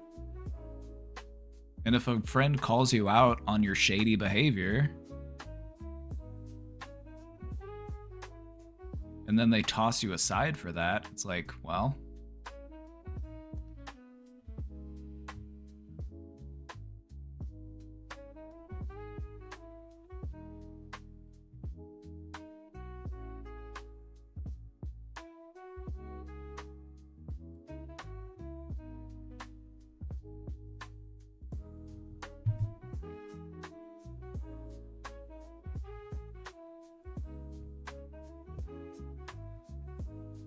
I still have more to talk about with like touch sensitivity and stuff. It really is something that you can change. Like, think about when you touch a surface and it's like hot, and your initial reaction is to like pull away real quick because it's hot. But if you like put your hand on it and it's not burning you, you can kind of get used to it and you can adjust to it, like hot water, like a hot tub or a bath or whatever. Or if it's something really cold, you know, you have that initial reaction, but then eventually you acclimate to it. And that's kind of what you're doing with yourself. It's like touching something, but it's like overly sensitive. But it's through exposure that you can desensitize.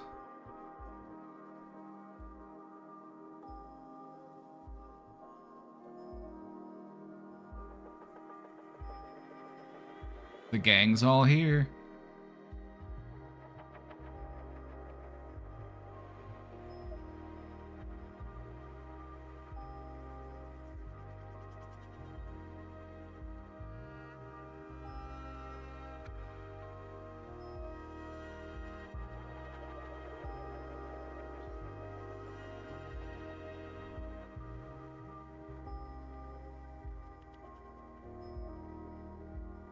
We love it when the family can come together over a little bit of brain domain.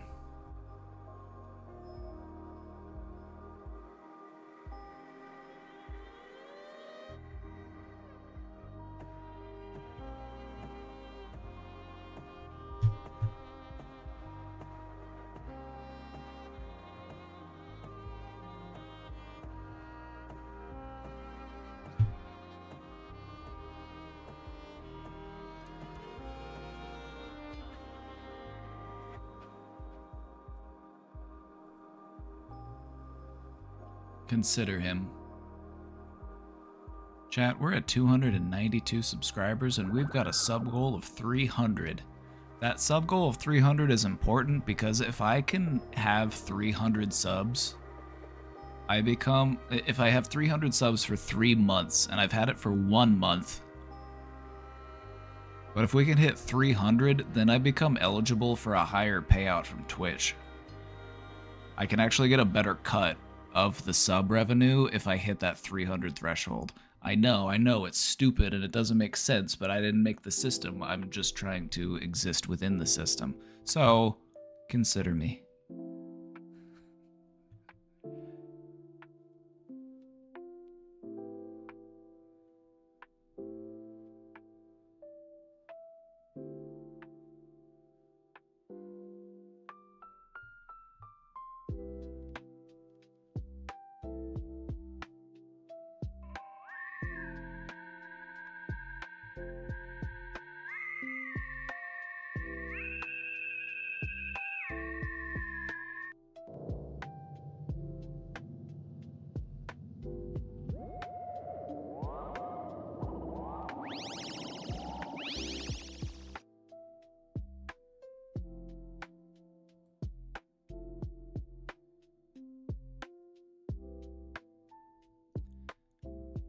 Cricket, thank you for those 10 subs. Thank you so much. We did it. We did it. Thank you so much. Only positive 5. Thank you for the gifted sub. We did it.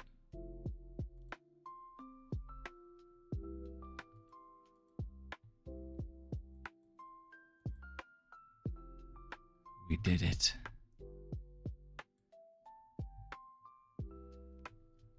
Hype train? It triggered a hype train. It triggered a hype train.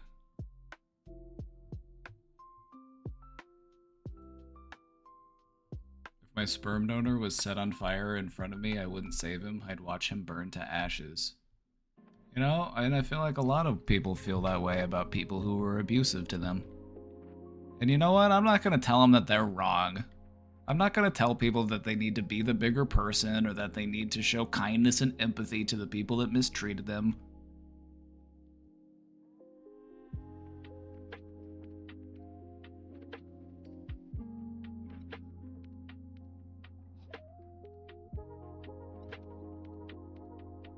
It's okay to be mad, it's okay to be angry, but just recognize that we don't need to be that way forever. Be angry, but only as long as you need to be. And not a second longer.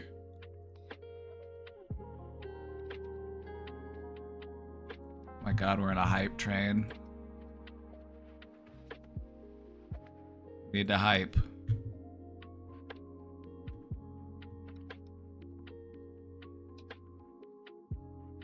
thought that meant if you saw the random man that donated his sperm. Oh no, no, that was. Oh no, not just some random guy. Oh no, no. Biological dad, but not like actual dad. Just the, you know.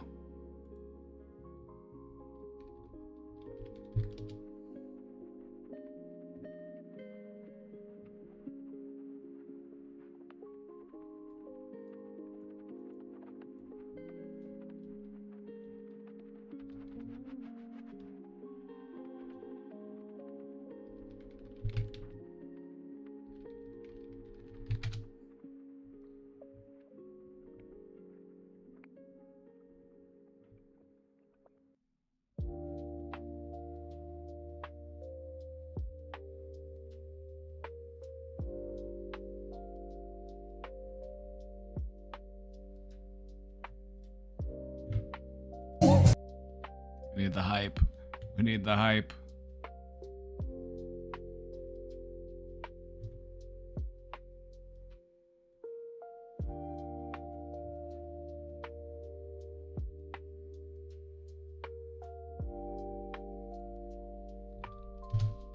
Well, I'm arranging the hype.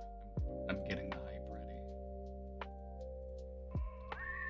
Substitute Scholar with the 3 gifted subs!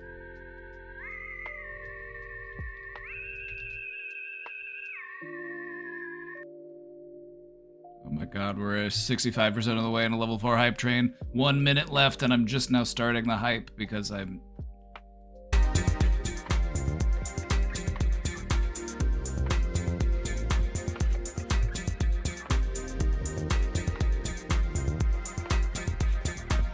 Whatever, better late than never.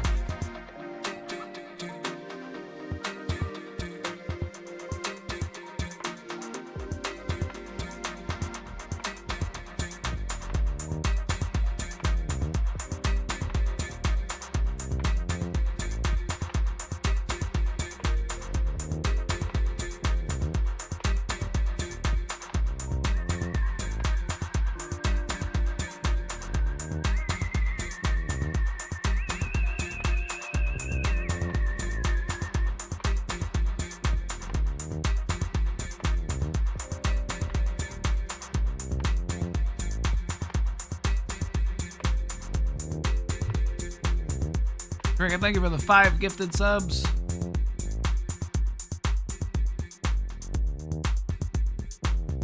Your mom is gonna kill you. Alright. No more.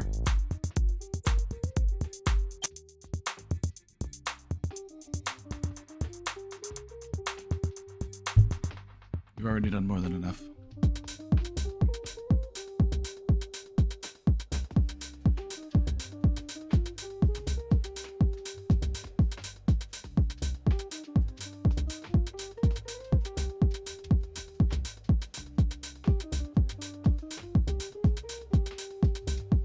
See the hype. Show me your moves.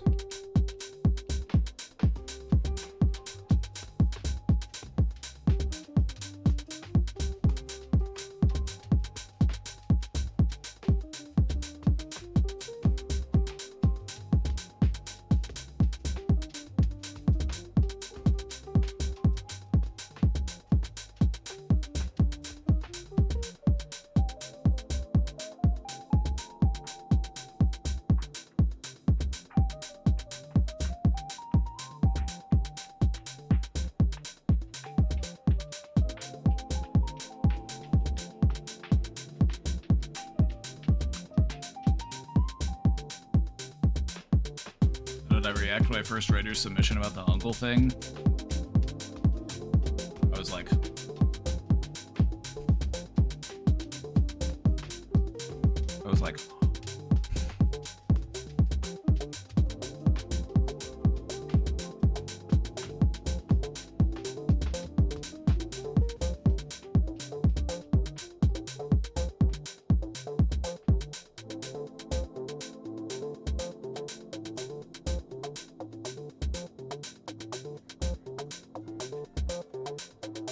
On a level 5 hype trade, we got 2.5 minutes. 56% of the way. Level 6.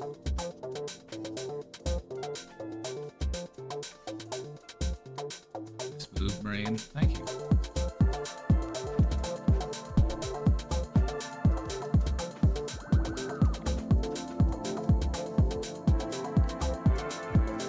Can I ask you something? Fire away.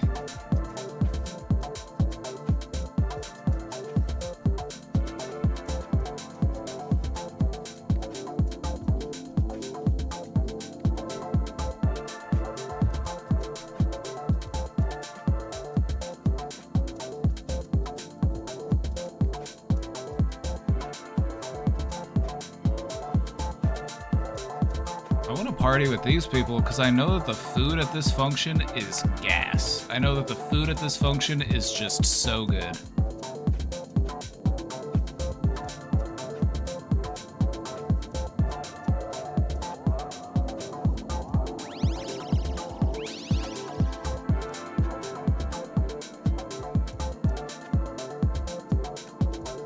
Only positive 5. Thank you for gifting that sub.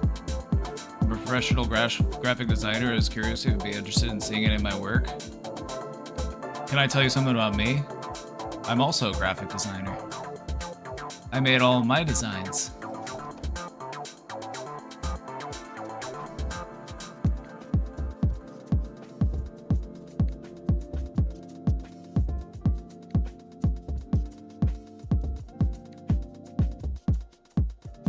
But if you've got art you want to post, we have a Discord. You can post art in the Discord.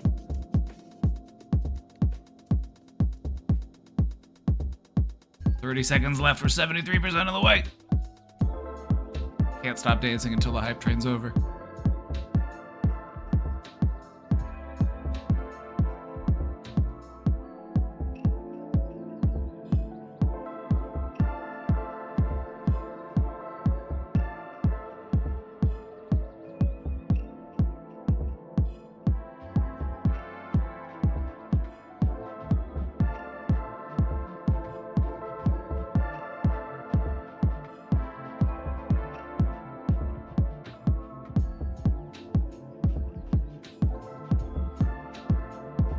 We got a hype chest. What did we get? We got a hype chest. What did we get? Got the turn up emote. Oh, nice. Got the turn up.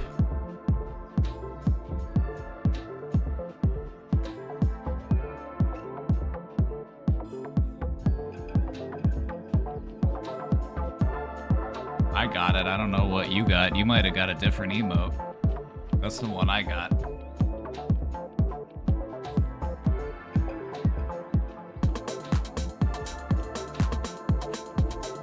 Got an update on the X situation. Should I put it in the question box? Go for it. Or you can post it in chat. Whatever works for you.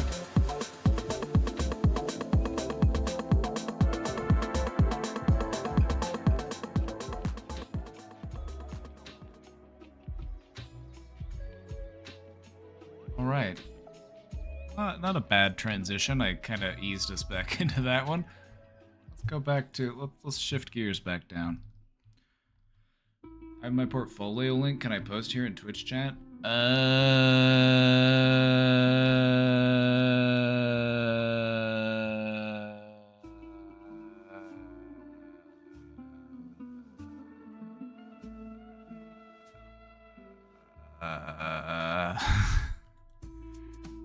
Post whatever you want, but I'm probably not gonna click it.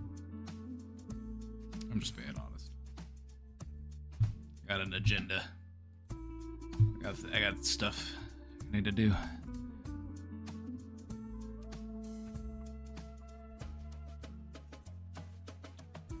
Would it be a bad idea for me to take my kid to a therapist? Not because they need it, but because they're about to be a teenager and that's a hard time of anyone's life? How do I ask them to see one, or how do I offer for them to see one? Can we watch the swearing compilation, please? Yeah, we'll do it once I catch up with these questions. Let me get some questions out of the way.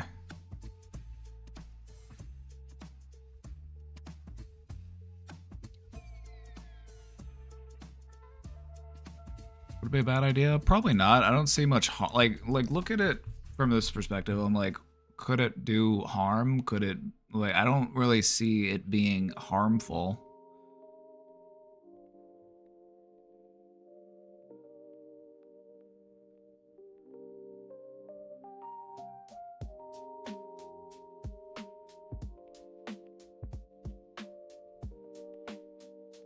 But how do we get them to do it? I mean, I wouldn't like you said they're about to be a teenager, so they're old enough where it's like you could have a conversation about it. So I would just try to find a way that you can have that conversation, but just have it be uplifting. You're not doing it because there's anything wrong with them. You're doing it just because you think it'd be something to be helpful. I think the parent needs the therapist more. We all do. We all like. It doesn't need to be a contest. We can all use a little bit of therapy.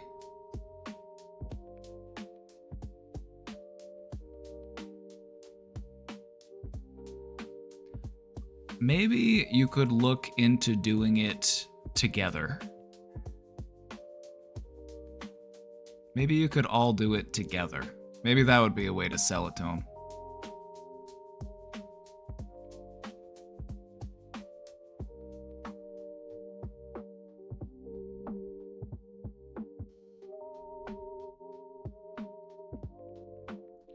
Like, how would we sell them on this idea? It's like, well, you know, you're gonna be a teenager soon, which means there's gonna be a lot of changes going on in your life, and I just want to take you to somebody that you can talk to in case you had any questions or any things that you wanted to work on. You know, I would just try to be positive and, you know, just try to produce it in a way where it's like, this is gonna help you. Being a teenager is not a mental illness, and you don't have to be mentally ill to see a therapist. Seeing a therapist at a time of like an important like life event is also helpful. Like before you go to college, before you get married, before you shift careers, before you move across the country.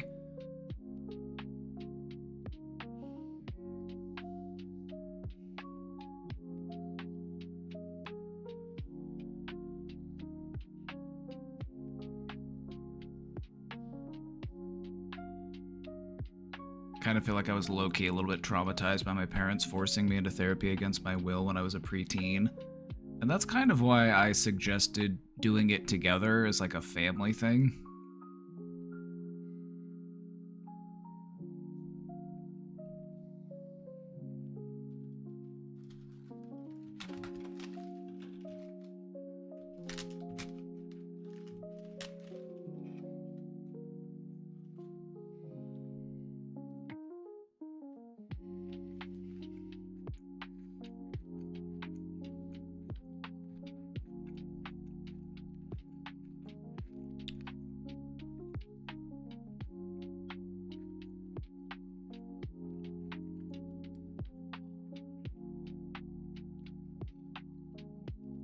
See, I, on the other hand, wish my parents had put me into therapy when I was younger, but they didn't. Like, I recognize that that was probably something that would have been good for me. So, you know, we can view this from different sides. But I would just say, you know, the school counselor is also an option. Like, you don't have to do anything outside of the school system, perhaps.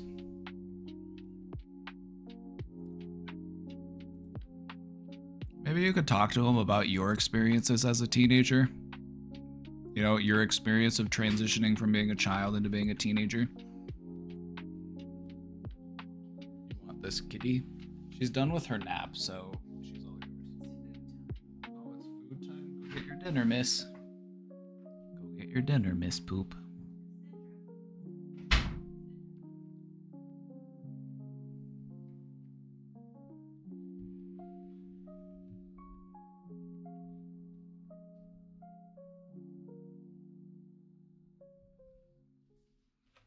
Kid should be going to the parent for any issues, not putting that responsibility on a random stranger with a license, but that's just one perspective. Another perspective to have is that maybe the parent realizes that they might not have all of the skills that they would want to be able to help their child with this transition in life, and so they are looking for outside help. And I would say that that is a good thing. You know what I mean? So I could definitely see pros and cons. Pros and cons. I'm on the fence on this one. I'm sitting on it. Because I feel like it is really important for parents to recognize when they could help, they could benefit from outside help. I feel like that's a really important thing for a parent to do.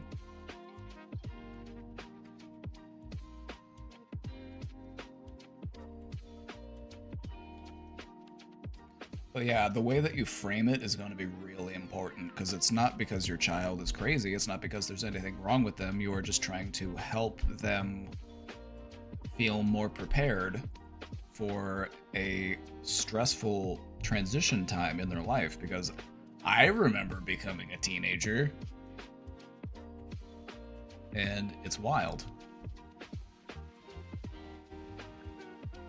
Body's growing, you're moody, you're stinky.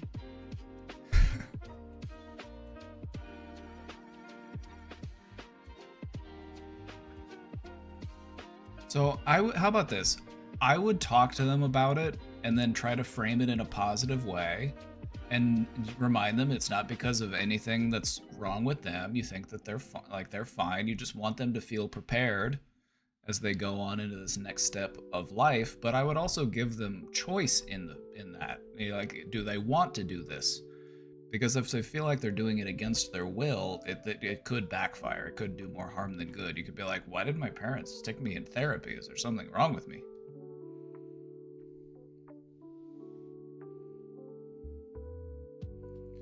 Yeah, and then just talking about how like maybe this is something that you wish you had when you were younger, perhaps. I would just talk to them about it and just see how they feel before you make that decision. You don't want them to feel like you're sticking them into something that they don't need, or, you know.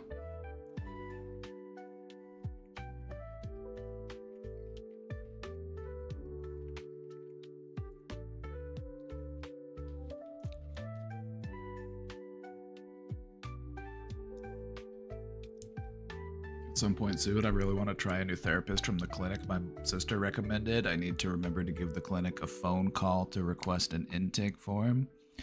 When do you want to have that done by? Deadlines are the key to defeating procrastination.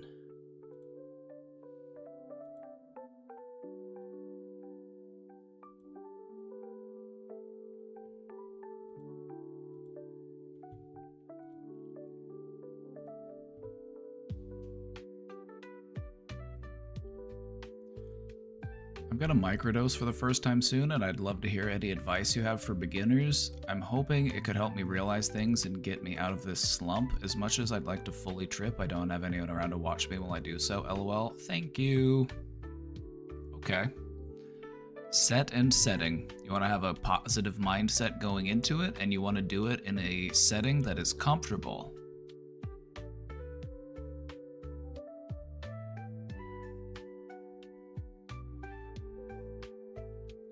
I would say just make time to do absolutely nothing. Have options for things that you could do if you want to do them, but don't have a schedule of everything that you want to get done. Like maybe put out a journal, put out some art supplies, have some music that's relaxing and peaceful.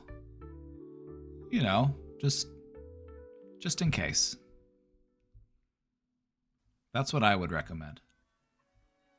I find that when you put too much planning into all of the things that you want to do in these types of situations, it ends up just making you feel stressed.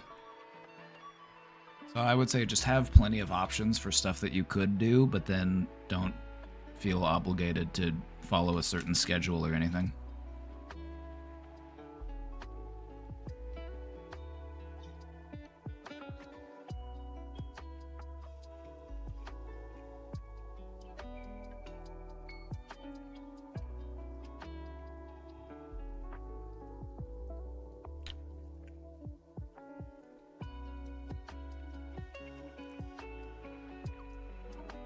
So I don't have Wi-Fi.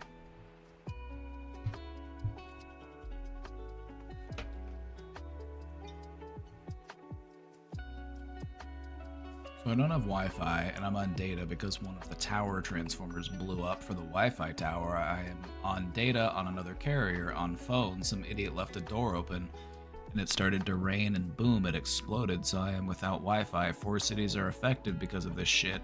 So I am just wanting some sanity because I usually read and study stuff with video in the background. Mentally kind of draining right now, too, quite.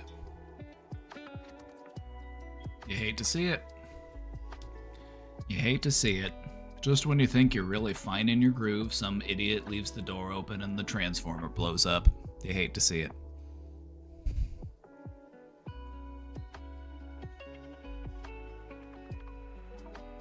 Hopefully they get it taken care of soon.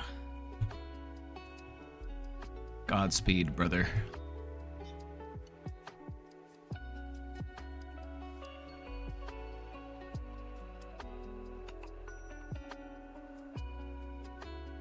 What's the duck? Just for clarification. I'm assuming that JFC means just for clarification and not Jesus fucking Christ. So this friend has DID, just a heads up. You know someone with DID? I love DID.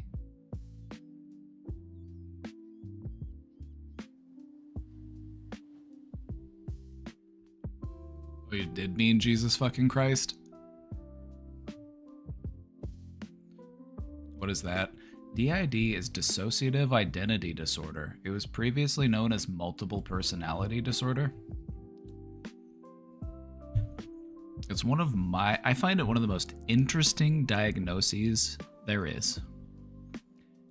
It's a advanced trauma response. It's typically a response to complex post-traumatic stress. I find it fascinating.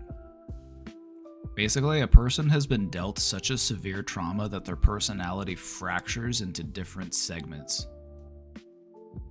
And then they continue to embellish this style of thinking, and so they actually start to give different identities and different names to the different aspects of their personality.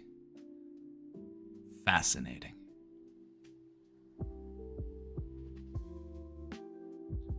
So this friend has DID, just a heads up.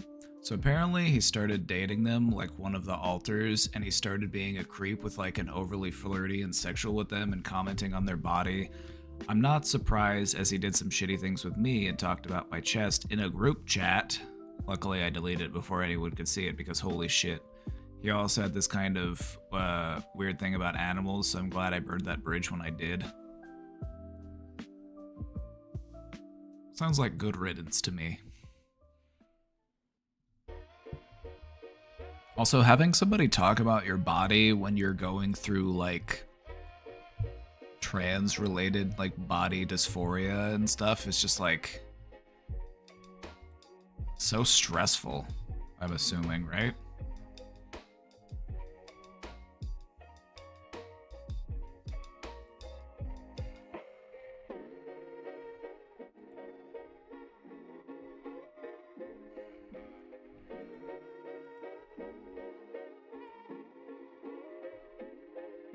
Should block him, so fuck that bitch.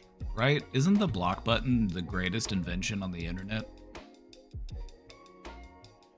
Like, you have no obligation to stay in contact with people who are mistreating you. Like, by all means, just block away.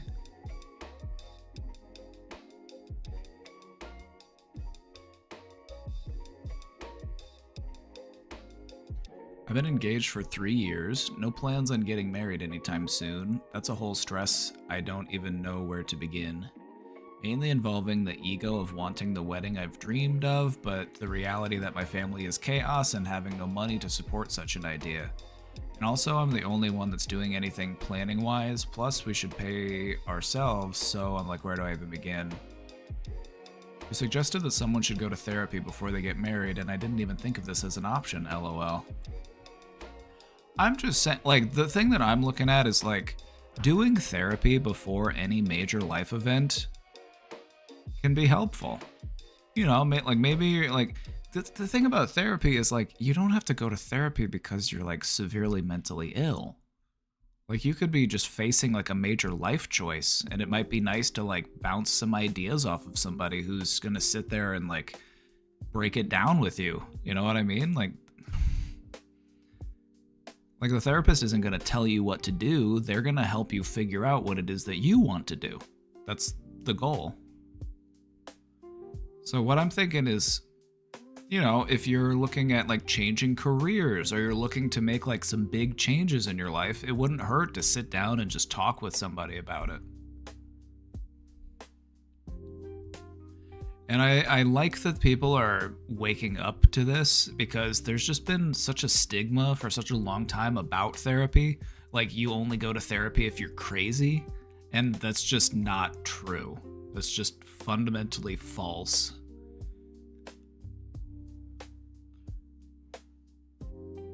I feel like everybody could benefit from some good therapy.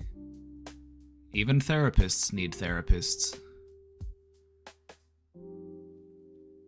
Marriage counseling before marriage? It doesn't even have to be marriage counseling. It can be individual. You could just be talking about yourself. You're talking about how you feel, exploring your feelings regarding this person, exploring how you feel about marriage, the stresses that you're dealing with surrounding the circumstance and stuff like that. I would also just say, you know, if you want to be married, just get married. And if you want to have a party to celebrate your marriage, you can do that at a different time. It doesn't have to be at the moment that you get married. A lot of people get married and then wait until later to actually have a party. Like they renew their vows and then they invite everybody, and that's when they do the big thing. So that's also a way to do it, and I've known people that have done it that way.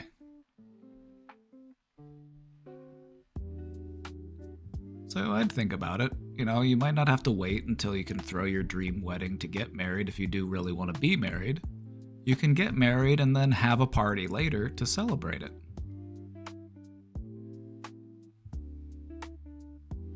And nobody's going to be like, they were already married, I'm not going to that party. It's like, they're going to be like, ooh, party, I'm invited, free food, let's go.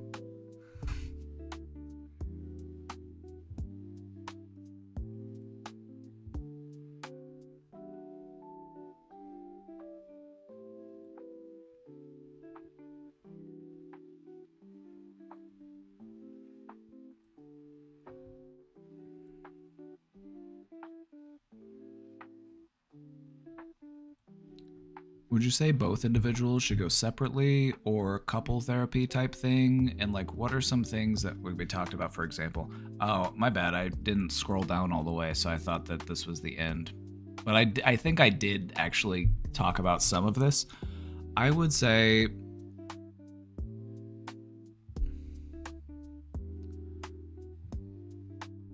you know, whatever you feel like works best for you. Like, if there are things that you want to work on as a couple, then I would say it's a good idea. Like, things that you want to work on in your relationship. Maybe if there's, like, communication blockages or, you know, something like that you want to work through. But I would say that just going individually is not a bad idea. And I would say, like, not even both people have to go, but I feel like if both people are on board for it, because I feel like it's something that you should want to do. I don't think anybody wants to feel like they're being forced or put into this position where they have to do it. You don't want to go into therapy resentfully. That's going to equate to a bad time.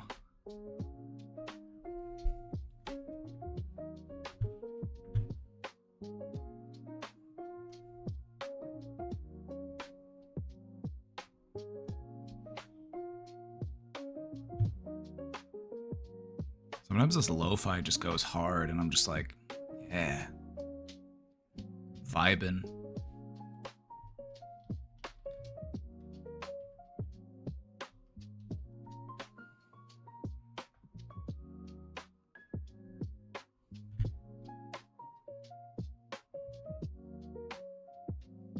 Forced therapy doesn't work, I would know, right? It's like forced therapy is more likely to do more harm than good.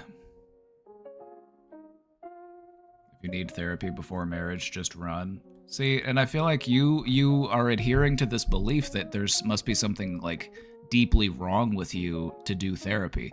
You can go to therapy when things are going well. You can go to therapy when things are great in your life. Like, separate out therapy from needing to be in crisis. Like, the two don't need to be intermixed.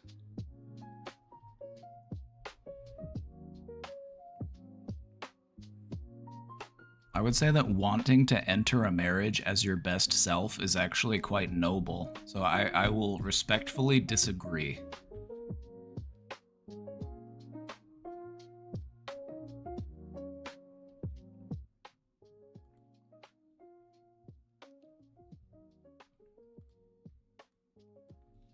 My first therapy session as a teen was with my narcissistic mom and little brother. Within the first 5 minutes, the therapist made me talk about the most traumatic thing that had happened to me. Oh wow, they really hit the ground running, didn't they?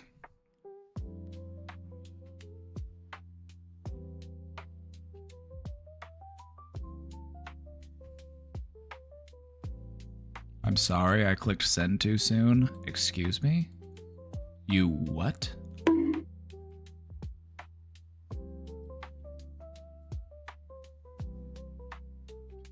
The question was she using some sort of legitimate methodology? She was middle-aged and practicing for a long time. Let's take a look. Within the first 5 minutes, the therapist made me talk about the most traumatic thing that had ever happened to me. That's not good practice. That's something you want to work up to. That's something you want to build up to in therapy. You want to build a therapeutic alliance before you dive into, so what's the worst thing that ever happened to you?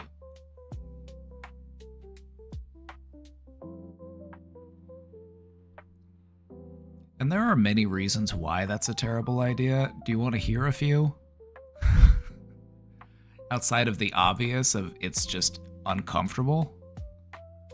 It's like, first off, it scares you away from the notion of therapy, meaning that therapy is just going to be this very painful experience.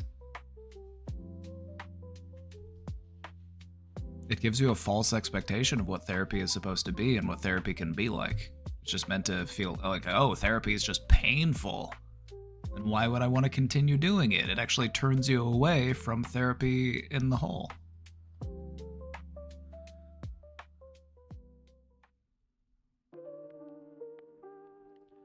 Looking back, I wonder if they were even licensed. Maybe they were just a quack. They might have been a Christian counselor. This was back in 2000.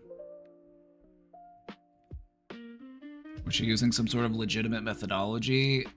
I thought maybe she was using some absurd German Gestalt thing.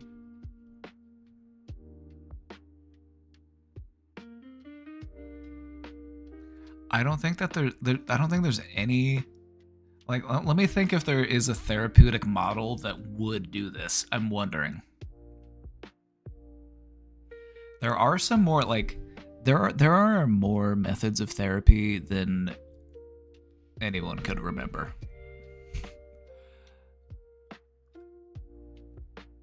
And there are some forms of therapy that are much more like in your face, assertive, aggressive. I would say this might lean more into the Fritz Perls Gestalt rather than like the traditional like German Gestalt. If you don't know who Fritz Perls was a little bit of a loony. But he was originally from Germany, I want to say, but he didn't really practice in Germany. He moved to California, and he was just this German psychologist living in like San Francisco or something. And he would basically just like talk at you and tell you what was wrong with you. But he did it with like this interesting German accent. So you see, what the problem you are dealing with is, let me find you a clip of good old Fritz Perls. He was such a character.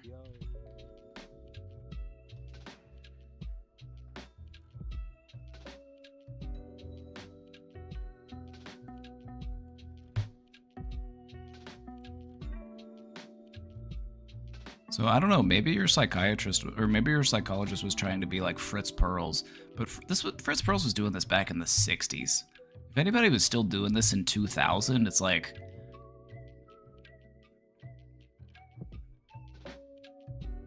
So defensive. also he would just chain smoke cigarettes. You're acting like you're treating me as if I'm stronger than I am, and I want you to protect me more and be nicer to me. Are you aware of your smile? You don't believe a word what you I say. do too, but I know you're gonna pick on me for it. Sure, you're bluff. This is from a famous series of videos. It's called 3 Approaches to Psychotherapy. And they brought in 3 different psychologists. They brought in Carl Rogers. They brought in, who was the third one? It might have been Aaron Beck. And then they brought in Fritz Perls. And Fritz Perls has just like, hold on, let me show you him talking real quick.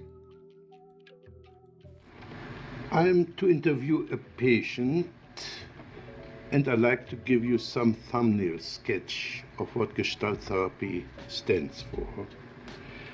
Gestalt therapy is working on an equation: awareness equal present time equal reality.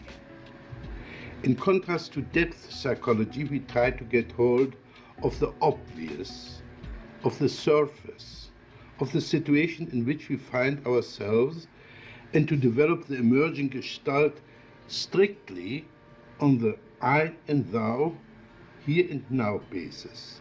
Any escape into the future or the past is examined as a likely resistance against the ongoing encounter. Modern man. Does the video have subtitles? Yes. But no, Fritz Perls, he was much more like an in-your-face. He would just like say things or just like call you out on things. It's just like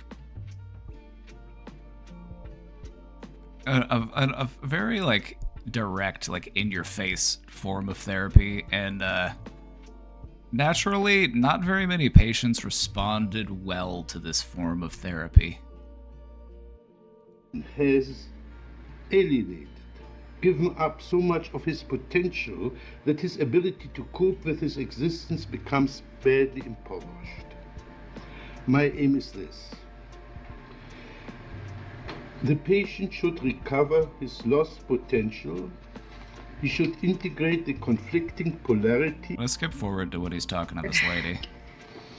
You say you're scared, but you're smiling. I don't understand how one can be scared and smile at the same time. And I'm also suspicious of you. I think you understand very well. I think you know that when I get scared, I laugh or I kid to cover up. But do you have stage fright?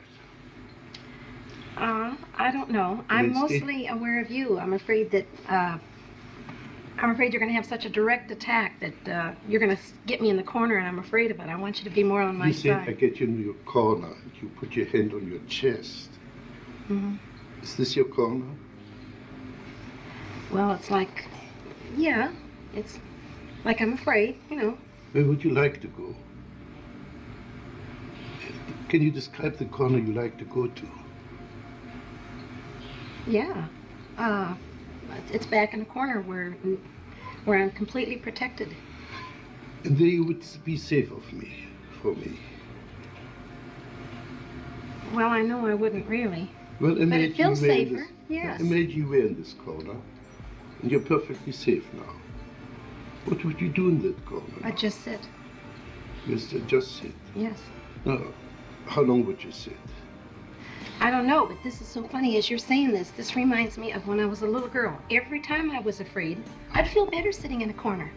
Okay, you're not. Panicky. Are you a little girl? Well, no, but it's the same feeling. Are you a little girl?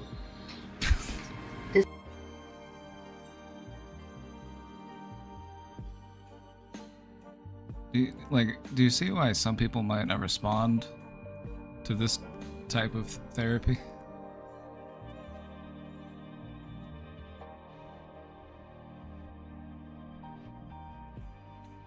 Some people would. Some people like directness and assertiveness in therapy, but I feel like that can exist outside of the Gestalt approach. The Gestalt approach is pretty, like, it's very, like, and I don't mean this as an insult. It's very German. It's very German. Why did my subtitles say "it's" like 15 times? You see that? Like, it's very German.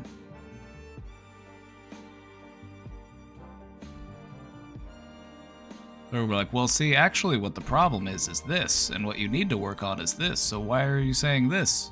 You're saying this, but you're doing this. Why is that? That's so German.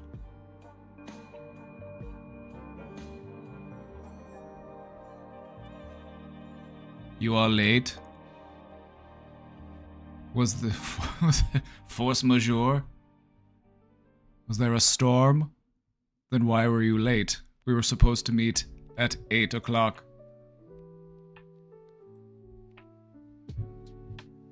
Like, oh, there was traffic. It's like, so you didn't leave early enough.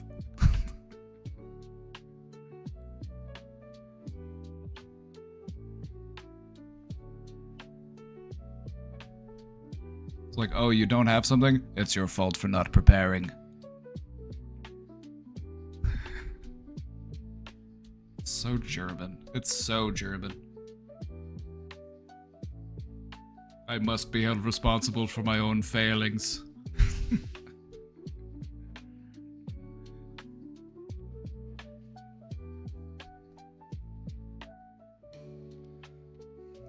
So German. The thing about me is I can be a little bit German in my sensibilities, but I'm not too German in my sensibilities.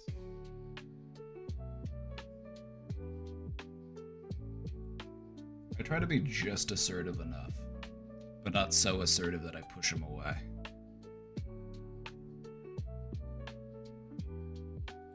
Who invented therapy and how?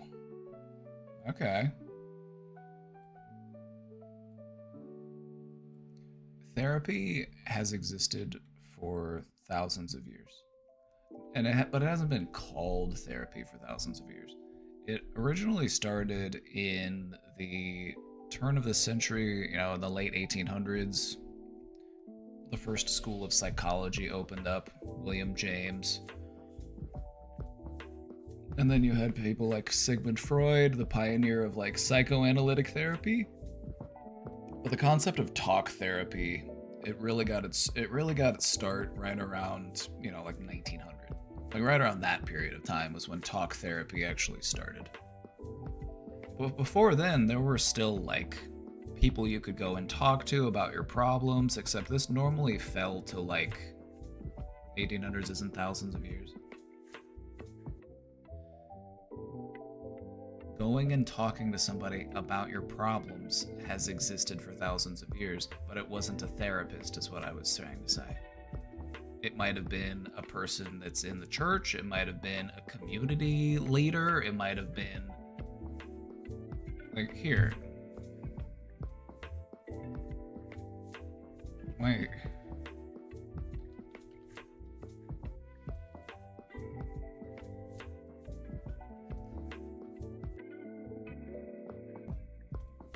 Predecessors to formal therapy.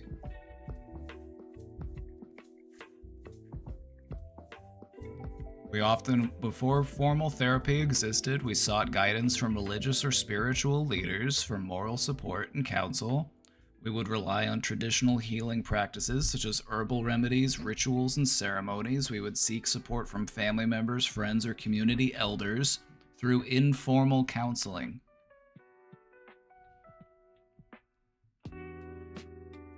So the thing is that counseling has always existed, but in an informal way. It wasn't done formally until you started to see the development of psychoanalysis in the late 19th century.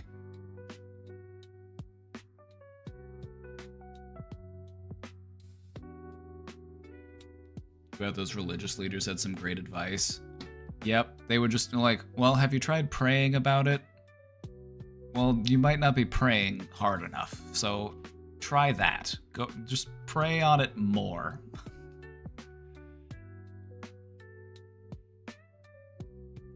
So it wasn't done professionally, in other words. I mean, obviously there was a reason why therapy would end up being invented, is because we found out that this is a skill that you can practice and you can hone as a sort of like art form.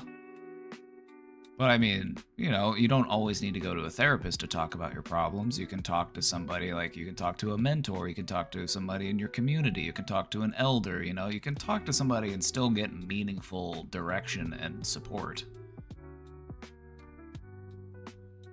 Freud was a freak. Oh yeah, Freud was freaky. But yeah, actual like talk therapy began in the late 19th century. And then you started to see things like behaviorism. We tried to make psychology a hard science, and so we practiced behaviorism for a long time. And this was, they wanted it to be a hard science, which means we can only focus on the things that we can measure. That has to be observable behaviors. It can't be thoughts, because you can't measure a thought, you can't quantify a thought. It has to be stuff that we can observe. And this is because they just wanted to be taken seriously as scientists.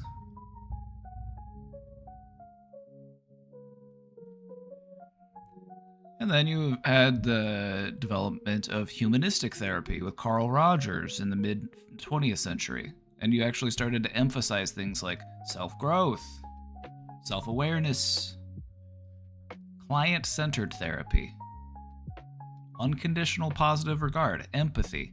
These things are relatively new in therapeutic approaches.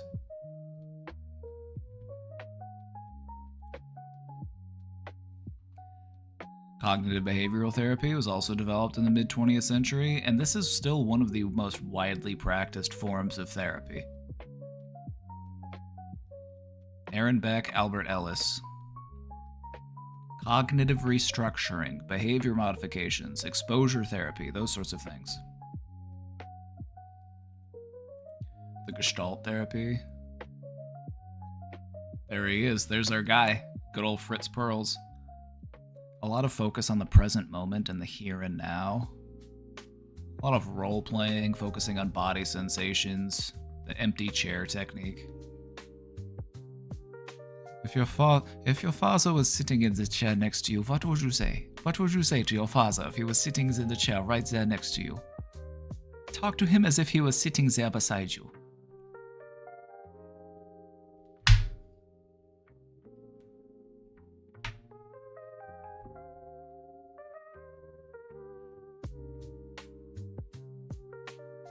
Also have a form of therapy called existential therapy, developed by Viktor Frankl. Viktor Frankl was a Holocaust survivor, and he developed his form of therapy as a result of the way that he was like coping and processing the horrors that he witnessed during the Holocaust. He also wrote a great book called Man's Search for Meaning.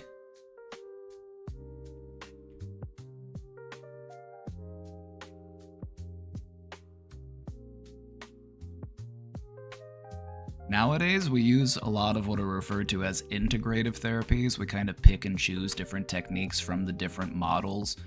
And the reason why there were so just a quick rundown is historically in therapeutic approaches, it was let's develop a new model and then we have to really adhere strictly to that model. It was kind of like a competitive thing between German psychologists and American psychologists, because those were the two big driving forces in the development of talk therapy. And so they were pretty competitive about their different techniques, and they would you have to stick to your school of therapy. Even when I was in school, there was an expectation that when you get your degree and when you can practice therapy, you kind of have to pick a school of therapy to apply yourself to. But that has changed, and now we look more into integrative therapies where we're able to pick what works from all sorts of different approaches and then combine them together, which just makes much more sense.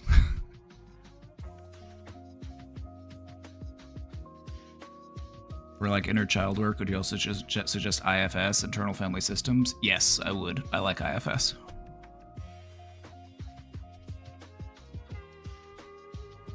So just to compare and contrast, you had like humanistic therapy, which is very like soft and gentle and patient and compassionate, and then you had like the opposite of that, which is Gestalt, which is very just like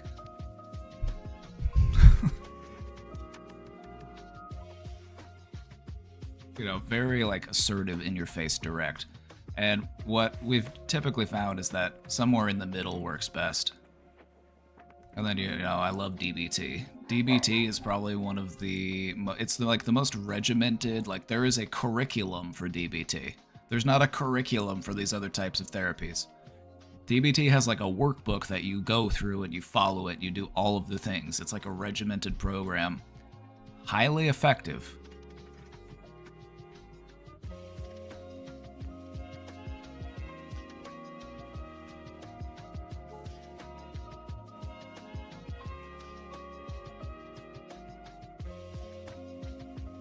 Anyway. Thanks for letting me pull out my history of therapy presentation.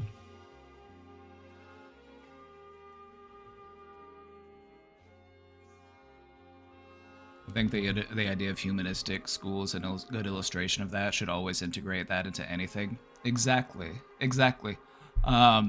With the adoption of the humanistic school, it's like we practice those humanistic fundamentals in pretty much every type of therapy that's developed after that.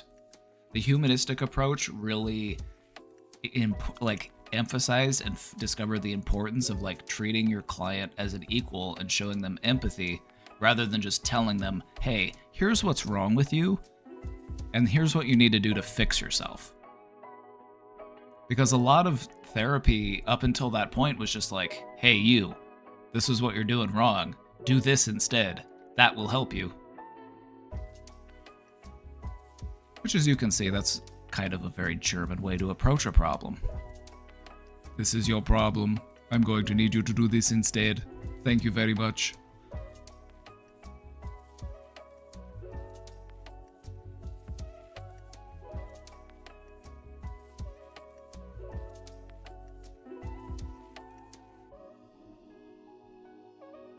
Psychology seems cool and fun. It is cool and fun. That's what I think. That's why I studied it so often. I, as a German, approve. I'm popular amongst the Germans, I've come to find. I think the German, like, I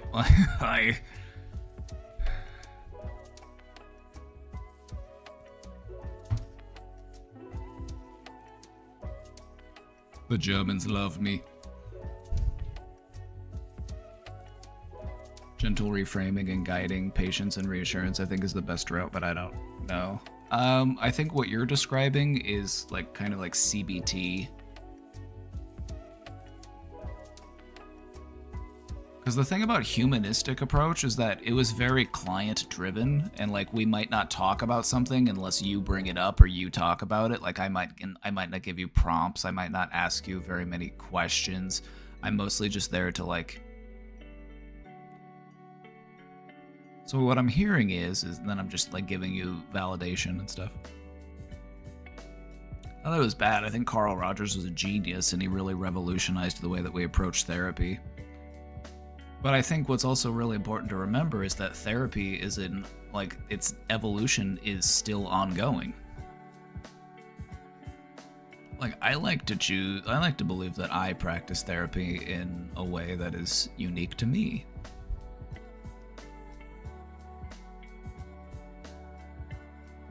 Into the question box. We had a question as why do people ask rhetorical questions so often? I love rhetorical questions because I like to answer them. Even though they are meant to not have an answer, I still like to try to answer them. Another German. I like to think of myself as an honorary Deutschlander. Alles gut.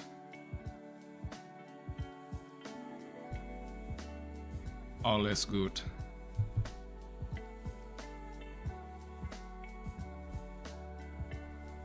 Chat, we've hit 3,666 questions. Also, it's almost 6:30, so I gotta start packing it up.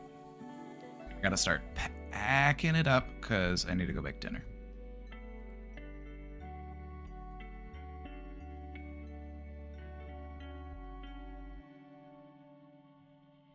Where is Casey? Is she not streaming today?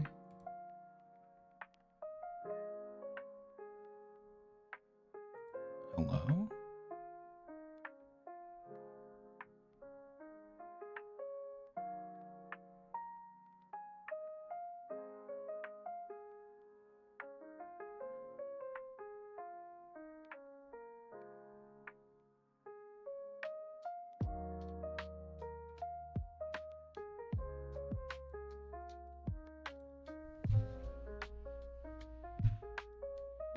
That is mein Schatzlein. Ah, alles gut. Alles gut.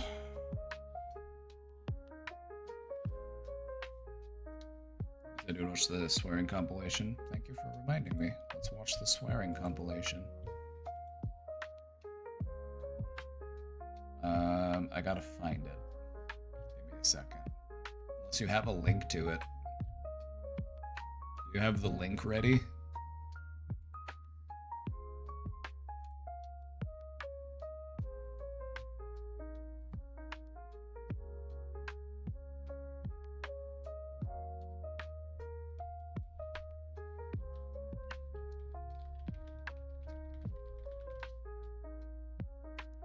Oh wait, no, I found it.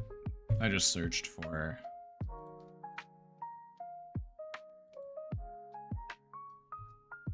Brain Domain swearing compilation.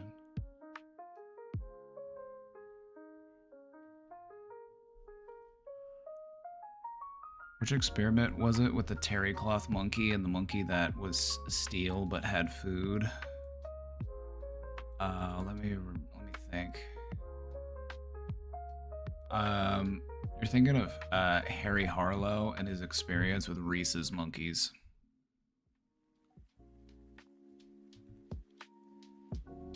It was a study on how newborn monkeys bond with their moms.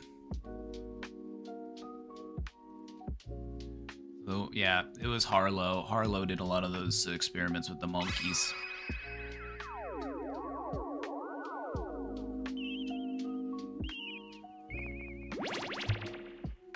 Speedball with the tier 1 sub. Let's go. We hit our sub goal, by the way. We're at 307.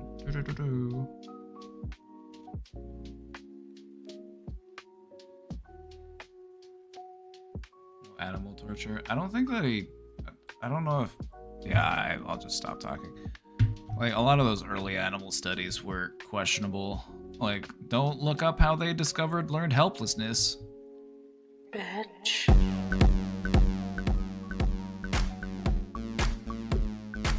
I see you, Josh. I just want to trauma dump all over you. Out of coffee. This is a problem.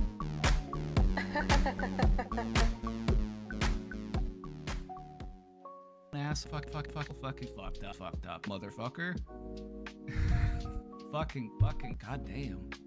Fuck all sex, motherfucker. Fucking fucked up sex with a 16-year-old.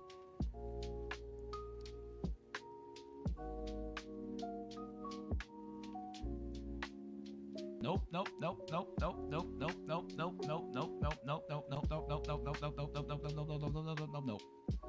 Fucking creep. Fucking disgusting. Fucking. I'm a virgin. Masturbate. You make my underwear wet as hell. Fucking sexual interest. Sex. Fucking fucked up. Virgin. How big was his dick? My dick's not big enough. Oral sex. Fuck. What the fuck is wrong with this family? Fuck bullshit. Virgins. Shit. Piece of shit. Fucked up. Cuck. Fucking soy boy cuck. Shit. Dick sizes. You were asking dick sizes? That is the most cuckold. How big was it? Was it girthy? Like, describe the veins. What color? Like what shade of pink was Like, for context, fuck up, fucking loser. For context, the post that I was reading on that was there was somebody who was like very insecure, and they kept they kept asking their partner uncomfortable questions about their past sex life because they were insecure, and they were just like asking them questions about like their ex-lover's dick and stuff. I'm just like, what the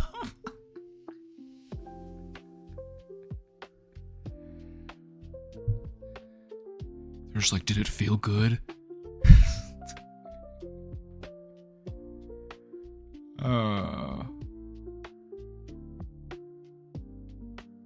That was wild. That was a wild submission.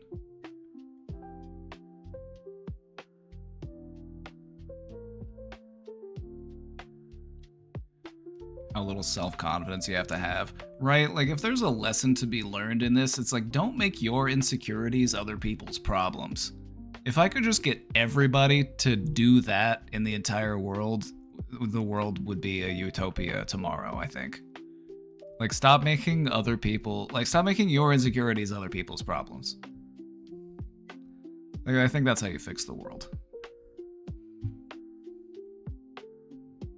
I might make a part 2 of that compilation. You know? I'm not gonna say no.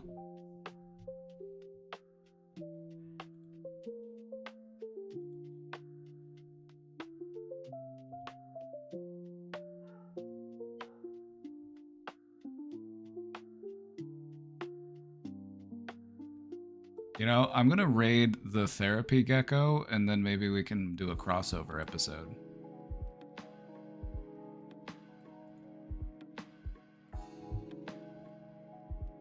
I'm gonna raid the therapy gecko, and then we can do a crossover episode.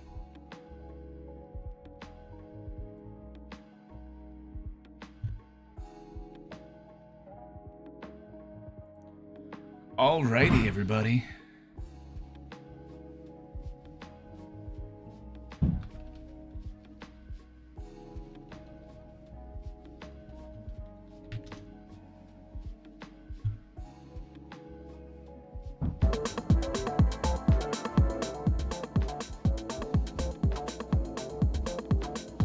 That's gonna be it for me today. That's gonna be it for me today, everybody. Maybe in a crossover episode. Oh, you'll see.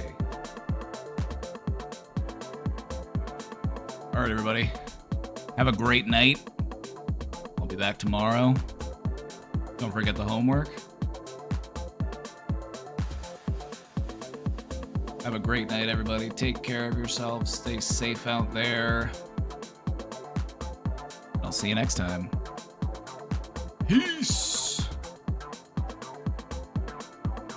Already figured out the homework. Be kind to yourself. That is the homework. You got that? Write that down.